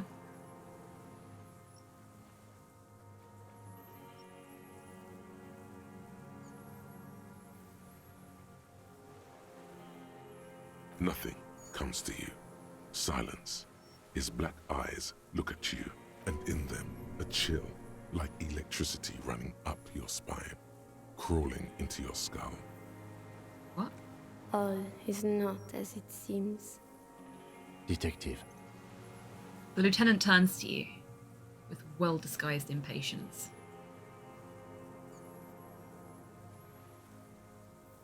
I know you want to tell me. Have you killed anyone with that gun in the last week or two? I don't want to tell you anything, you grotesque murderer. Damn it. And why did you think that was a good idea? Don't Because you weren't being helpful. I'm wrong all the time. Yeah, fucking evidently.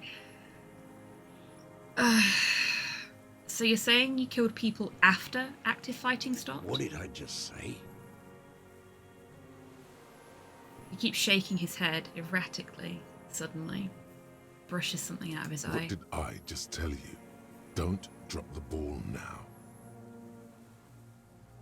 Did you use that gun to shoot and kill a colonel of the security contractor Cronell? The who now? He leans in and cups his ear. He heard you. He just wants to hear you say it. You're in.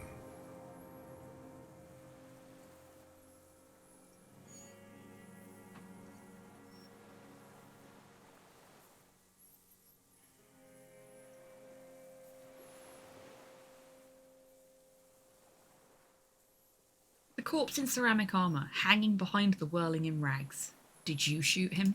Oh, yes. That one. Ugly piece of work, that boy. He looks up at the sky and clacks his tongue. Did you kill him? The lieutenant takes a sudden step toward him. I am a son of a welder and an officer of the commune of Revachol. I do not collaborate with murderers and pederasts of the liberal regime. He spits a big one at the lieutenant's feet. Tear into him. Pile it on him. Everything you got on him. The more, the better. The gun. The murder weapon is the perfect opener. The scent of blood in the air. But what else? There was something you can't remember. Something about the tracks. Suddenly, all those tracks are so confusing. Go with something else first. Chin. You filthy animal.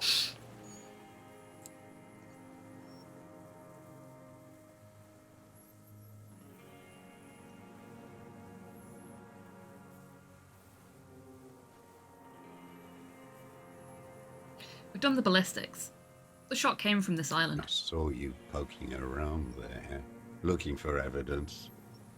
You're damn diligent when it comes to dead fascies. Did you like the view? The jitter passes him.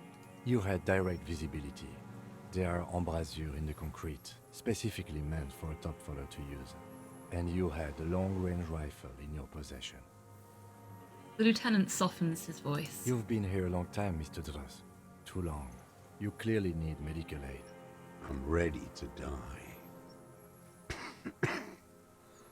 I've done my part. The man interrupts him. He's practically admitting to it. Dead fascists for fascists. Done his part.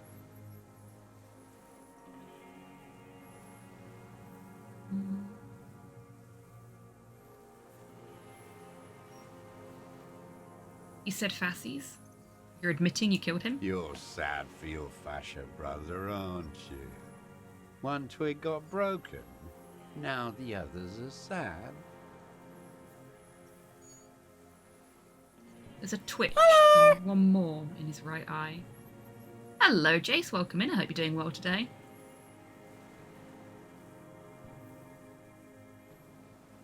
I don't need your cooperation. I've got this. Not a lot of guns around that use military-grade ammunition, are there? It's a real gun. Not like your little musketeer pistols. I've seen you prance around with those. Jumping hoops for the liberals. You look like imbeciles. Why don't you ask them to give you real weapons? Going against automatic rifles with these toy guns. Of course you got those boys killed. Ouch. He saw you. He's watched it happen. I am indeed. This is my Winter Olympics Canada hockey jersey from the year that they won the Olympics. I wasn't there in person, but I wanted to support them, so I got one. It's the only bit of sporting clothing I own, and it's perfect for this kind of weather for me. He would have a good view of the tribunal from here. It's not just empty boasting. Oh, very cool, Jace. So he saw you. Okay. So what? Don't let it divert you. This is literally me earlier trying to remember the names of the people that didn't fucking die during the tribunal. Alan, the musician. Yeah, it's fine, it's okay.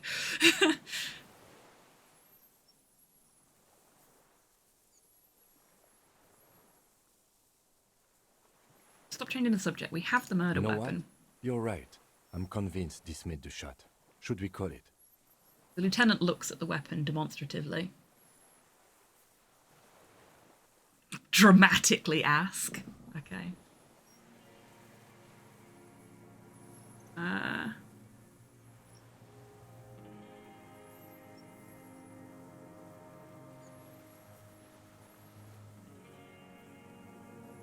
I'm calling it. We have the murder weapon. The lieutenant takes out his notebook and draws a single line. This feels good, doesn't it? Tearing things up like this. When you have the murder weapon, you have the killer. Murder.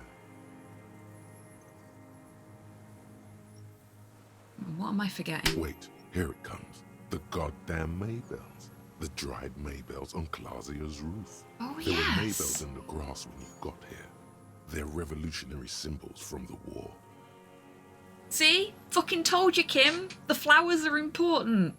Nowhere else, nowhere in all of Martinez have you seen them this spring. Wait, don't forget the footprints. The diagonal prints in the We are still dust in the slapping secret ourselves in the space head. behind Classia's bedroom. Now they're gonna come up.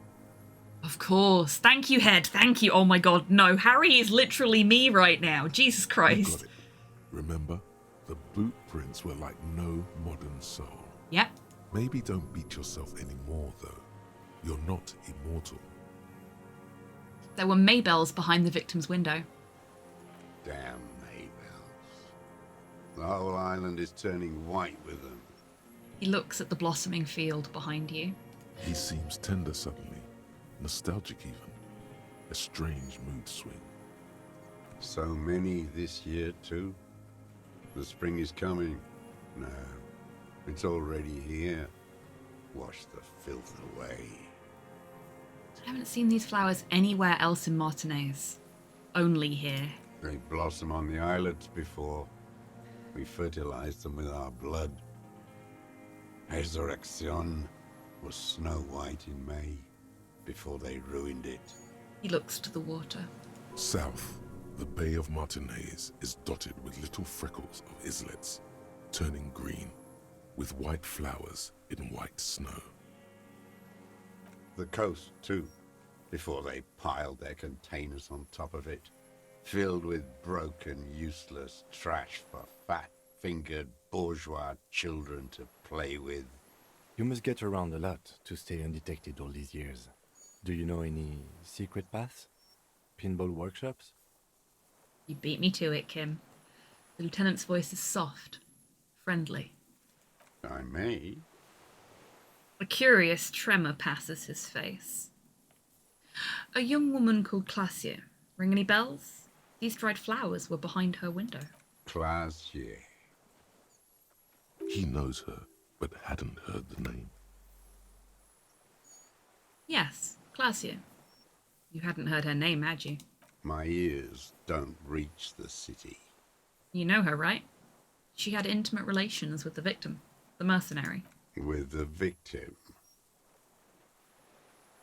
He turns his sight from the whitening field of flowers and falls silent. Then the muscles in his jaw twitch. A spasm. Don't leave any loose ends. Get him on everything. I wonder what brand of boots you're wearing. Everything is brands with you individualists. I'm gonna snooze that ad break. Who cares what brand my shoes are? Sansa. Some shit. Show me the souls, please, Mr. Doras. Fucking imbecile. The old man stretches out his leg. A black and white spiral pattern covers the sole of the worn-out old running shoes on his feet. The maker is called Sansarique, and the size is 42 to 44. These are not the unusual horizontal patterned soles you saw in the dust on the floor of the hidden room. They do, however, seem to be about the same size. The size fits, but not the sole. The lieutenant comes to the same conclusion.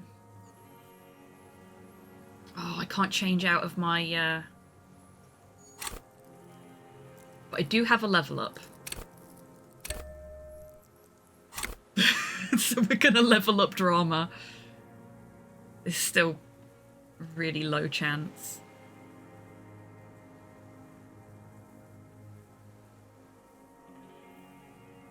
I can't look while I do this because it's a red check and I don't know if I can get back to it. I don't know if we can have this conversation again. Okay. Simpler? No. This is another loose thread you will never connect.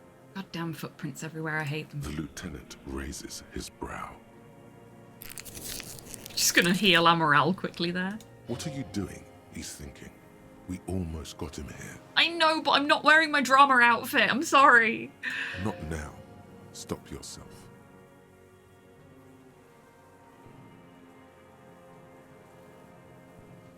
Kim. People change shoes, detective. Thank you, Kim. You were there, weren't you? Crawling and whirling in the rags. What were you doing? Some kind of reconnaissance? Preparing the scene? Listening in on her? Trying to rack your brains. You're desperate to report something back to your masters. They must have really loved that dead fuck. The old man stares at his own prints in the ash around the fire. Silent suddenly, some strange process within him. A gush of wind. Seagulls in the distance. You know who he was. A coalition-trained murderer. Armored and armed. He wasn't human. The blunt end of a hammer. Dripping with blood.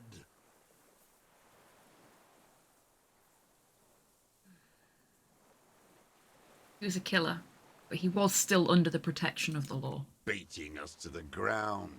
Moaning with joy. You hounds get so thorough when a company-trained killer dies. I haven't seen you on this coast for 40 years.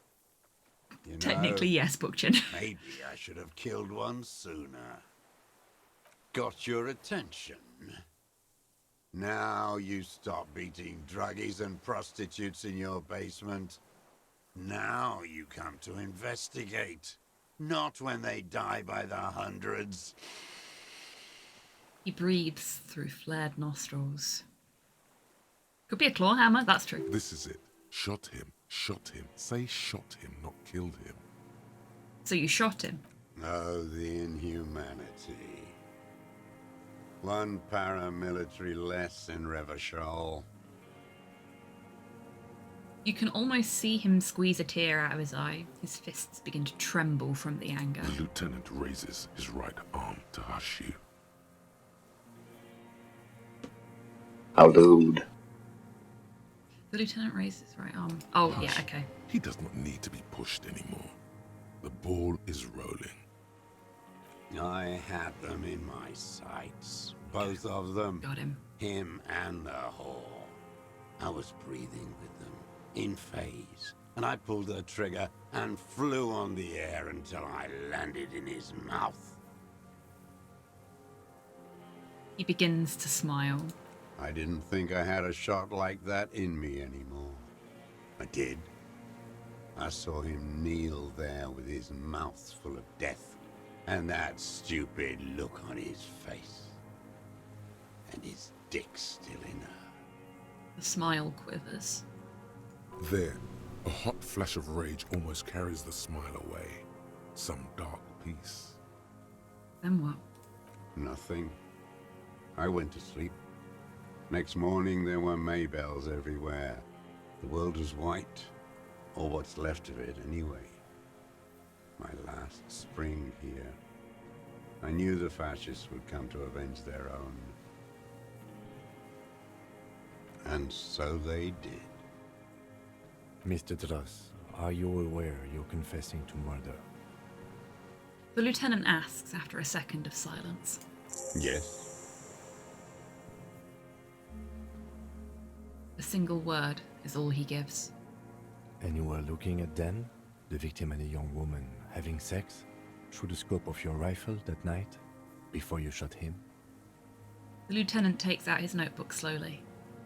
Very slowly. The old man nods. Why? Because that's what they were doing. He shrugs, then smacks his lips. The motive. This is where the motive is going to come from. The motive, unfortunately, will have to wait until after the break because I can't snooze it anymore. I've snoozed it so much for this. Very, very into what's going on right now. I love solving a puzzle. Anyway, now is a great time, everyone, to grab a drink, grab a snack, have a stretch, get some fresh air, all that good stuff, and maybe have a think about what his motive might be, and we can all talk about it when we get back. I'll see you in 3.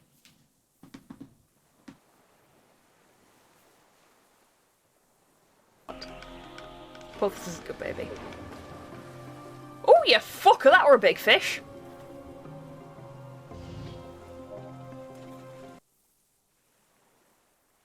This run, I don't want to jinx it, but it's going pretty good.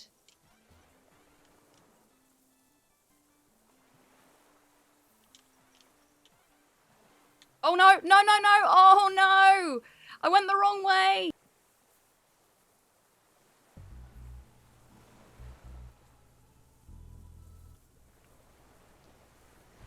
I will take that compliment, Tidders. Thank you. Would like some more muscles, though. Look at me, taking fucking compliments without arguing the toss. If only Slow was here to hear this.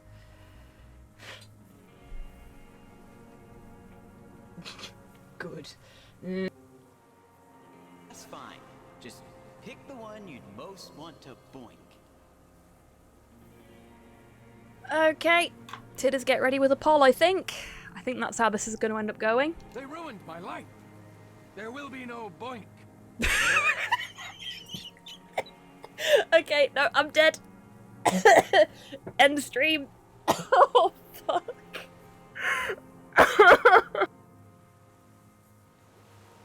Yes, lick the boot. Lick the boot. Lick it harder.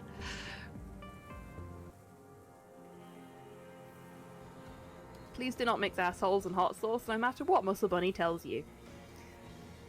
Indeed. Genuine enthusiasm. George Stubber, thank you very much for the follow. Welcome in.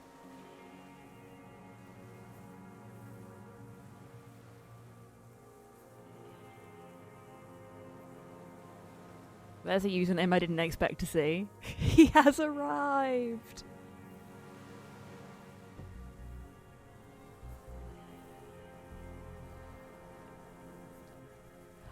I will take that compliment, Tidders. Thank you. Would like some more muscles, though. Look at me, taking fucking compliments without arguing the toss. If only Slow was here to hear this.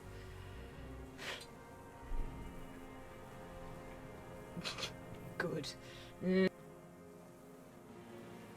I hear you, little friend. I'm coming. There you are.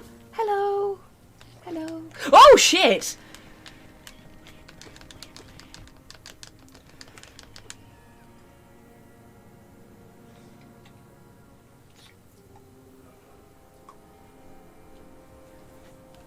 This is rubbish. This is an abomination. The game lied to me.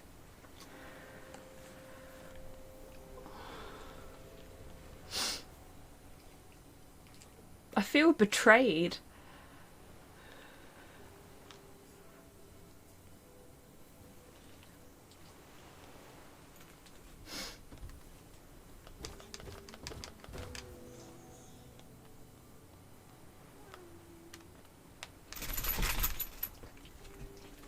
I will never trust a grub in a jar again. You're also evil.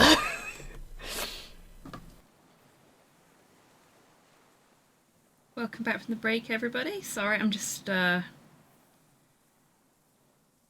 had the email notification for all of the shit that's not going to be in my grocery order. I wanted to make sure that the actual, like, super important stuff so that I can properly eat is still going to get delivered. And it looks like most of it will, so we should be okay. So engaging. A real snooze fest, technically. Oh, I don't know about that. Like, the way they've built RPG-style mechanics for chance and dice rolling and stuff like that into the game is really quite impressive. I've not seen any game do it quite so well as this. And the same for the character building. Like, there are so many games that have come out since this that have tried to emulate its style, but frankly, I haven't seen a single character sheet anywhere near as good as this.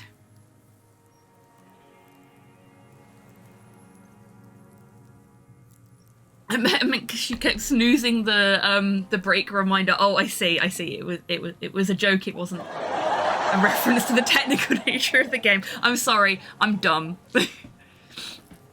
Yes, absolutely a snooze fest because I don't want to have to take breaks, but I really need to. For so many reasons. Oh, we got another fucking level up.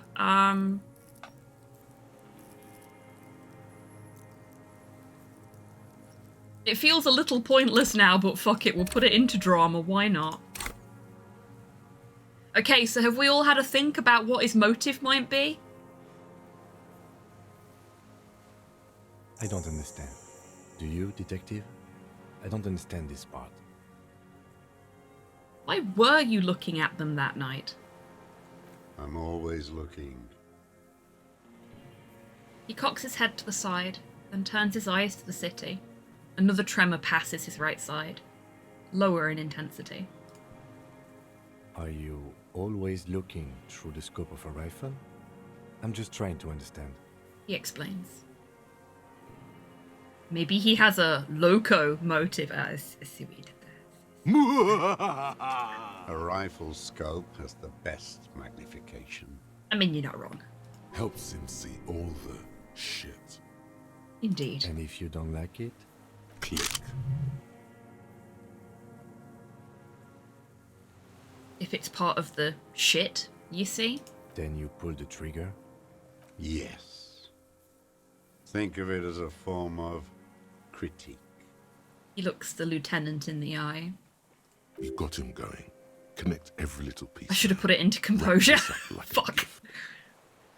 I was looking at it like, do I put it into composure? Should have put it into composure.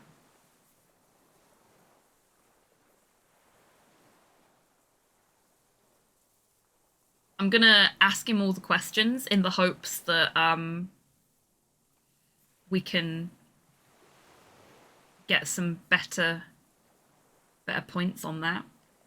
What specifically did you not like about what you saw the night of the murder? Them. Fucking. I didn't like that. He looks at the charred wood. So you were jealous? Jealousy is a reactionary concept. I didn't like the Reaver enjoying himself. Drugged out, soothed in the arms of a young woman. I wanted him to die so he could not enjoy life anymore. And I wanted to see his head explode. That too. She should know better than to hold a child murderer between her thighs. I knew he'd be there for one more second, writhing. That's all it takes for the bullet to reach his head. Now that I think of it, I wasn't aiming for his mouth. I wanted his brains to spill out on her. But you can't have everything. He shrugs. This man has seen past her, like you did. The caliber of bullet he used does not do that kind of damage. How long had you been watching her? Since she came to Martinez. I saw her sneaking in the reeds early in the morning, behind the Fell building. It was dark, still winter. She didn't have a skimpy outfit on then, just a spot in the night, moving. Past the Fell building on a ghost? What was she doing there? Hiding something in the water. She had a fag after she'd done it. I was up in the ruins there. She couldn't see me, but I could see her, smoking. She was nervous, but not scared. And beautiful.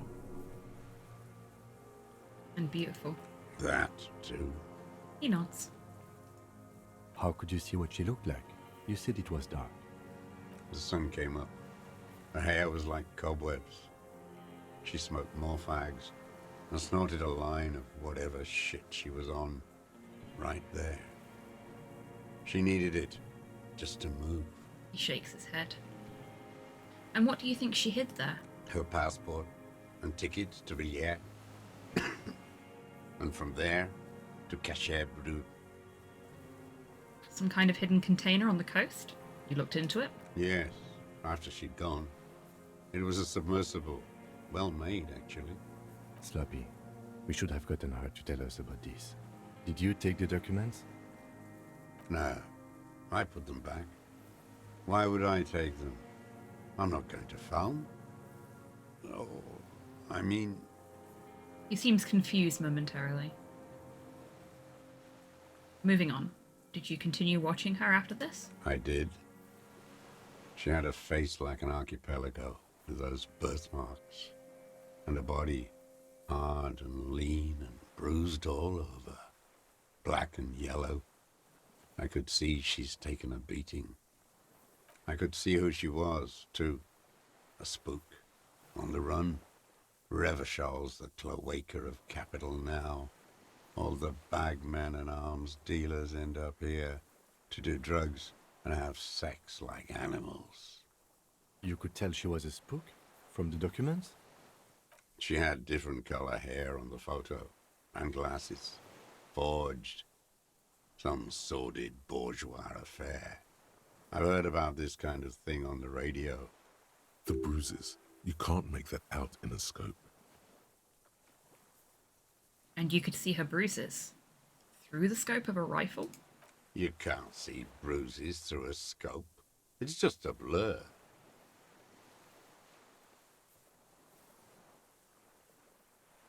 How does he know those minute details about her body? It quickly comes to you.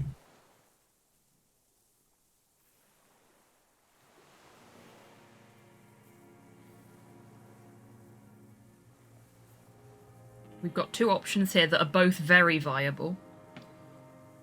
Bruises on her body. Any chance you've seen them through a hole in a wall? Oh, yes. Cutting those drugs of hers into little lines with a knife.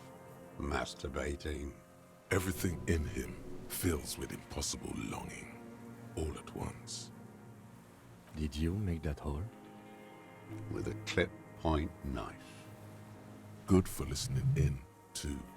For hearing the moaning and the snorts. Ever see her through a window on a roof? Like that, too. Yes. Bending like a bow against the glass.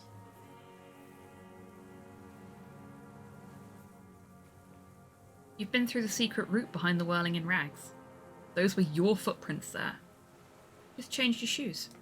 I've been through all of Martinez. Every nook and cranny. And that too. Yes, that too. The things they did in that little room. What she'd do to feel good. Funny the way light works. Shakes his head, almost in awe. You turn it on inside, and it gets so dark out, you can't see a man looking in. I learned that in the 20s, when they were still hunting me. I've seen people do some shit, but... Keeps shaking his head. Those two took the cake. You hear the familiar scribble of the lieutenant's pen. A quick glance at you. One more loose end down. We're doing this, detective. How did you get in there? The hidden pinball workshop. I can just walk in there now after a good wash. I told you, they think I'm an antisocial. Closing hour is a good time. The kitchen's empty. You had to open the steel door in the kitchen? How? I got that open a long time ago. Some bourgeois game merchant lived there. I don't know, 15 years ago. He left spare keys all over, and I took one. Then I saw her turn the light on one night in my scope. He points toward the whirling in rags. Andy found use for it. A spare key, like the one hanging behind the Union Box window. Did you have feelings for that woman? There's nothing to hold on to. Only this. It's not enough. The coals of his eyes glisten suddenly, like stones dripping with water. Is he crying? Man needs to feel something else. In this fight, it helps if you have your eye on something there. It's weakness, I know. He looks to the city. Was that why you left the dried flowers behind her window? No. He starts to shake his head again. A sunflower on a withered stalk. Why then? I don't really know. I was there one night and she was crying, like a child, in the corner of her room on the floor, like she does sometimes. When was this? The day after I killed him. And you brought her Maybells? Yes. I don't know why I do the things I do anymore. He looks at the charred logs. He wanted to console her. Maybe. I told you, I have holes in my brain now. I wouldn't just sit here waiting for you. A sudden pang of rage. If you came 10 years ago, I would have killed you. He wipes his eye. In the silence, the lieutenant draws a line in his notes, then nods at you once more. One more down. So in conclusion, it wasn't about him. It was about her. Her.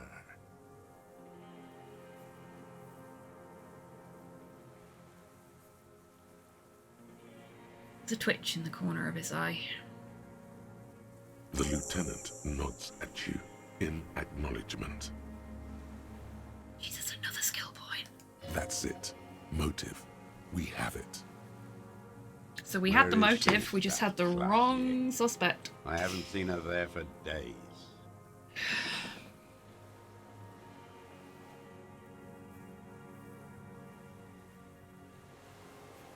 She got away, but she led us here first. She figured out someone was watching her from the seafort. Gone. I knew it. She kept staring into the scope this last week at the island, like she knew. She'd look at night, crying or smoking on the roof, staring right into me. It doesn't matter. He adds to no one in particular. Midtown, across the Bay of Rivershell, the oceanic wind washes 40-story towers.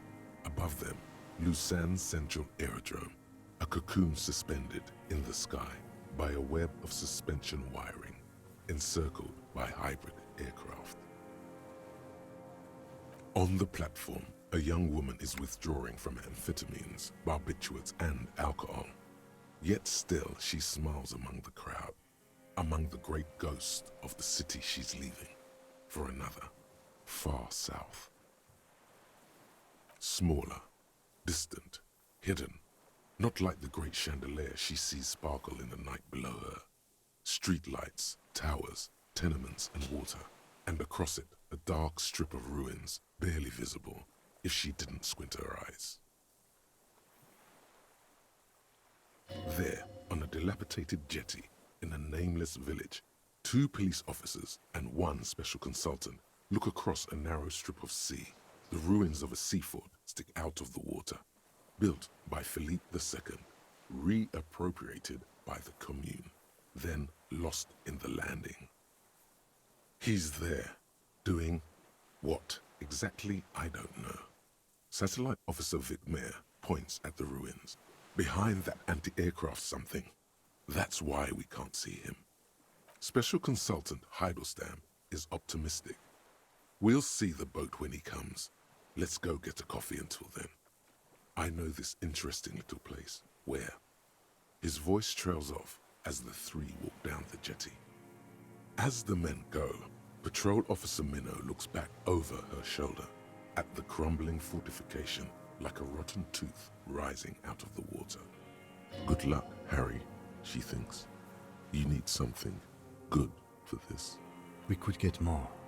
We've got him talking. Lieutenant uses the opportunity to tell you, in a lowered voice. Who knows what he's seen and done over the years?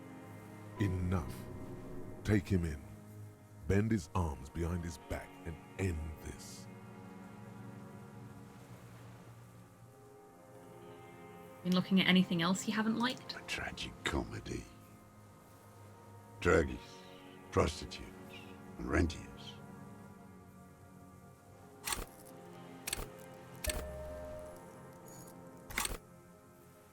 Detest pushes Put that into the composure cobwebs before I out of forget his again. eyes, pushes the melancholy aside. He relishes it. More specifically? Specifically, the whole city is a charnel house. Stripped clean and draped in neon. But Martinez is the worst. that's very deliberate, I think, Rocket. Not because they want to set themselves apart from other murder mystery games, or murder mysteries in general.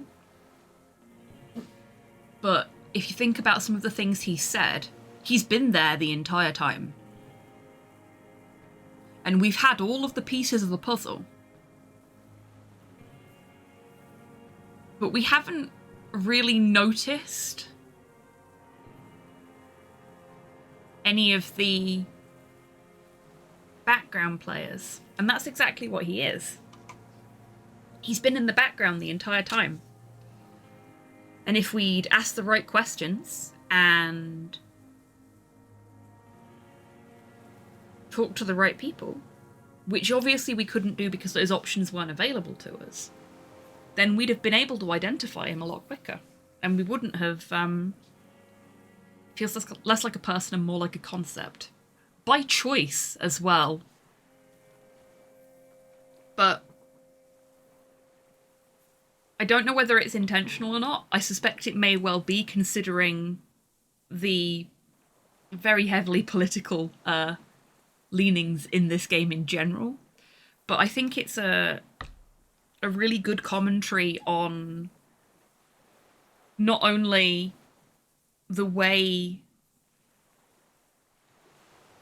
veterans, for want of a better description, are treated, because this isn't the first time we've seen the aftermath of folks that fought during that revolution. Because we also had Renee, who passed away, who was quite similar to this guy in a couple of ways. Obviously, very different viewpoint on things, but almost like they're two sides of the same coin. And also on the way in which homeless folks are treated and perceived by the rest of society. Because we just did not see him. It had to be somebody that, you know, had a job and a home and was there in the forefront and noticeable.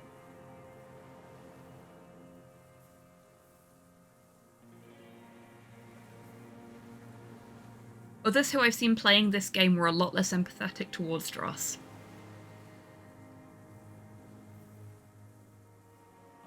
I always like to approach people with empathy first and foremost, until they prove that they don't deserve that. He's been alone for so long, and he went through a severe upheaval when he was very young. Arguably too young to have experienced that much stress, that much horror. And it will have had a deep psychological impact on him. I'm not saying what he did was right, but I understand where he's coming from. I can empathise with his position, with his perspective, and I can see why all of the events that have led up to this point in his life would lead him to think that this is the best possible solution. Oh yeah, absolutely. And again, I'm not saying that my perspective is the only perspective. Again, approaching everybody with empathy until they prove that they don't deserve it. And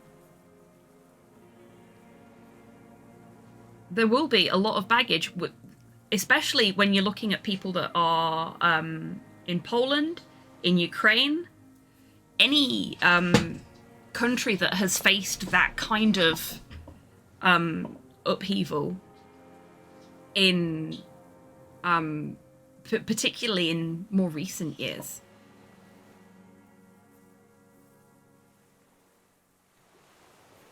There's a lot to unpack there.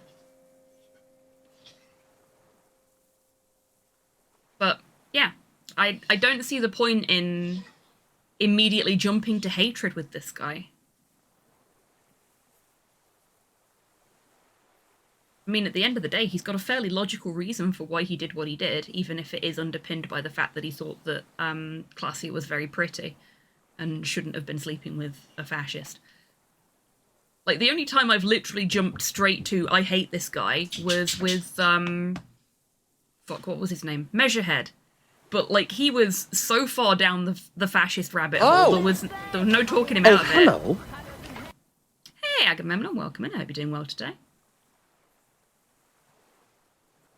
How come? Because of the racists. Everyone is a racist in Martinez. It's their favorite thing to do in the whole world. Bit of a generalization. Listening to race-themed radio shows. In the ruins. In their lorries. He points inland.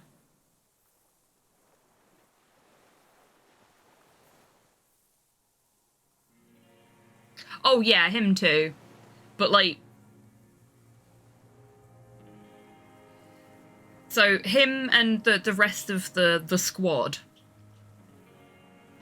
are a different flavour of problematic, and I didn't like talking to them, but I didn't have quite such a visceral reaction to being around them as I did towards being around Measurehead.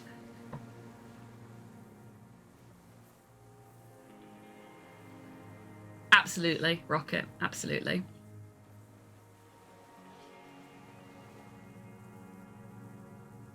Pump full of steroids and Radio Revachol 92. Race this, race that. It's all sanctioned by that Social Democratic Union and the farce of a Social Democrat who runs it. Mr. Clare, Yes, who I also dislike. The fly larva in his container.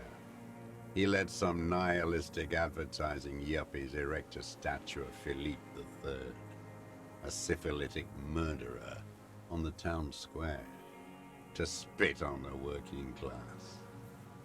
Not since the serfs of ancient Pericarnassus has history produced a more inert social class than the Martinez proletariat.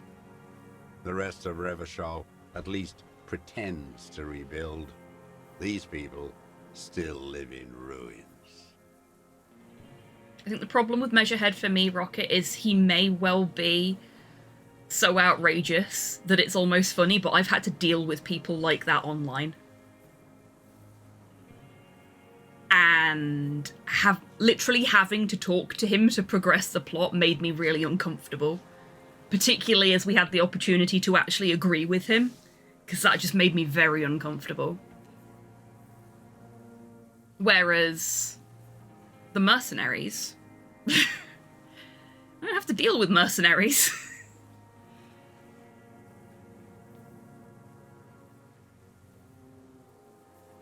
But yeah, I can see where you're coming from. I can see where you're coming from.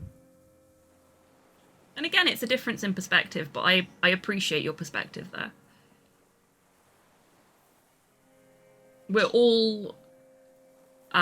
what's the phrase I'm looking for here? We're all biased by our experiences and our relationships and ideologies.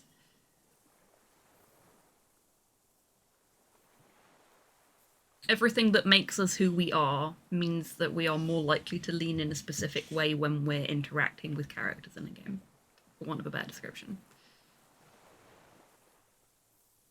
Yeah, and I let him speak a little bit, if you may remember, but I didn't want to go any further than that because it was making me feel unwell, and I didn't want to upset people in chat either.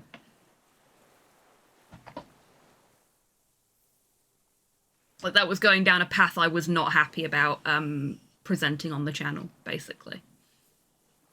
And again, it was optional there, so it was less of a problem for me, but with Measurehead, I actually had to have that fucking conversation with him.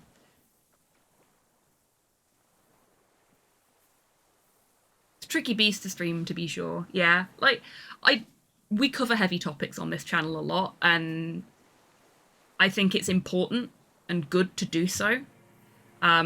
But I think it's also important to be able to remove yourself from those heavy topics if they are not necessary nor conducive to the well-being of the people being involved, if you see what I mean.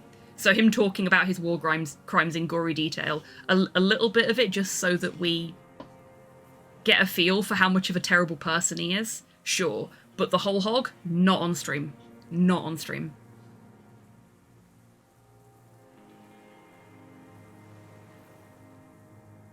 Trying to do as little harm as possible. We're exploring these heavy topics in a safe environment here, basically. We drag our past behind us like air hoses as we dive into the murky depths of the future. That's an interesting way of looking at it. I like that. That's a really good phrase, Agamemnon. Thank you for that.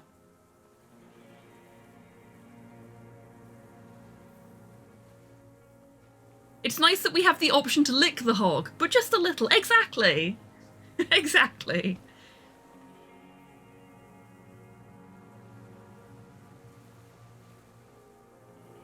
Intense, like animals. Like those boom morons on the ice. A pity they didn't drown in that tent of theirs. Keeps shaking his head with sorrow for the sight he missed.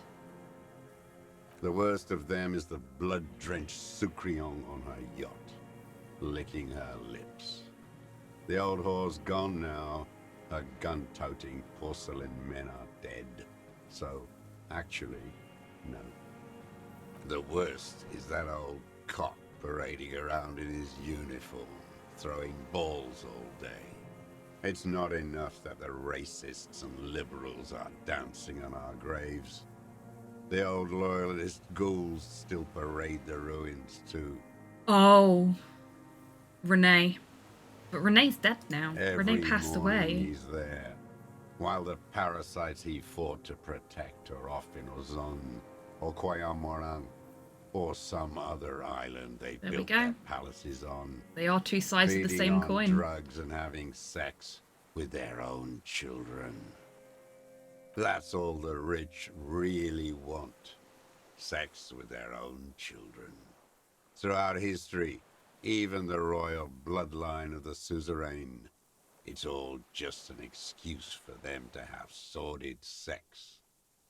At least that old cunt, Frisell, is now dead. Okay, I do have questions about this. Like, are you sure that's it? Pretty sure that's not it. But he's got holes in his brain. He already said so. We We're did just gonna good nod. when we pushed him under that horse car. If only, in the 30s, those disco whores.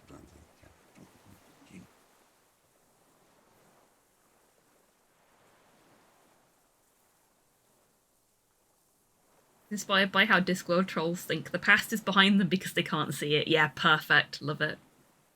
And as they are nocturnal, for them the dawn of time is the future, and the twilight is the past. Excellent.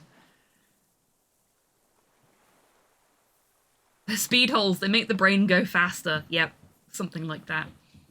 The disco whores are too much. Hatred shuts down his brain's language center, leaving only a nonsensical sputter. Yeah, there we go.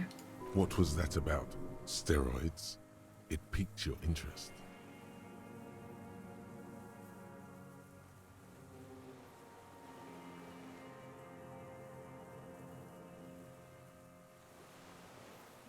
By the cock parading in his colourful uniform, you mean Renee? Every fucking morning for 34 years. Throwing that ball. One ball against the other. I've always loathed that game. That is not a working class game. I don't care what they say on Radio June. Stop it. Ow! Porthos, what are you doing, mate? Do you want to go out? Outside? Right. I'm sorry, everybody. We're going to have to take a meat mecha maintenance break because the dog needs to go out. 34 years waiting for a chance indeed. Put this in pause for a second. Okay, everyone. Drinks, snacks, stretches, fresh air. Let your dogs out if you need to. And I will see you in a few minutes. I'm not going to say in 3 minutes because Porthos may take a little longer than that. So I will see you as soon as Porthos is done doing what he needs to do. Be right back. Sorry, folks. And in true Blue Peter fashion, here's a child we harassed earlier. If I'd have known that, I would have wished her a happy birthday. On to food. Ooh, enjoy food. By the rocket changing. Oh, fucking hell! What? No! Ah! Shit!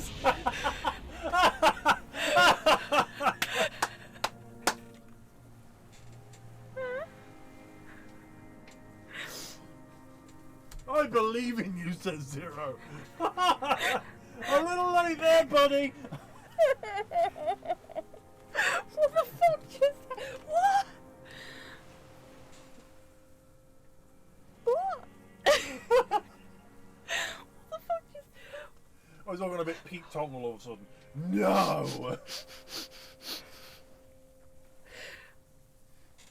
Like, it just sort of rubber banded and then we were out of fuel?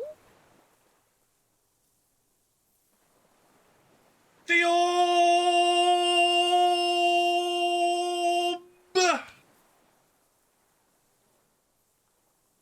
Can I get to Melody?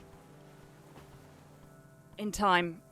I don't think I can. She's gonna get to the toilet before I can. Oh! She must think I'm such an arsehole. Just like running into the rooms that she's going into just before she gets there and destroying things. I am a horrible sister.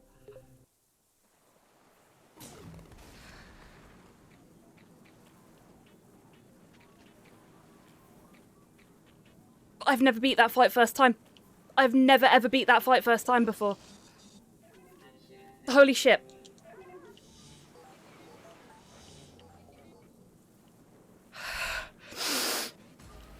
I'm calm. I'm calm. Oh boy, I am not calm. What the fuck? Oh, okay. Okay, I'm fine. I'm fine. I'm fine.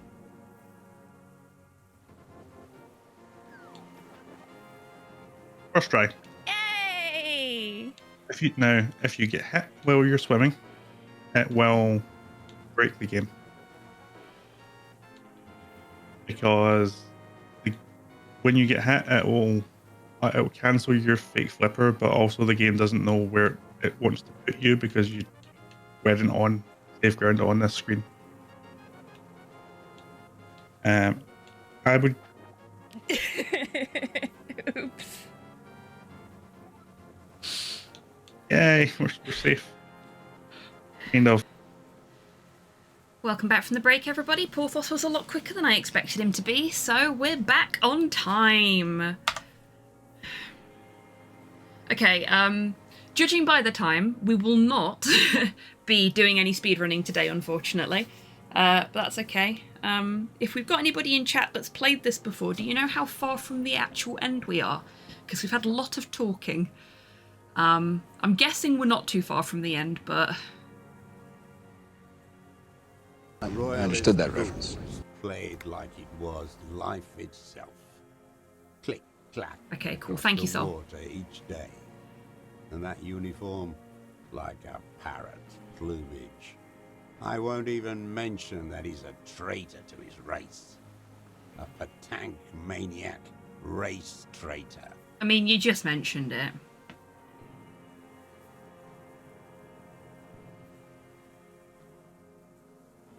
I remember him. I remember him from La Noce. Not him personally, his make and model. There were tens of thousands of them. I thought we took them all out before the liberals came to their rescue. We missed one. That one. With his shaky finger, he points to the city, towards the crater near the plaza, where a lonely pine tree stands. There doesn't seem to be a single person under the pine today. Not even Gaston. Alone. There's no one there. Fat and plump. Like a pheasant. Just begging to be popped off. Please, Mr. Dross. Shoot me. A grin stretches across his face. He says, very softly, He whispers with such predatory hunger. It borders on longing. You'd like to kill him? Not yet. I like to look at him strut around, place the crosshair on his medals, right on his face, and just fiddle the trigger. Think about it. Let the bomb melt in my mouth. A treat, better served for later. He's a pleasure delayer. Save the treat for later. He is a juicy bonbon, that one. Okay. A real treat for the black day. The blackest. When I put that gun in my own mouth, I think. No, don't waste it. Put this lead in that cock, Rene. For the boys he killed. And then I look at him throw those balls, and I suddenly feel. He lets out a wistful sigh. So we're seeing a lot more of, for want of a better description, his damage here. He has been isolated for so fucking long, and it has had a really serious effect on him. I wonder how much of this would have been there if he'd not been on his own for so long. Better. I even hid one bullet, so I'd always have one for him. Haven't seen him around lately, strutting around. Must be down with arthritis. I hope it hurts like hell. I hope he sweats blood. Rene is dead. He died of old age a couple of days ago. No. Yes. I waited too long. I waited too long and now he's dead? The old communard looks at you, his blackberry eyes shaking in disbelief. I'm sorry, Mr. Dross. I understand you knew him for a long time. Good save, Kim. Good save. They're all dead now. Fuck it. He just shakes his head. If he really wanted to kill him so bad, he would have done. Yeah. There must have been 1,000 black days on these islands. His health ailing.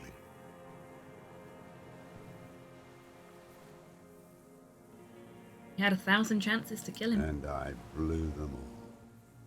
What does it matter now? He's gone. Ancient dust. He reminded him of himself. The same hatred. The same. You try to think of something else, but no. It's just hatred. Sorry. Fuck you. The old communard says, staring at the ground, seemingly to the island you're on. You cared about him? All human beings care about each other. I cared for seeing his head explode. Now, God damn this world. Are you okay, Mr. Ross? To go on? You think I haven't seen people die? It's all I've seen them do. Fuck and die. All the other plans we had. To love. To colonize the Pale. It's all fucked. He's not okay. This is just another black day in a row of black days. Something strange is keeping him together, making him endure. And the racist on the gates, pumped full of steroids? Yes, steroids. A racist on steroids. You mean Measurehead, right? What is your opinion on him? What is my opinion? You think the rich man has an opinion on this idiocy? Is the rich man on the radio telling you his opinion? No. The rich man's looking at real estate and fiddling his kids, wading through the corpses. Yes, but he was there. Why was he there if you can't have an opinion?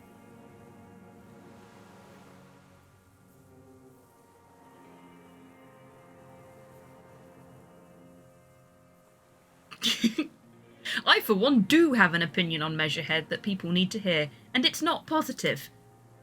You moralist types are all crypto-fascists. eternally fascinated with lurid race topics, helping the ruling class conduct their swindle, keeping the inane conversation going on Channel 4. The rich man doesn't care about complexion. He rules the world, and he laughs at your moral soliloquies. He stares into the dead embers. You mentioned the Union is social democratic, and Mr. Clare is a farce of a social democrat. I don't want to talk about goddamn social democrats. Traitors is all they are. Brain dead. He waves his arm, agitated and despondent at the same time. Renee still presses on his mind. Disco whores? I don't even care about those whores anymore. Get it over with. Take me in. I'm glad we talked about this. Now. Glad we talked about what?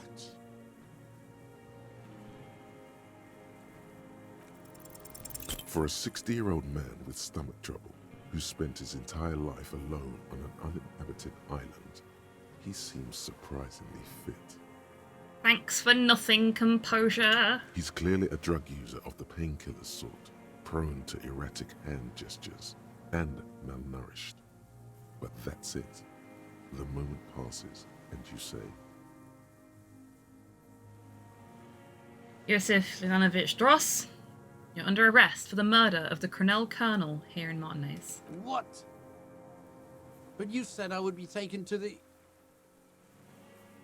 The old man's eyes fill with sudden, unexpected terror at the words. The wind picks up. The silence on the water is broken all around you. Little shivers of waves appear. The lieutenant continues, like an incantation. Your Wayfarer rights have been suspended. Information provided to the officers on the scene will be used against you by the prosecution. You will be given legal counsel within 1 week and must face court in 44 days. Do you understand? Do you understand? But... No. Do you I understand, don't want sir? to. I have to stay here. He looks at the reeds, eyes submerged in growing terror. He's sweating. Beads are forming on his forehead. Pupils are dilated too. Eyes getting blacker and blacker. Your confirmation is not required, sir. Now on to the boat. There it is again. To your north, as it has been since you came to the coast. The reeds whisper, stalks rubbing against each other. But then, in the middle of it, something completely different. It sounds like a bow, very slowly being drawn against the strings of a violin. A very small violin, made of reeds and rushes. Maybe there is room for 3 on the boat. Shush, Kim, do you hear What? that? What are you talking about? Is this... The old man's voice really us? rounds in a sudden gust of wind. Your skin crawls.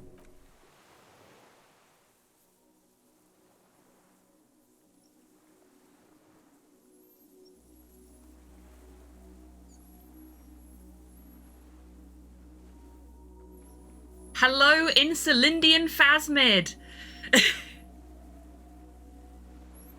We found you. A delicate tangle of arms and legs unfolds from the reeds, limb by limb, to then just stand there, moving its scythe-like arms in ghostly silence. What is that? What are you talking about? Giant stick There's insect. nothing there. He looks confused. The stick insect is over 3 meters tall. It looks straight at you with its tiny pinprick eyes and its grotesquely small head. Hello, friend. You feel your legs shaking under you and your gun hand move to your holster to grab the gun. There is. I see it. Tell me what you see, damn it. I can't make out one small thing in the reeds. Kim, can you see it? I can see it. You can see it. I'm not going insane. 4 simple words, Thank God. If he can see, then you're not insane. But that means it's really there, spinning slowly, in absolute silence, its limbs long and slender. Be very, very careful. The lieutenant whispers, then takes a step toward the giant arthropod.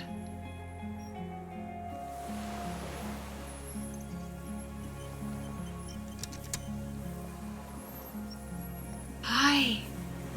The creature stands on long stilt-like legs, antennae hanging from its head like a woman's hair, white and curled at the tips. It is no more than 5 steps away from you. Reed-like tufts stick out of its joints. As the insect moves its forearms, it produces a faint hiss. Like the hiss is different from the I got screams overexcited. you heard before. It says something else in a lower pitch.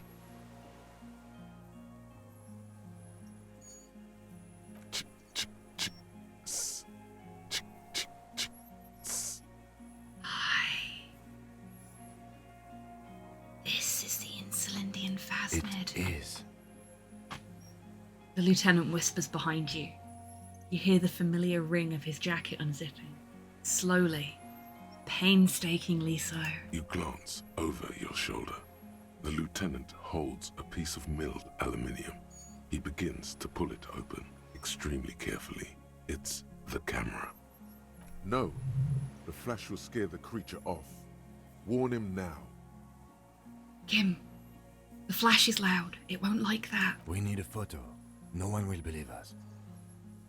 Continues to pull the lens open. From the corner of your eye, you see a sudden cascade of motion ripple through the phasmid's limbs. A series of ultrasonic clicks fills your ear. I am not palatable. Do not eat me. I am afraid. It's afraid. Stop. Now. I won't be one of those fools who didn't take a picture. He stopped fiddling with the camera, but he does not put it down. He's letting his pride get in the way. You see the phasmid turn to him, its mandible antennae reaching out. Its motions are quick, sudden. Cares what they think, Kim. Understood. Of course. He comes to abruptly. Nods. The spindly mechanism turns itself back to you, its antennae taking their measure of the air, slowly.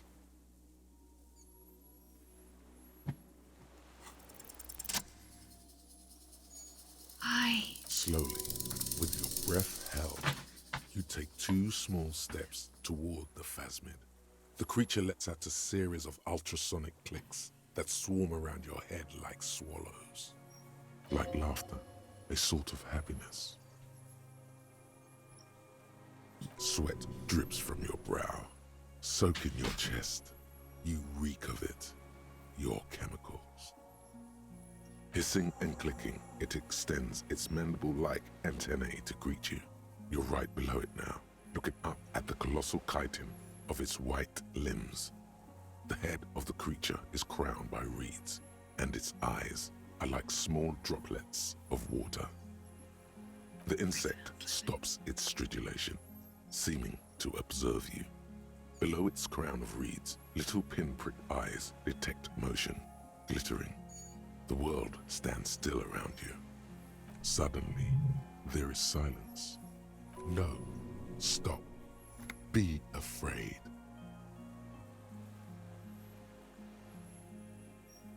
The invertebrate comes back to life, stridulating. Sets of complex eyes follow you, moving in tandem on either side of the insect's small head. Hello, I'm Harry. I don't really know who I am. No reply. A total ancient silence comes from its mouth, along with what appears to be some kind of foam. The stridulations of its limbs continue all around you. You were right. Little bubbles form on the mouth parts of the creature, on its segmented lower lip. It looks to be foaming, slowly. The foam is white, then yellowish. Kim, it's foaming. Careful. It may be poisonous. The lieutenant watches you apprehensively. The foam slowly turns a darker shade, like burnt caramel, as the insect moves its mouth parts, masticating. The little bubbles begin to burst, one by one. Tell me, what are you doing? I exist. I exist too. Tell me what it's like for you.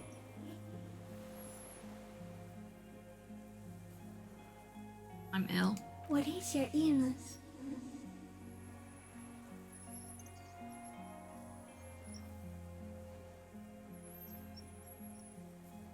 In my heart. For me, it's sadness. Input after input. For me, it is not like that. I have states, not the emotions. For example, I experience excitement at unexpected sugar rewards. But that is not important. Now I will tell you how it is for me. For me, it is a series of half-lit images, a kind of darkness, being intruded upon, transient, dim, moist. Intruded upon? By what? Shapes of plants and animals, and internal sensations. A swarm of sounds, tiny vibrations on the inside of my forearms. All speak of complexities totally beyond my understanding. I am at the end of a narrow funnel, weightless, so light, it only feels like something to be me. In truth, perhaps I'm nothing. I certainly do not have a soul, and if I did, it would never ache.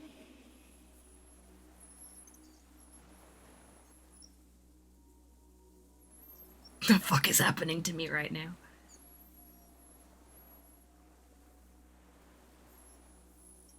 I'm glad to be me.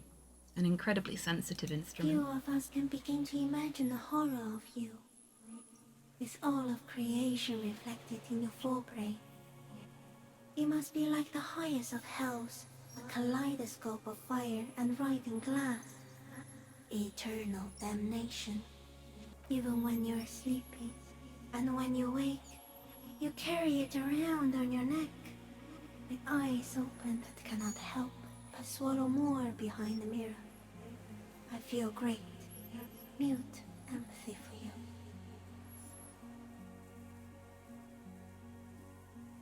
It was very disorienting at first, but I'm keeping my shit together. That must be incredibly hard. The Arthropods are in silent and meaningless awe of you. Know that we're watching. When you're tired, when the vision spins out of control, the insects will be looking on, rooting for you. What? That's all I've ever wanted out of life, is for the insects to root for me. I say, looking at all of the anatomical drawings and shit I have on my wall of different bugs and stuff. Oh my god, this is like an entomologist's wet dream. And when you fall, we will come to raise you up. Bud from you, banner-like, blossom from you and carry you apart in a sky funeral, in honor of your passing. But not me, because I'm just a leaf eater. Detective. Arriving. On the scene.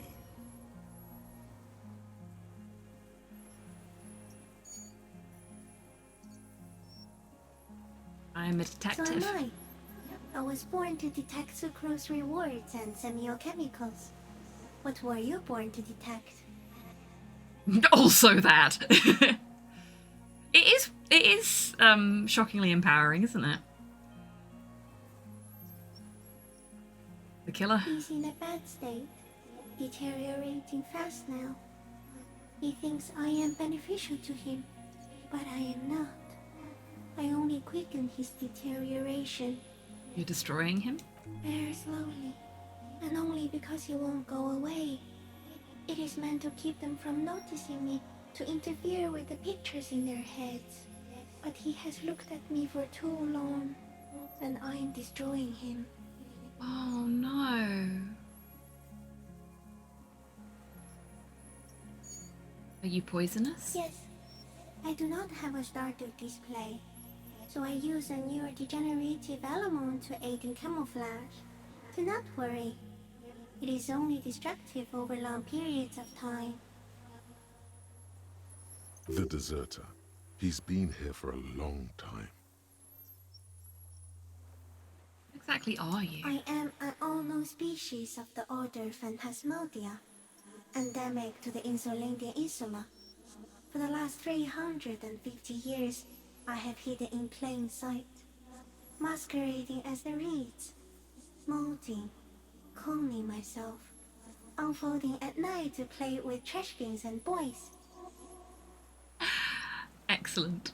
It may have unknown, dangerous biochemical characteristics that help it maintain its camouflage. No one unnoticed by the first settlers and the land surveyors of the suzerain. Also, by the soldiers of the revolution and officials of the occupation. Even the Samanese islanders who came here first, but did not stay, have not seen me.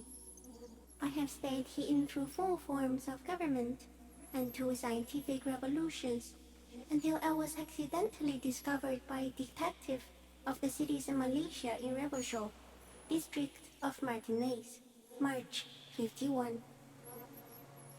Is this a dream? What is happening? No, you are awake. I am real. Light is forming me. This is real. Where does this come from? All this, around us, the world. Not even the birds know that. Not even the water lily.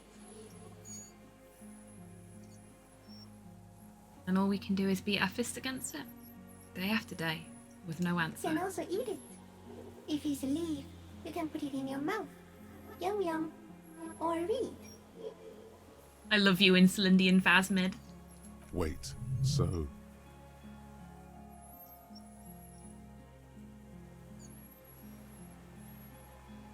So you look like a reed, and you eat reeds? Yes, they don't mind. Have you accidentally eaten another reed, Phasmid? Yes, I once cloned myself and ate the little ones. It was winter, and I woke up at the wrong time. It was an accident. Happens to the best of us. Horrible cloning accident. Are you the miracle? No. You are the miracle. How? The moral of our encounter is, I am a relatively medium life form, while you are extreme, all-engulfing madness. A volatile simian nervous system, ominously new to the planet. The Pale too came with you. No one remembers it before you. The Nidarians do not. The radially symmetrics do not. There is an almost unanimous agreement between the birds and the plants that you are going to destroy us all.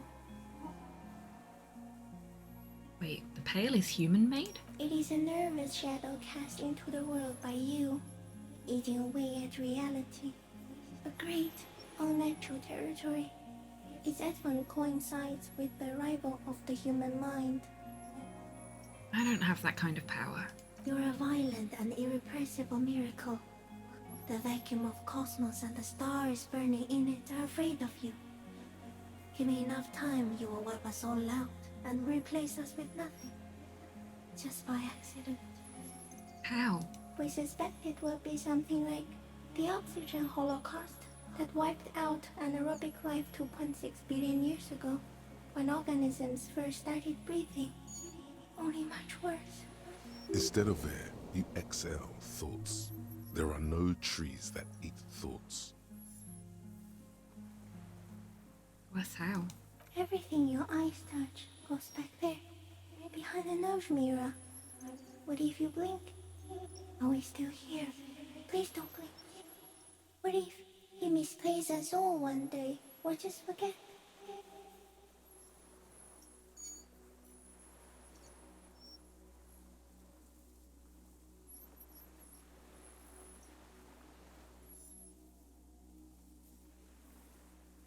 I will be extra careful not to blink, stick insect. Don't worry. Please be. Or one day, one of you will close your eyes and sigh, and open them to see that none of this ever existed. Kim, am I having a violent epileptic seizure? It doesn't look like that, no.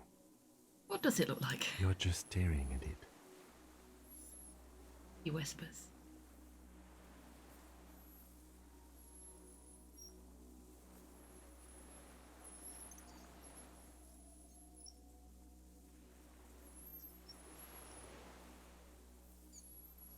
Nothing. Just looking at the stick insect. Everything is normal. I think we should take the picture, and then you should back away from the unstudied species.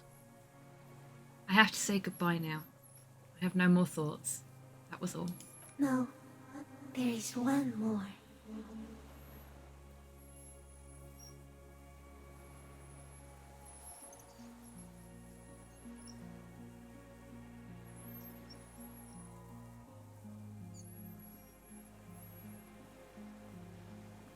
Of all the creatures I've met, you are the kindest. Thank you. I also have one more thing to say to you. That woman, turn from the ruin. Turn and go forward. Do it for the working class. I will try. She was middle class. It doesn't take a 3-meter stick insect to tell you that. Okay, Kim. Take the picture. Okay. With a slow ring of metal, the lieutenant slides the lens open and raises it to eye level. There is no change in the insect's motion while it's being aimed by the camera. It remains fixated on you. In 3. If it moves, you jump back. I'll shoot. Here we go. 3, 2, 1. The shrill flash of the camera cuts the air like the blade of a sword. Look The at it, it's phasmid so freezes in its beautiful. bright light. Head turned toward the lieutenant, hypnotized by the flash.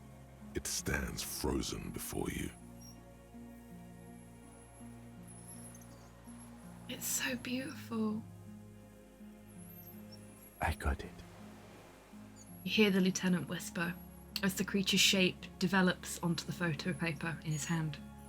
A polychrome ghost of white streaks against the reeds and the sky, and you as a shadow before it. For all time.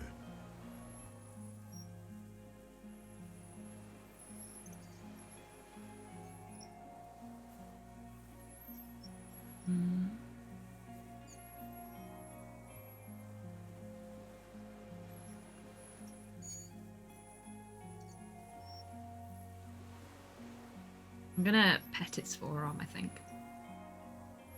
The limb before you is incredibly light, like eggshell. It's much lighter than a reed. You feel a soft push could tip the creature over. Its hollow exoskeleton collapsing. Well, she's not in the whirling anymore, and I don't remember her being racist.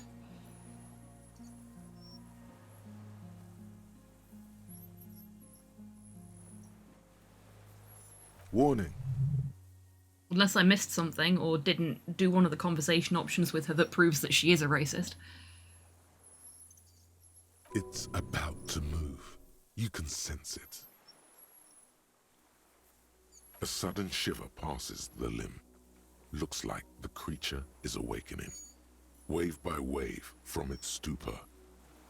Some sort of countdown process is happening. That's all you have time to think.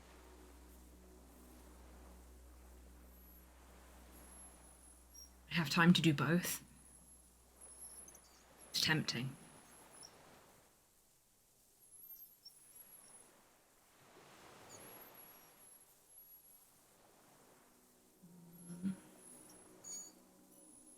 The antennae hang from a great height. With your hand shaking, you barely touch the tip of the left whisker. On contact, the chitin curls into a spiral, like the tip of a poison ivy. Its touch on your fingertip feels cold, ticklish. The sensation is electrifying, resounding through your body. It is surprisingly delicate, the curly end of the whisker, like a young vine. It's even a bit wet. Looks like someone's got hurt in a fight. This antennae is much smaller than the other one. Be careful, detective. It's moving. You were right. It glistens with some kind of moisture. The creature in front of you stays frozen. What could possibly go wrong and kill me here? Fuck it, I'm gonna do it. It tastes like sugar, very faint. The anthropod towers above you, tufts of reeds pointing from limb and head alike. Odorless, mostly comprised of water. Another shudder pulses through the creature's limbs. It jolts back to life, like a record continuing where it left off, in a swaying, praying motion. Even the small black pearls of its eyes do not stray from you. As you're turning away, the phasmid mirrors your movements, stepping on the water, the long limbs carrying its feather weight without breaking its surface. Hi, Phasmid. I'm so glad I got to meet you.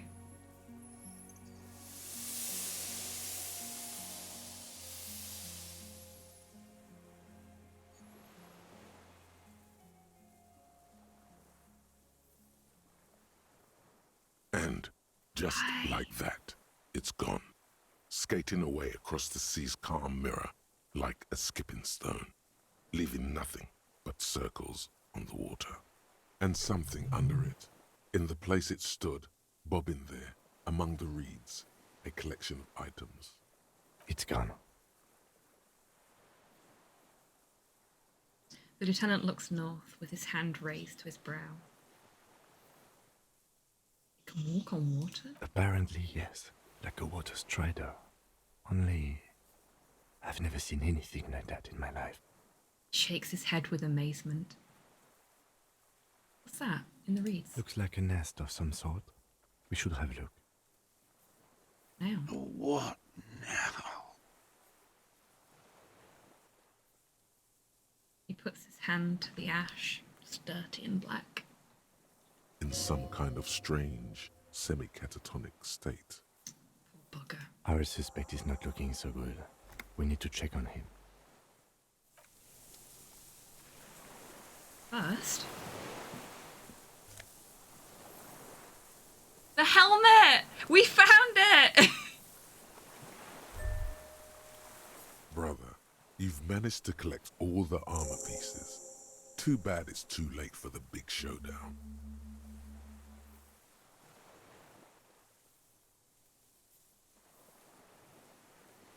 I don't think this helmet would have helped me anyway. It would have looked very impressive. Still, you found it all. Now your mortal coil is completely protected. Few cops are this futuristic. At least now I'm truly invincible.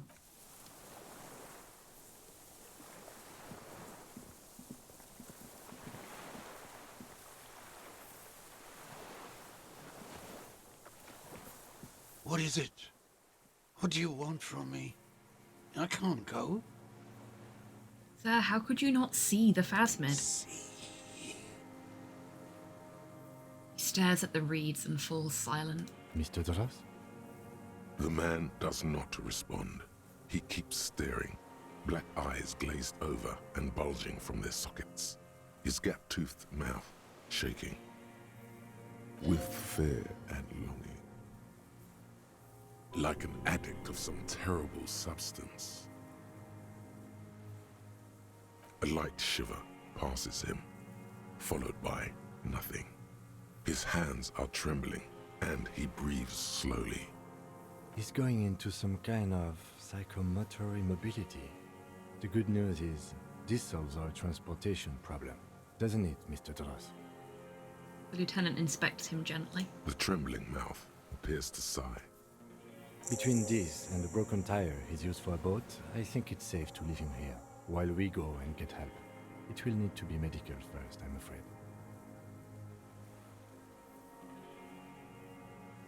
happened to this man? Old age and shock. I think it's the phasmid. Yes, the arrest and the appearance of the phasmid, the combined stress. But you think it's something more than that, don't you? There's much more. Remember what it said when it spoke.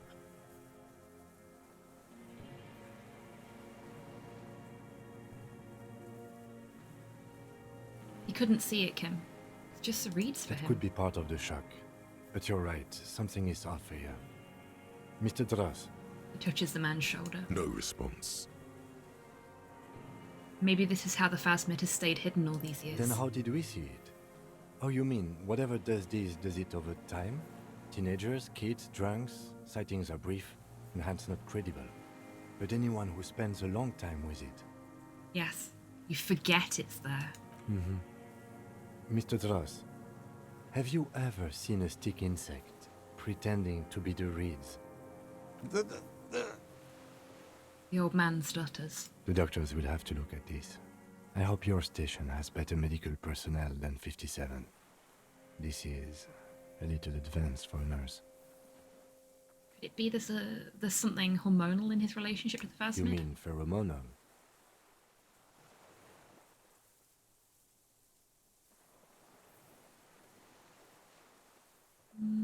He seemed a little off for a man his age. Randy. The scope, knowing of her bruises, his disposition toward Miss Oranje. I see what you mean. He nods. I talked to the phasmid. It said it's destroying You him. should be more careful, detective. Are you sure it wasn't having an effect on you? Maybe. But anyway, it's only trying to remain unseen. The degradation is a side effect. A valid hunch. Long-term exposure to something like that could be neurodegenerative.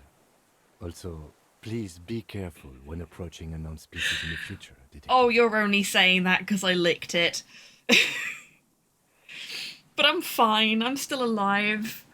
It's been here for a long time. Who knows how much of it in its company? He did seem distressed when it finally came to arresting him. Like he didn't want to leave this place. And the insect, maybe. He looks at his notebook. I have absolutely forgotten to take notes. I hope I remember all of this. This will be one hell of a report. Thank God we have the photo. He shakes his head in disbelief. We found some things in the phasmid's nest, Mr. Dross. He stares into the reeds. Your words don't stir anything in him. Perhaps you should. I lost. Turns his eyes to it. You lost it, Mr. Dross? He turns his eyes to the reeds again, as he's done so many times. Beige and white stripes. He lost the scope. Then it somehow made its way over there. With the help of a magpie phasmid. The lieutenant observes the lens sparkle in your hand. This sight is a T9, Mr. Dross. Was it attached to the rifle when you made the shot? Silence. Not even a sigh. You've gotten all you will out of this poor being. Nothing. Just dull staring. Not even rage left, wherever he is. The last embers have gone out. The war is over. If Kuno kicked it into the sea, as he said he did, the ebb would put it back here. This makes sense. Mr. Dross could have picked it up. Or the phasmid even. If it did, this is incredible. Going to let you rest now, Mr. Dross. The plastic cape flaps around his face in a gust of wind. His back is slouched and his mouth open. The blacks of his eyes are receding. His pupils are returning to normal. The strength has all gone out of him. Just frail old bones in a sack of tracksuit trousers and a windbreaker. Hang tight. We should think about getting back to the mainland. To get help. He'll be safe here. If we don't take too long. Another level up. I love that we've passed, I think, every empathy check in this entire game without putting any additional points into it, just with our starting level of empathy. That makes me very happy.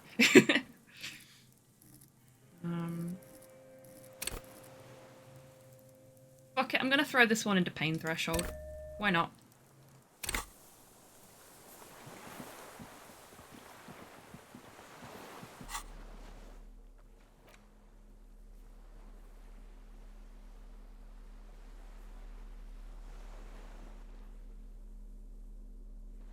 Oh, I got so much other shit out of that by the looks of things. Or it's just marking stuff that I've worn before as new.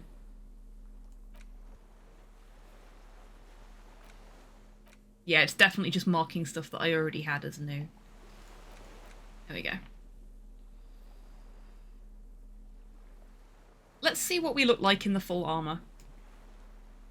If we can. There we go.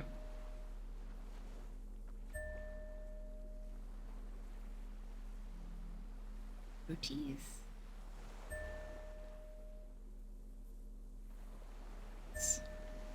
And that's it, isn't it? No trousers. Let's take our jacket off. And our scarf.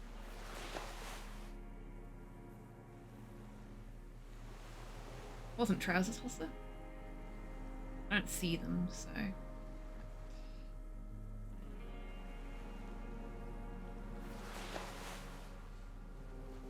Don't we look classy? Okay, let's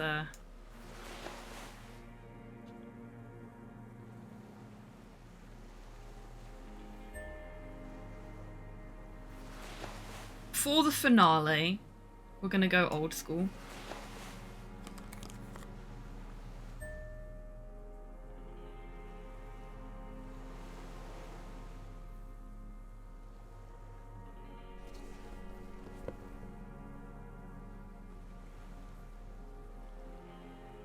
I'm gonna go classic. Find my shoes. Get the gloves off. There.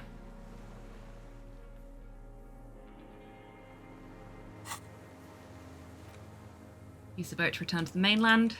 The only thing we didn't do was singing karaoke. But that's okay.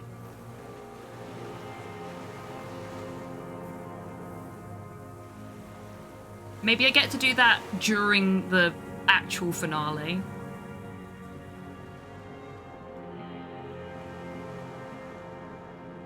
I know what I said about not running, but we just want to get back to the mainland as quickly as possible, because we've got an old man who is it's always next playthrough. This is true. ICM? This feels familiar somehow.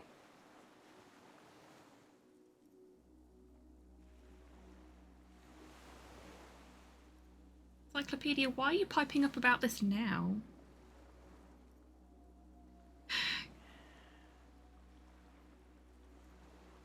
No, White star? An upside-down star. With its horns in the sky, the symbol of the commune. RCM. Sounds like... that said ICM before and now it says RCM. Got a typo. ICM. Sounds like RCM. Revachol Citizen Militia. It does. Why? The RCM may descend from the ICM. May? It's impossible to say. It was chaos after the war. The name was good for getting people to join us. Revachol West was mostly workers and criminals. Nice political thoughts rush through your neocortex. A mediocre athlete would pant from dragging around his body on a busted crutch. But not you.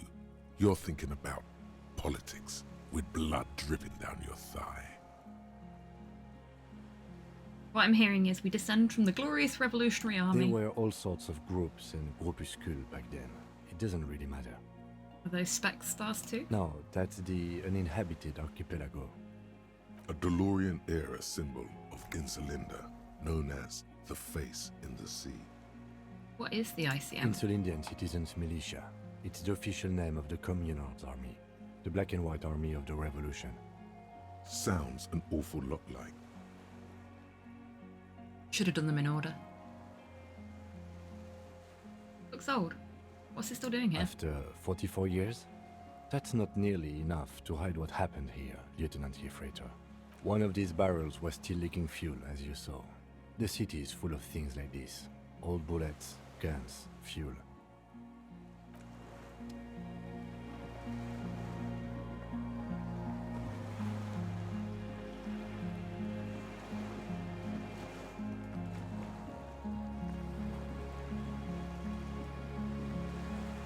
The skiff is swaying on the waves by the dock.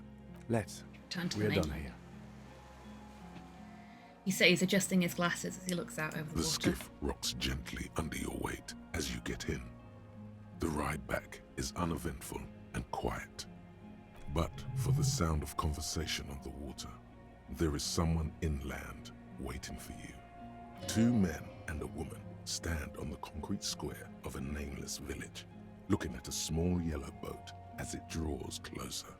The sea is calm. You reach the jetty and climb out of the skiff.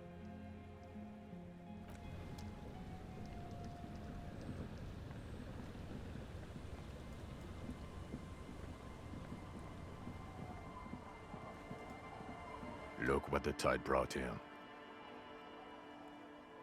Says the man without sunglasses. Suddenly, his expression changes and he tilts his head. Harry, you're bleeding all over the place. You're half dead. Whatever this is, it is completely unimportant compared to what you've just seen. This is the man with sunglasses from the Whirling in Rags. But where are his sunglasses? No one else seems bothered by the bleeding. Bothered by it? Harry, you look like you need a fucking organ transplant. Oh, fuck it. Let's not get into that. Forget about all this. There's a giant... You're not forgetting about anything. Look at you. He points at you with both hands. Wait, you're the man with the sunglasses. That's right. And you're bleeding. Yes, we've established that. Who are you people? Hello, I'm Trent Heilerstad. I believe we've met on several occasions. Hey, I know you. You're the guy that was taking his kid for a nice holiday in the dilapidated buildings. I'm your goddamn partner, Jean-Vic Comar, and this is your special task force. Or what's left of it. Special Consultant Trond Heidelstam, Battle Officer Judith Minot. Hi. We've come to scrape what's left of you off the pavement. Lieutenant Kim Kisuragi, Prison 57. We've just come from the island, where our investigation led us. He points to the sea fort. We might need your help with something later. He adds, suddenly regaining his confidence. As if he recalled that he's in fact a decorated police lieutenant and not a naughty boy. Because he is a decorated police lieutenant and not a naughty boy. But this is clearly a departmental matter, so I'm going to leave you to discuss it among yourselves. Way to feed me to the wolves. No, Kim, you gotta have my back. Let's destroy them. Thank you, Lieutenant. It's good to meet you, Lieutenant Kitsuhagi. Hello. ¿Por qué no los dos, Kim? Hey, Big, welcome in. Hope you're doing well today. Oh, and I've not had the chance to say so yet, but thank you very much. My Binary Breakers little banner arrived yesterday. Thank you.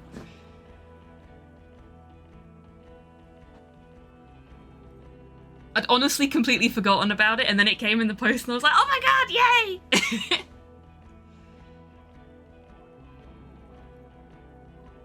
She says warmly, flashing the lieutenant the tiniest of smiles. Letting the lieutenant know he shouldn't feel embarrassed over the shitstorm that's about to befall you. What is this about? Ari, we want to help you. Trent, I believe this is where you come in? I don't quite know what I'm doing here. I was asked to participate as an expert. I think I need to manage your expectations a little. I'm at best an enthusiast in cognitive science. My background is in something else entirely. I engage in neurology on a merely theoretical level. In fact, I should... Just in time for AGDQ. Fuck yeah. Not that I'm gonna be there in person, alas.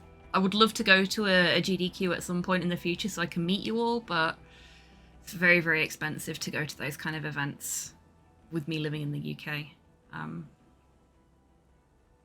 Can't even afford to go on holiday in the UK right now, so going abroad is impossible. You also don't go. Oh, fair enough.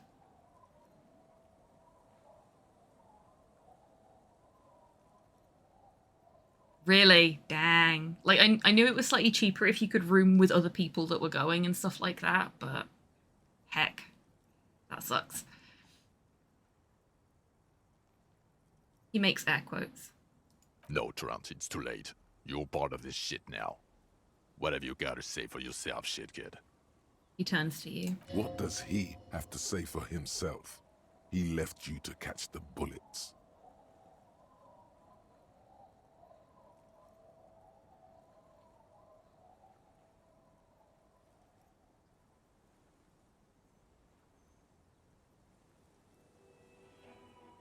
Where have you been all this time? There was a mercenary tribunal. God damn it, Harry. He shifts his weight, crosses his arms, and looks you in the eye. You told us to fuck off. You said we're cramping your style. Your detective god. Fuck everything. All we burn. Okay. Detect or die. I deliberately didn't pick that option earlier on when I had that option. I deliberately didn't pick it.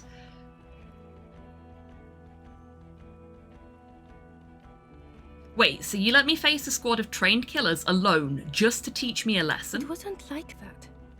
Fuck you, Harry. We didn't know there was gonna be a tribunal, did we?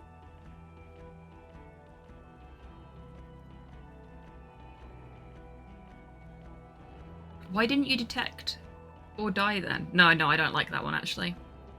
I said all those things. I'm not like that anymore. Yes, you're sorry. You're the sorriest cop who ever lived. Nothing has changed, Harry. I've heard this repentance shit a million times over.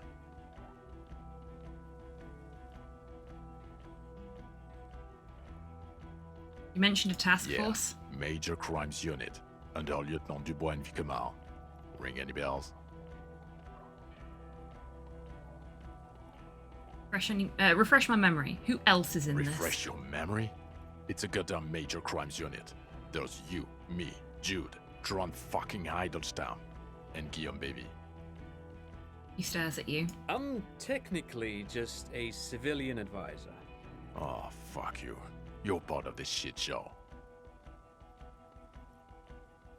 Yeah, first, who's Guillaume Bevy? Oh, that's an interesting story, actually. Guillaume Bevy is a police reporter who joined our team. He was really good. Then he left because he lost faith in your ability to lead the unit. That's fair.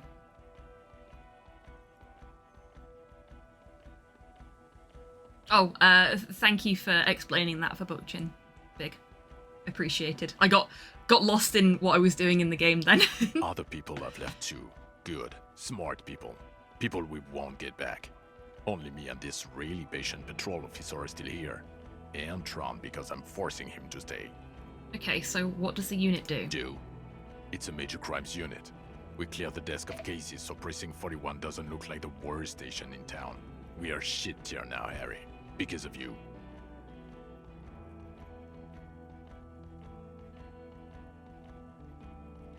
They're your posse, or what remains of it.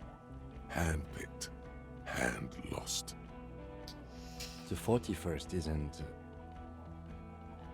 He trails off, not wishing to finish the sentence.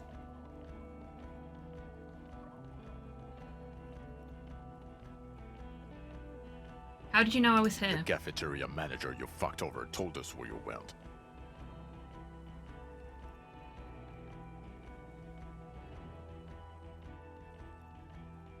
I understand. Okay. God told you. And people on the street helped us too, with your whereabouts. You're a legend among the drunks, Harry. A legendary local drunk.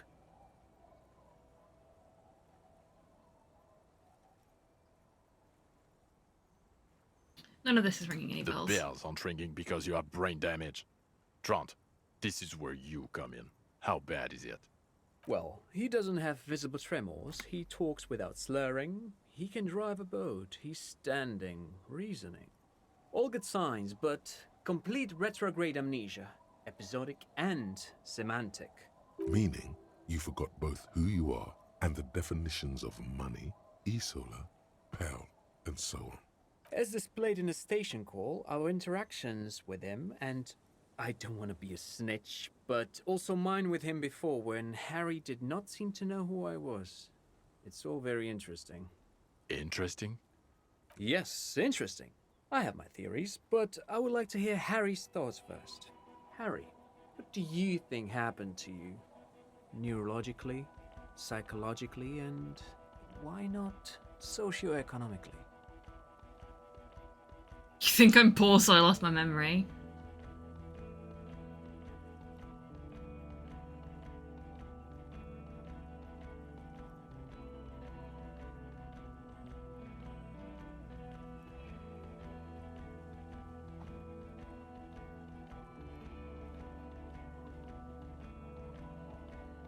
Something so sad happened to me that I couldn't be me anymore. It was a defense mechanism. Psychotraumatic amnesia, Trant? I can go for that. Shit kid is a broken man. Always has been. Who isn't? I know I am. But you know what? I keep my shit together. Also, I know a person can't wipe their own mind, however traumatic it gets. That doesn't happen. You're lying, or insane, or both. But Detective Vigmer, he has blanked out before. I have? Yes, a couple of times. After some of the more serious benders. One was after the two drunks case, the other when we looked into that mural. The two cases in your ledger. The unsolvable case and the Next World mural. Those were recent. Those cases were hard on you. Interesting. So at first he dipped his toes into it, prepared. That's where he would have gotten the idea, yes. Practice. And then he used alcohol to get there, so to speak. What do you mean? Well, here's my theory. What if this is an absolutely normal reaction to the world we're living in? What if this is not a significant anomaly at all? Something to be explained, approached as a defect? Look at the sensory input here. He gestures towards the scenery. I'm starting to like Trant. Look at the ruins, the neon. Listen to the radio, the multitudes, the people. Live here for 40 years. As a police detective, he's like a magnetic reader on the world tape, to borrow a known metaphor. Harry's been pushed flat against it. Total input. Hardwired to the free market. He just needed for it to end. He nods confidently. Okay, Trent, thank you. That's absolutely meaningless. I'm glad we brought you. Will he or will he not be able to work in the major crimes unit? Is he a cretin now? I want to know that. He's not a cretin, and he is able to do work. If not in his previous leadership role, then as a line detective.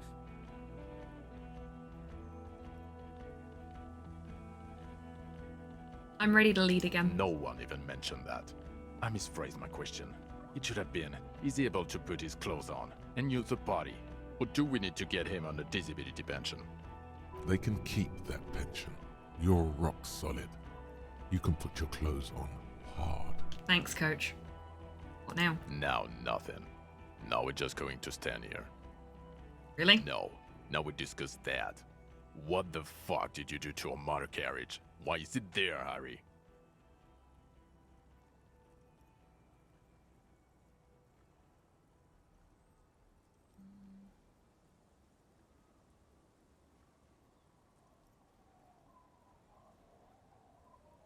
Drove it into the ocean when I was drunk. Ah, so refreshing. He just admits it. Thank you for your honesty. Thank you for destroying 45,000 real of police property that's coming out of everyone's space leave. Well, up until I dismissed that thought about an hour ago, Physical Instrument was also our coach, but I dismissed the thought because it wasn't helpful for me anymore. Don't suppose we could pin that on Kuno. It doesn't Don't matter. think so. Your badge, Harry. Show me your badge. Got my badge right here. In a rush to demonstrate your badge, your eager fingers can't sustain a grip on the smooth plastic, and the badge slips out of your hand. I'm gonna fail this fucking roll, aren't I? Yeah. I took the gloves off. I took my hand-eye Juggle the coordination badge gloves off. Unsuccessfully, and it lands on the ground, some 2 meters away. Ouch! You strained your elbow trying to catch that stupid thing. Damn it. He found it. He found it, Jean. It's his badge. I phoned in and told you I found it. Not my fault if you your don't check the precinct. The man stares at you As if unimpressed. having your badge and gun are natural states, not achievements. I upgraded my gun to a rifle. My gun is right here. He has it. And he didn't drop it. You're drunk like a bum, Harry. Put that thing away before you kill someone. I'm not drunk. I haven't started drinking again. So you forgot to drink? I don't buy it. No, Why no, I do you didn't smell forget. like a corpse then? 'Cause I'm bleeding to death, as you keep pointing out. He's wounded. It's been a long week, and he's handled an actual corpse. I have. I even wrestled some shoes off of it. Do you want to see those too?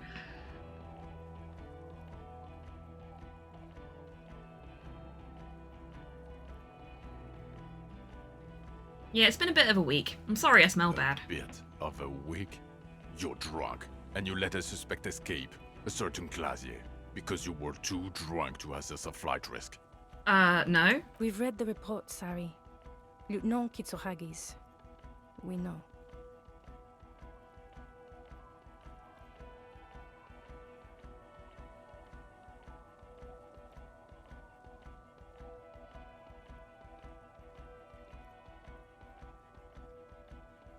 Not taking her in was the right thing to do. She gave a vital clue that led us to the island. Well, if she was nice.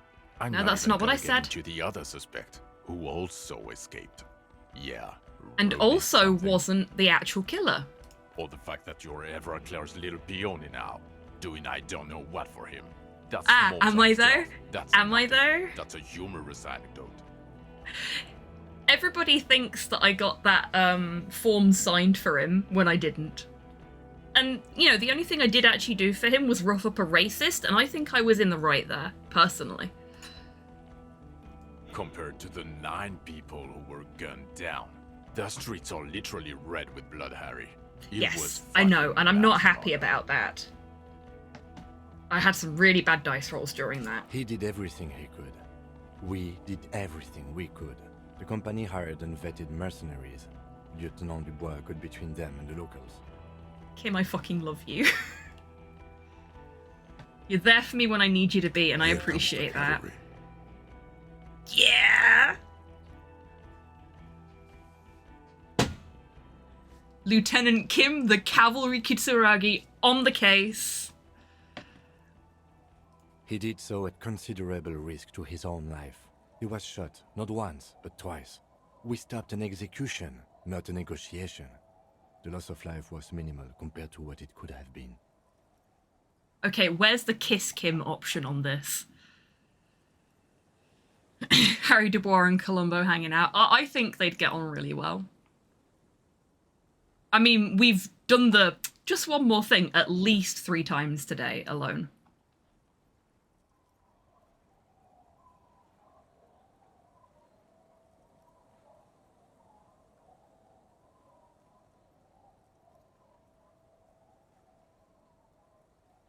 I also solved the case. It's solved. All of it. Detective, it's better if I do that.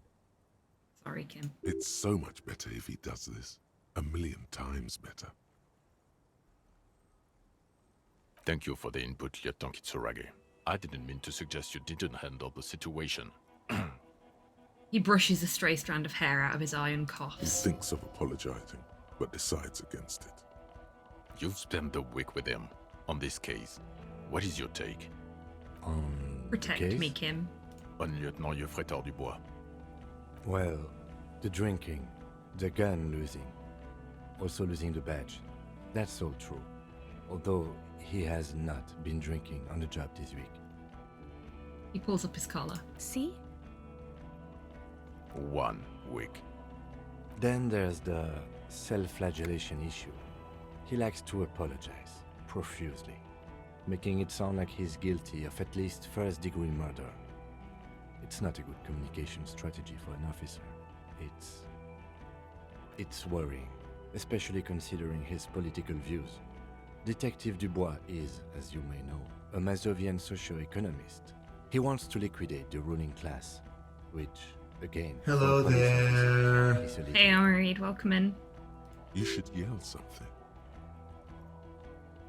Not a good idea, Yes, rhetoric. Let's let the big boys talk. Yes, let's let the big boys talk. I don't want to get in any more trouble. And then there's And the I motor like Kim. carriage in the sea. And the drugs, of course. Amphetamine, mostly. But despite all this, he is a great detective. One of the best I have seen, in fact. He can talk human beings into telling him everything. And he doesn't stop. In all the time I've spent with him, he has not once stopped pursuing leads, however far-fetched and tangential. He is tireless, madly driven. Again, I say, okay, where is the Kiss Kim option? And he solved it. Near perfectly. In 1 week we have a confession, a murder weapon, and the perpetrator. Locked on the island right now, awaiting transportation. He may have been high all week, but damn if he isn't good at his job. I wasn't high all week. I have taken drugs on 3 days this week. That's less than half the week. Just barely.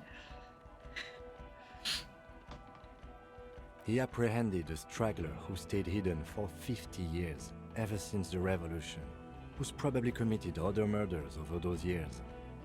Oh, and he also discovered a new species. Yes, I did.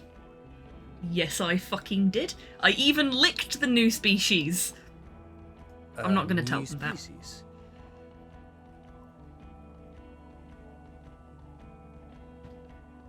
And how many in-game? A colossal stick insect. It was on the island, camouflaged as the reeds. It unfolded from the reeds. I think we may be dealing with the Insulindian phasmid. He takes out the photo of the phasmid and shows it to the officers across the yard. The wind blows, flapping the glossy rectangle in his hand. You hear gasps beneath the howling of the wind. This is the single greatest reward I have ever had for saying fuck the critical path. And I'm loving it. As you can see, it's about 3 meters tall. In fact, we think it may be the largest land invertebrate ever discovered. So as you can see, I'm a pretty okay detective and an absolutely giant communist. Oh, it's not a exclamation mark command cyborg. It's literally just if anyone says critical path in chat. I mean, it's nice and all, but it's not like it has anything to do with your job. Yeah, but I also solved the case, which is the literal definition of my job. Yes, exactly like that, cyborg. Insert Holt screaming vindication here. I'm going to stay quiet as much as I would love to say something right now and just be like, in your face, losers! Fucking hell is that? Is this somehow connected to the case? The man cranes his neck, still looking at the photo. Detective?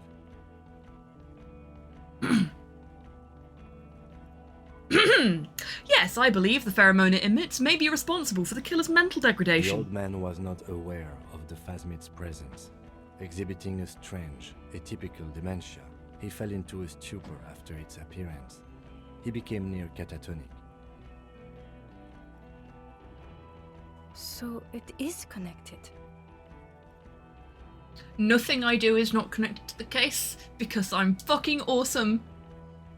You just aren't on my level. You don't understand, you never will. But Kim gets me. Kim's a better partner than you, Vinkmare. He actually likes me. This is absolutely extraordinary. I don't even have words for it. Yes, it really does make it hard to fire the drunk.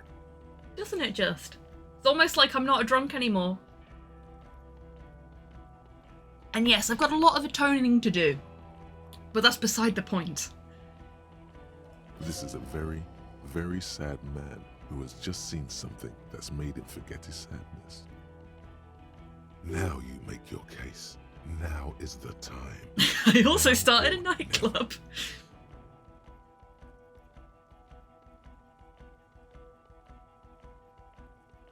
And And I fixed the strike situation.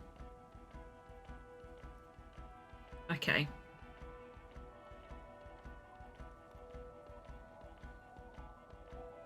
There was also a dead man on the boardwalk, a missing person I found. Yes. Fallen through a gap in a boardwalk. Drunk. How did you know I found him? The body was transported to Precinct 41, our morgue. I had Tilbrook and Mullins take care of funeral arrangements and family stuff. You're not the only cop in the world, Harry. This all comes back to us. Still, good work with the missing person, Detective. She says quietly. It's still a point for you. No denying it.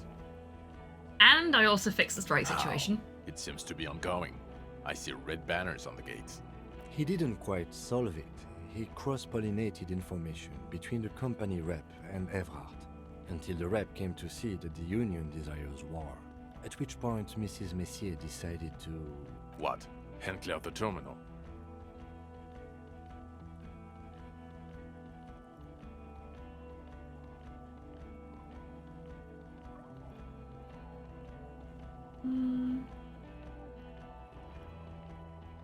I just told some people some things. No big deal. Things are calming now. Sounds like you got played, Harry. Because you were off your tits on Al Ghul. Maybe? Maybe. Certainly. You're Everclear's peony now, just as I said. He's a mob boss, did you know? It's not quite like that. The move allowed us to stabilize things here. It was not bad for Martinez, and we don't owe anyone anything. Thank you, Kim. Okay. A slow nod. Silence. Good. The man doesn't know what to say.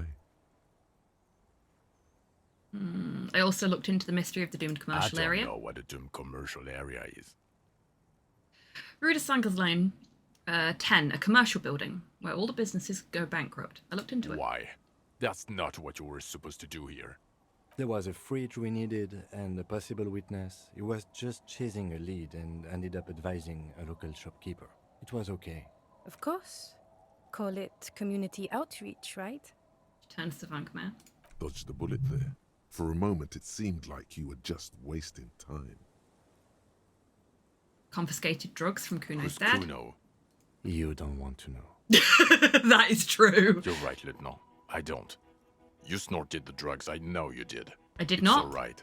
I'm in. They're in my At this pocket. point, anything is but the drink. No, the drugs are still in my pocket. Also, the phasmid was female. The reeds are its nest. Female? What Makes makes you think so? Well, You I had a had to see. nice conversation. It had the with her. subdued colors of a female. And the nesting behavior too, I think. Yeah, Kim's response Incredible. makes more sense. Were there eggs in the nest? Not as far as I could see. There were other things there, though.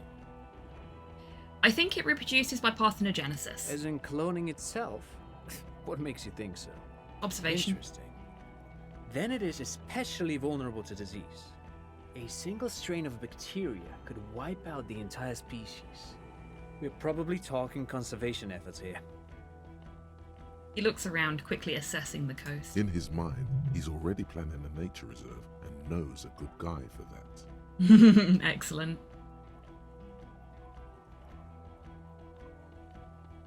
I think it emits a chemical that makes it look even more like the reeds.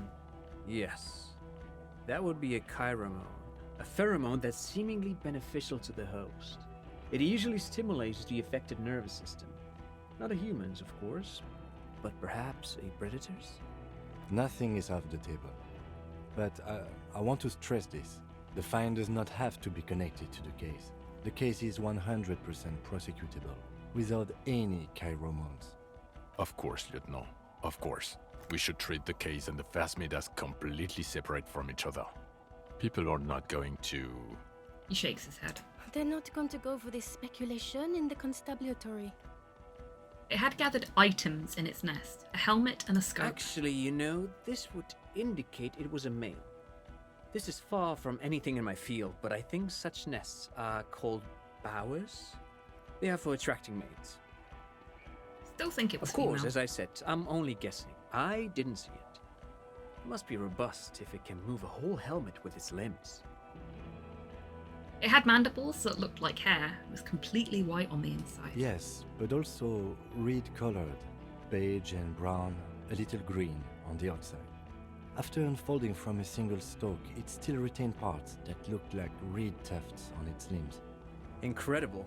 The PR value of this is exceptional. Carp discovers new species. Maybe even discovers the Insulindian phasmid. No, that's too much. This would really help with some of the problems we've been having. Absolutely, this is great. This does not say vigilante murderers to me at all. This says science, news, human interest. You know, it's a really good thing you have that photo. He smiles. Without it. He shakes his head. You're doing good here. Perhaps only for a moment, but still. Thanks, suggestion. Quit while you're ahead? Or no? No, one more thing. I'm gonna leave the nightclub out. The killer, Lilianovich Dross. We have a strong motive for him. Lilianovich. A revolutionary matronym. Enjoy, Cyborg.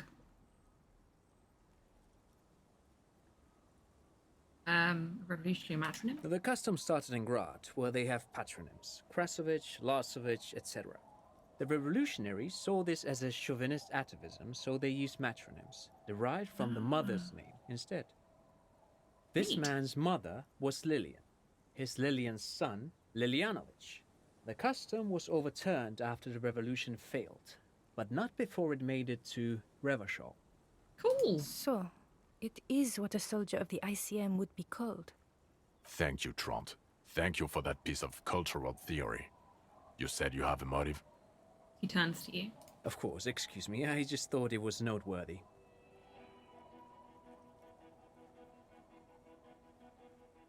He killed the mercenary in an act of jealousy. I thought this Lilianovich was an old man. To have been hiding for 50 years. Like 70-something. A strange psychosexual fixation, aggravated possibly by proximity to the phasmid and its chemicals. He himself gave a political reason, said he had killed an enemy combatant. Also, we have ballistics from the gun, matching the bullet found in the dead mercenary's head, and 2 officers on the scene that Mr. Dross confessed to. It's a clean win. It's way more than that.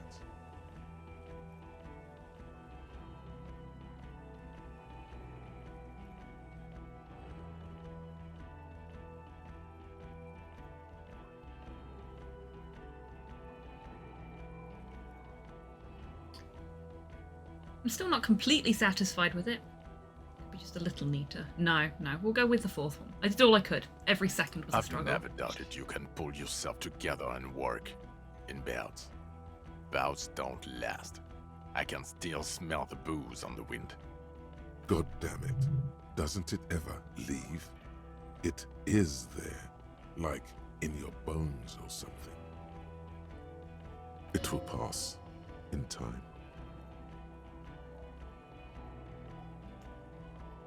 So, what do you say? Want to take this hot shit back? Ah, fuck it, no. Let's tell them about the nightclub. I also started a nightclub in a church. What was that? It sounded like you set up a nightclub in the church.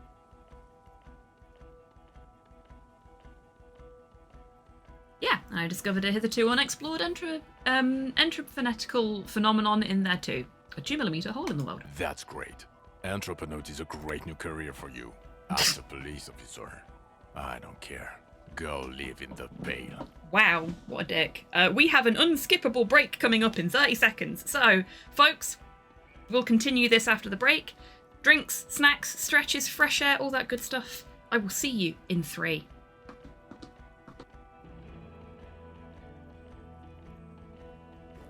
Do not forget, Brother Guy, the fate of the youths who jeered the aged prophet Elisha outside of Bethel. Are you comparing yourself to a prophet, Brother Adok? I'm comparing you to an impudent youth whom the Lord, in his ineffable wisdom, may choose to strike down. Okay, that's a pretty good burn back. Need someone to come and examine my work? Have you drawn a penis on the side of the... Please, I'm an artist. Snape attempted to. Come over here. Let's have a look. Oh, for fuck's sake.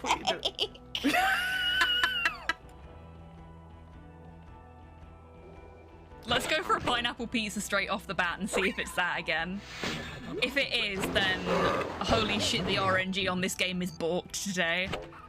That would be really funny. Thank you, thank you. What the heck? That's never happened before.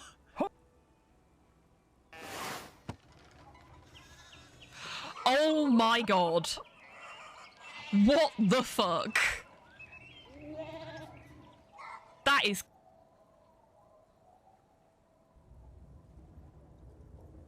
I am proud of you. Why? What did I do? I don't know, something in the caption about putting the laundry away. Thank you.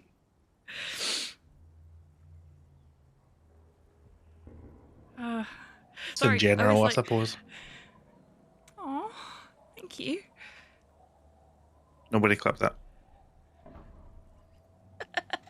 Yeah, that went so well for you last time you said nobody clipped that. Need someone to come and examine my work? What, have you drawn a penis on the side of the... Where are you? Please, I'm an artist. Snape attempted Yeah? to. Come over here. Let's have a look. Oh, for fuck's sake. Causing irreparable damage is the best part of parenting.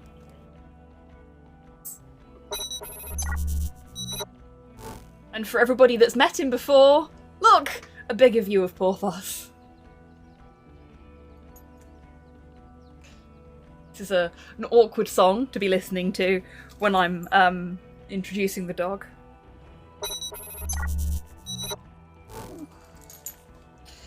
Fuck off! This is Dog Pat Town. It's Unchained. Oh yes, please, I'd be so grateful. Yes, great master. For Welcome back from the break, everybody, and Torpor, thank you very much for that treat for Porthos. He is awake now, so he can have this one straight away. Here you go, buddy. Thank you, Rocket. Let's do this, shall we? We've got to be close to the end by now. 4 kids were living in a tent on the ice. They were going to drown when it melted. It's not optimal, but the building was abandoned, so he put them in there. It's okay. Thank you, Cyborg. It's not that okay. Get off this subject now. So, what do you say? Want to take this hot shit back? I don't want to, but you discovered a new species and solved the murder. So I have to. Jude? Anything that ends the trial is okay with me. You haven't been drinking, she thinks. So, maybe this time. Agreed. The public relations potential of this is too valuable to let go. Okay. We have vehicles in the square, and the perpetrator needs to be taken into custody. Let's go. Now you will finally get to know who you are. Wait, I have a few questions before we go. About who I am. The man looks westward, impatiently, jingling his car keys in his pocket.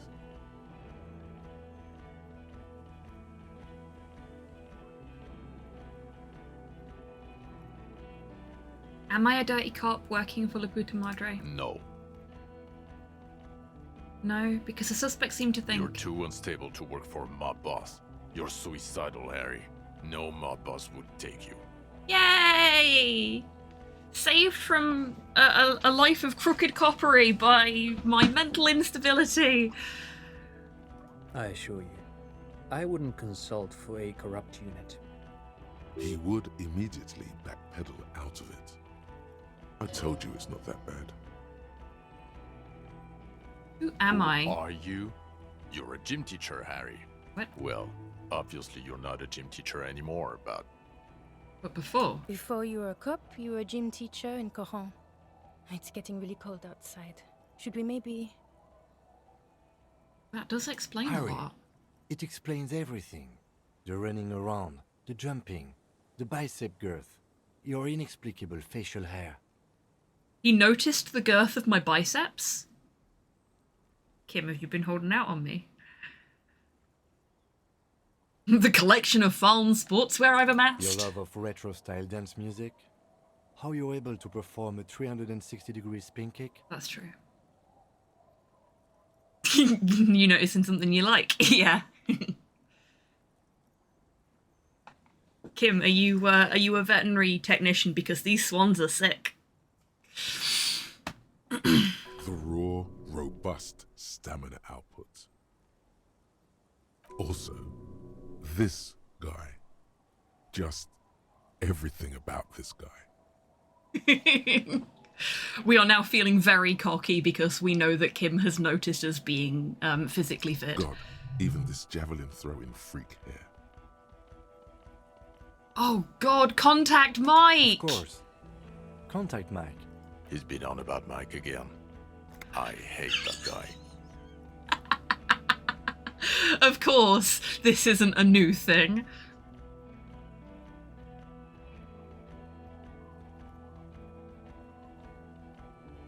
When was this? When was I a gym teacher? 20s or late 20s. You've really let yourself go since then. Why did I join the RCM then? The regular. You found some chick. She inspired you to fight the big fight. Be more than you are. All that. You, every morning, walking from Voyager Road to teach gym. She, leaving for the academy with her spring coat on. The air filled with the smell of smoke and raspberries, and incredible hope. An ocean full of hope. You said in Quran? I was a gym teacher there? Yes, you taught gym in Cool. I believe that's the term. Taught gym at a high school. You were a high school gym teacher. The smell of sweat and glue. The worn floorboards. That was why I reacted the way I did to the gym in the doomed commercial Hurrah district. is just east of Jamroad. It was a short walk every morning to the baseball field or the sports building. High school.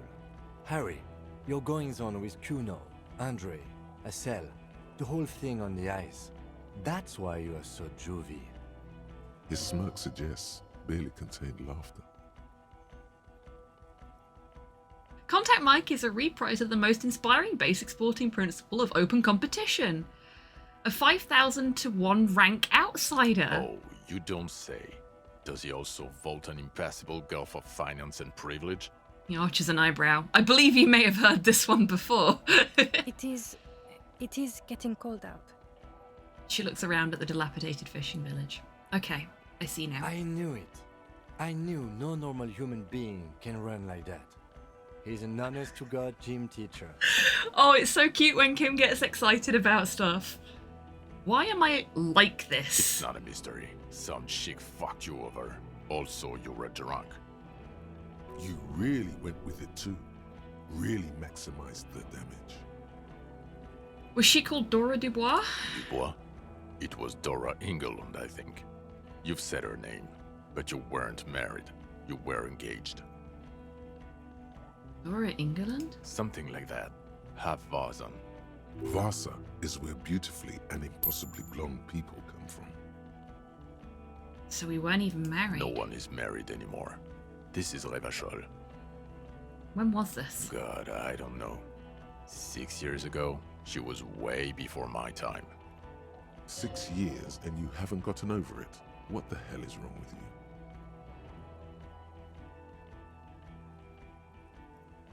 Six years? Or 7. You're not doing too good there. It's an old man thing. 2 old years equals 1 normal year. That and Dora Engelund really tore you a new one. A big one. Who was she? Incredibly bangable. No, I meant, what did she do? She was incredibly fuckable. A beautiful bourgeois woman. Wayfish.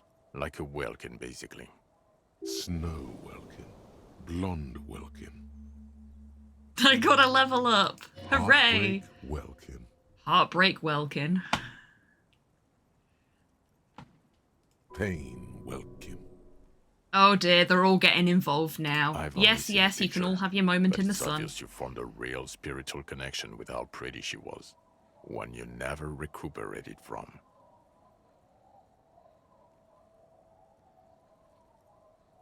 Look, the sun is about to go down. It's time to go home. I think she taught in the Académie des Arts, east of the river. Way east. Hard to say which came first, the middle-class chick or the drink.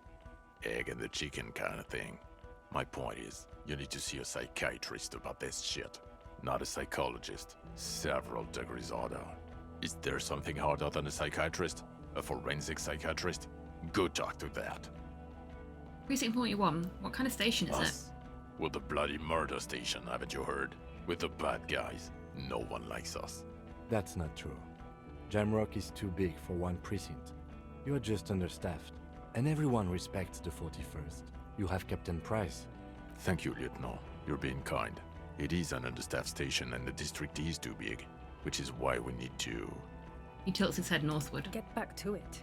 We left Torsen and McLean to run the Sea Wing. It's not good.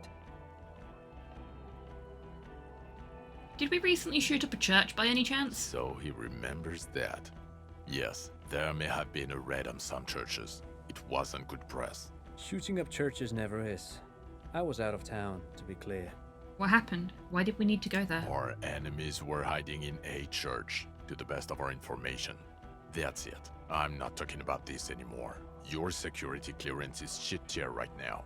You have to wait for it to go up. Fine. He means it. The RCM and its enemies will not be discussed on this coast.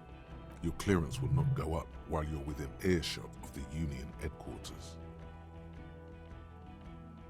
Torsen and McLean? Mac the Torso Torsen and Chester McLean. They're not fit to run a wing. Believe me. Things are shaky as it is. Oh, they're the guys we talked to on comms, yeah. They are damn iconic though, Torsen and McLean. An iconic duo, I take it. Yeah, not like us. Two clinically depressed old men. Where's the contrast here? We are garbage. And the Sea Wing is... God.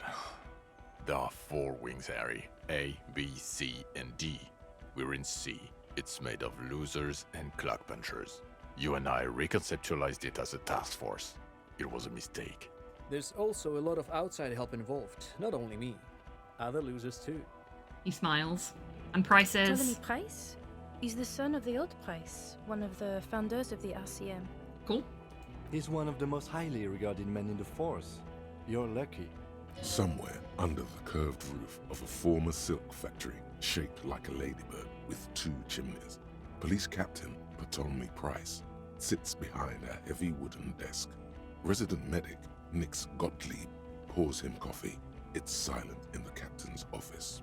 They speak of change, the city, the tension on the streets. They speak of the events of April and the blood on the streets in May. So I work in the bloody murder station? Okay, it's not the bloody murder station. It's an old converted silk mill with green desk lamps and a coffee corner. A lot of good people work there, hard, every day. Jamrock is the largest ghetto in Rivershore. Faubourg, technically, but it's divided into 11 districts. Jamrock only has us. The press will blow over.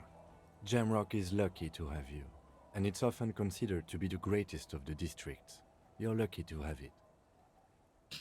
He says in a reassuring tone. Thank you again, Lieutenant. Lieutenant Kisaragi, what will you do now? Well, first I will go back to my station and write the most detailed report anyone has ever seen. It will have to be good to cover all this. Then I will have a serious talk with my captain. About what?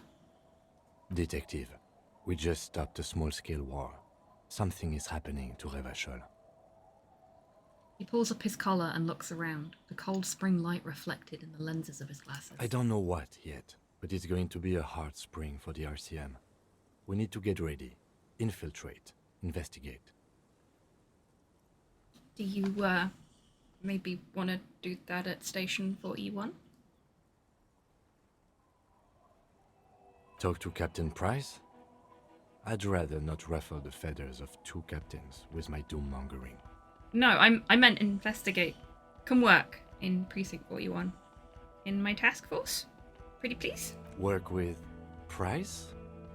I'm flattered, but I don't know if I... A crooked smile quivers on his lips. Would fit him. Am crazy enough. Can take the stress. He doesn't know how to finish the sentence. This truly came as a surprise to him. Not a bad one, but he's at a loss. Be with me, Kim. Your Lieutenant Kitsuragi. We would be flattered if you even considered. I would have to tie things up in GRIH first. But, I mean, whatever is coming, Jamrock will be more central to it than the harbor. The lieutenant turns very serious all of a sudden. And we also have a huge caseload, Lieutenant. Piles that we need to get back to. Mountains, She says with a even. smile. I do like the sound of that. Yes! Yes! He returns her smile. He's really considering it. Fuck yeah! The Phasmid. I need to tell Lena about this ASAP. Who is Lena? She lives at 1113 Tabernacle Road in Jamrock. Remember? A cryptozoologist. She lives in Jamrock, on Tabernacle Road. She told me about this Phasmid. Tabernacle? It's on the way over. Near where you live on Perdition. She looks at Vigma. Fine, if we're gonna drop you off anyway. Thank you, Rocket. She and her husband were conducting the search for the Phasmid. It's their discovery, in part. They should know as soon as possible. It would do you good to deliver some positive news for a change. Watch out, or she'll faint. I'm ready. Good. She looks at you, then Vigma. Fuck it, let's go. Trump brought his motor carriage. It's a 20-minute drive to Jamrock. Under the afternoon sky, the great district hums. A chessboard of wooden houses, 80,000 living souls, and chimney stacks. Fire traps as far as the eye can see. From Main Street to Precinct 41, to Boogie Street, forking into the snow-swept horizon. You close your eyes and hear the dogs bark. A lone woman sits by a factory window, dreaming of meteorite strikes. On Rue de Saint-Jérôme, a square bullet slides into a square-shaped chamber. In Old South, a man without eyelids smiles. Spring has come. It's time. Dawson? Yes. McLean? Yes. Heidelstein? No. Vicmere? Yes. DuBois? Of course. Really? Nick Gottlieb looks up from the list. I hear he's unstable. You say that like it's a bad thing. Captain Potomny Price gestures with a ballpoint pen. It's dim in his office, and the curtains are drawn. Harry's our man. He'll pull through. When he does, he'll side with the people. Understood. Gottlieb returns to the list. Minnow? Wonderful. Then can we please just go back to Jamrock now?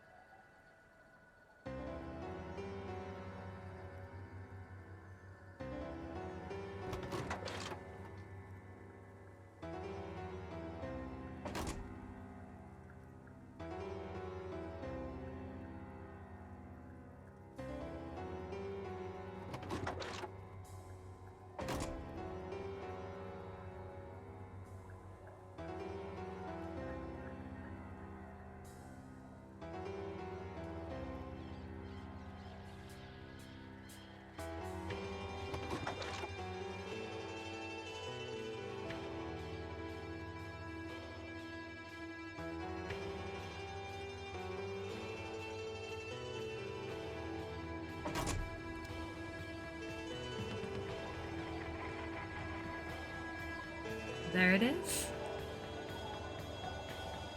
That was excellent. I have loved every moment with this game. Every single moment. It's beautiful, the sound design is exceptional, the writing is exceptional, the voice acting is so fucking good.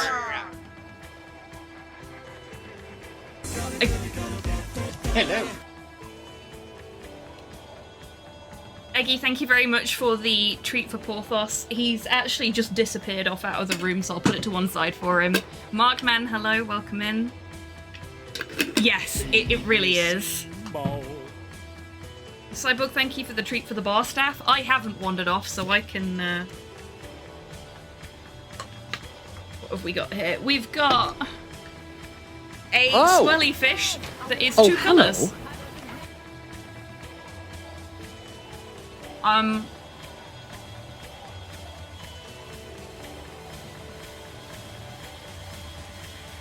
Okay, I've eaten that now. Yeah. There isn't a single thing about this that I haven't loved. Like, absolutely, 100% loved. Even the characters that I don't like because they're really well written. It's such a beautifully crafted game, and I am so sad that the dev doesn't exist anymore.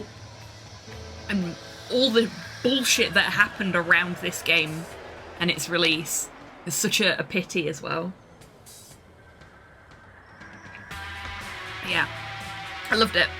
And I think as first playthroughs go, that went really well. Like, the only thing we didn't manage to do was sing karaoke. Everything else, we cleared off every single side quest except for that one.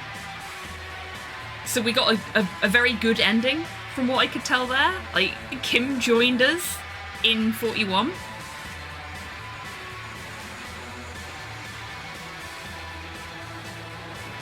Exactly, Mark, man.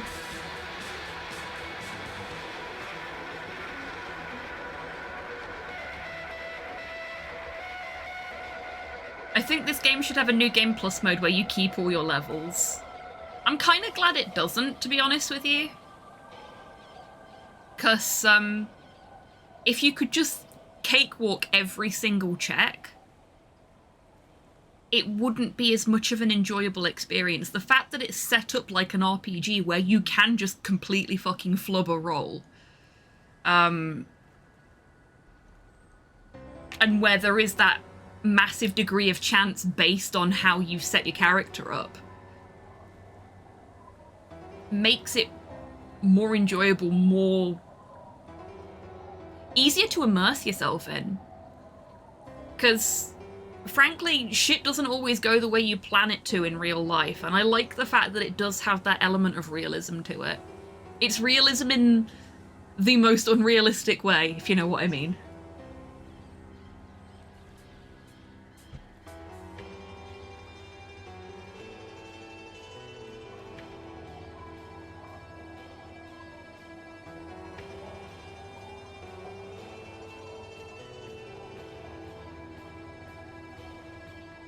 You can go in and do a manual edit of your save file if you wanted to. Nah.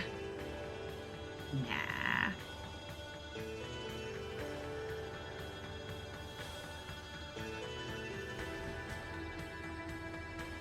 Fuck the world. Payphone young man. It's the most beautiful haiku I've ever read.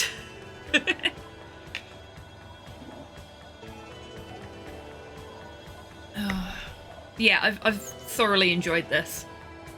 And I know what we're playing next, because in the time it's taken me to play this, a bunch of really cool indie point-and-clicks have come out. Some which I backed on Kickstarter, so we're gonna start working our way through those. It's very exciting. But yeah, I don't think anything's gonna hold a candle to this for a while. Like, I even got a couple of tears in my eyes while we were talking to the Phasmid. Like, that really hit me hard, and I don't know why.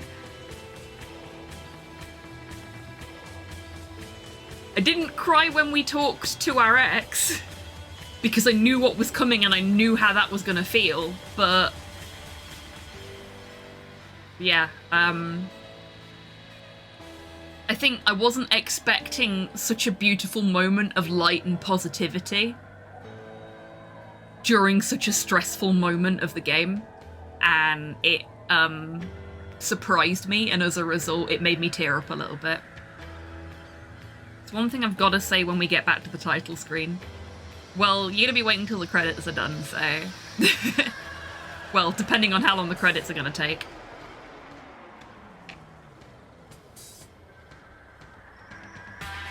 I mean, is it not something you can just say now, or is it something related to the title screen?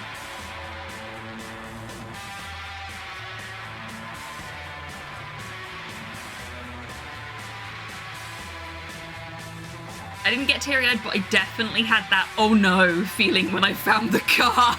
Yeah, that's fair. See, I saw the car and was like, well, we drunk drove that into the ocean.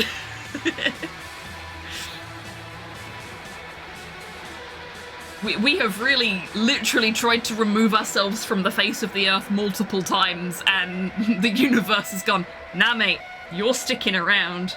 I have plans for you. But yeah, it's really, really well written, and genuinely, it feels like it's come from a place of experience in a lot of places. Hello. Hey, Sarah, welcome in. I hope you're doing well today.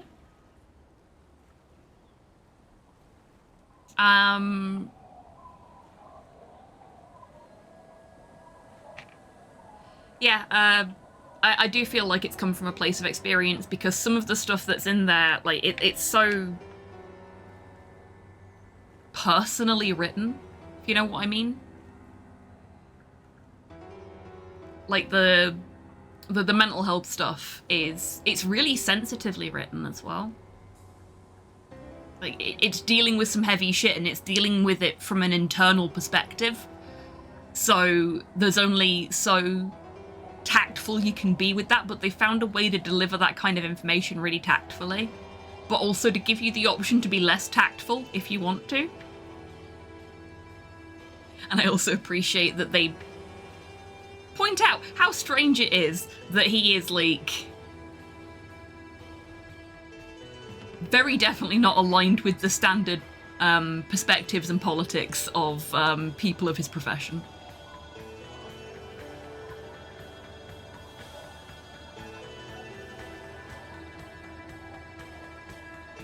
Going to play the silly cops game, going to ask this lady if she wants to fuck, 10 hours later, I'm a terrible person and a massive piece of shit, 20 hours later, fuck yeah, communism. Yeah, mine wasn't like that though, was it? Because we literally started with the something terrible has gone on, and he's tried to blot it out. What has he done that has put him in this place? What is he atoning for? I mean, we did also ask Classia if she wanted to make fuck, and she laughed at us, which is a reasonable response.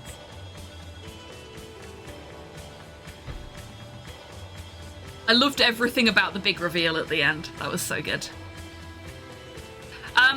Sorry, you've asked me that before, and I've responded before, and it's not particularly relevant, so I'm not going to answer it again.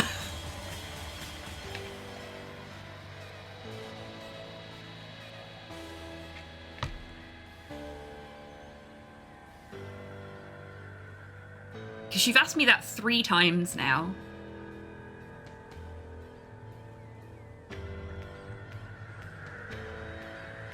And that's fine, but you don't need to know when my birthday is either, so,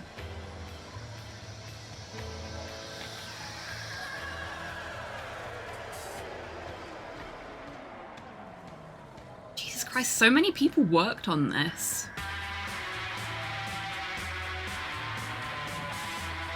Ah, yeah, the open dyslexic font. My Christmas was fine, thank you. I hope yours was too. So we didn't actually end up using the open dyslexic font on this playthrough because we found out that was what was causing the bug where I couldn't see if I'd actually succeeded at rolls or not.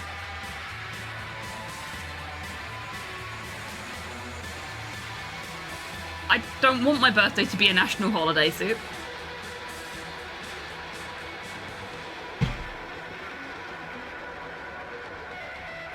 I'm just a person that plays video games badly on the internet for people's entertainment. I don't need a national holiday. Thank you.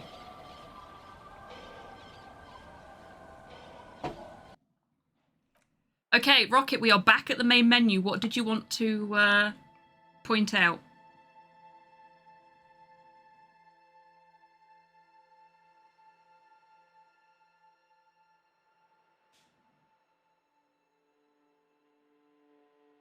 Well, it's a view of Revachol. Well, Martinez. Yeah, Revachol. Because we've got the church there, and Oh, are we at the sniper's nest? Yeah, we must be.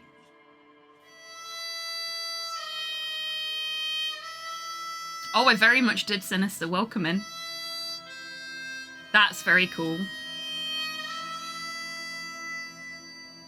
And it's actually swaying between the view he would have from the nest as well. That's very nice. Very nice.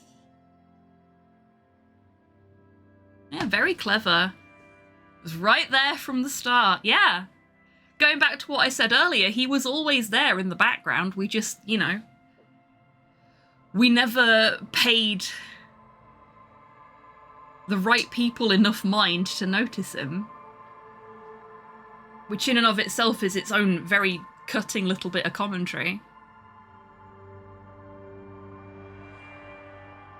One last one for the road. Go back to bed, Elkem. Yeah, there will be no more Elkem. Oh dear. I will see, it could be a long time in the future before this happens, but I would really like to have like a channel point redemption that is just encyclopedia.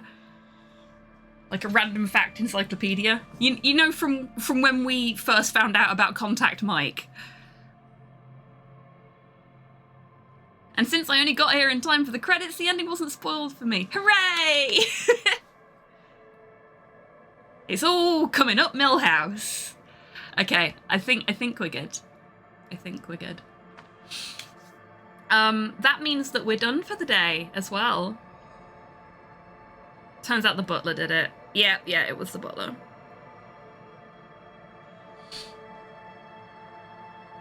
Yeah, that was really, really good. It was really well put together. A very solid murder mystery. Some really, really good forensic stuff in there too. And you know how I feel about good forensics procedurals. But it's time for us to be done for the day.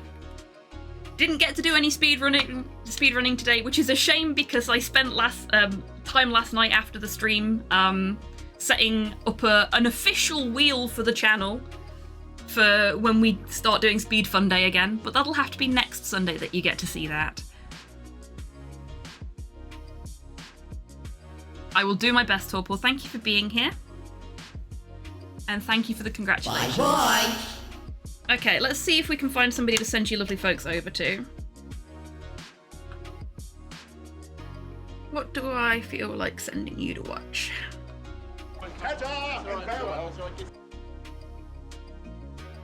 Oh, we're gonna go from one detective game to another. That sounds like a good plan, right? We are gonna go and see Fievel. Lovely friend of the community as well is our Fievel. So please do give them a follow if you're not already following.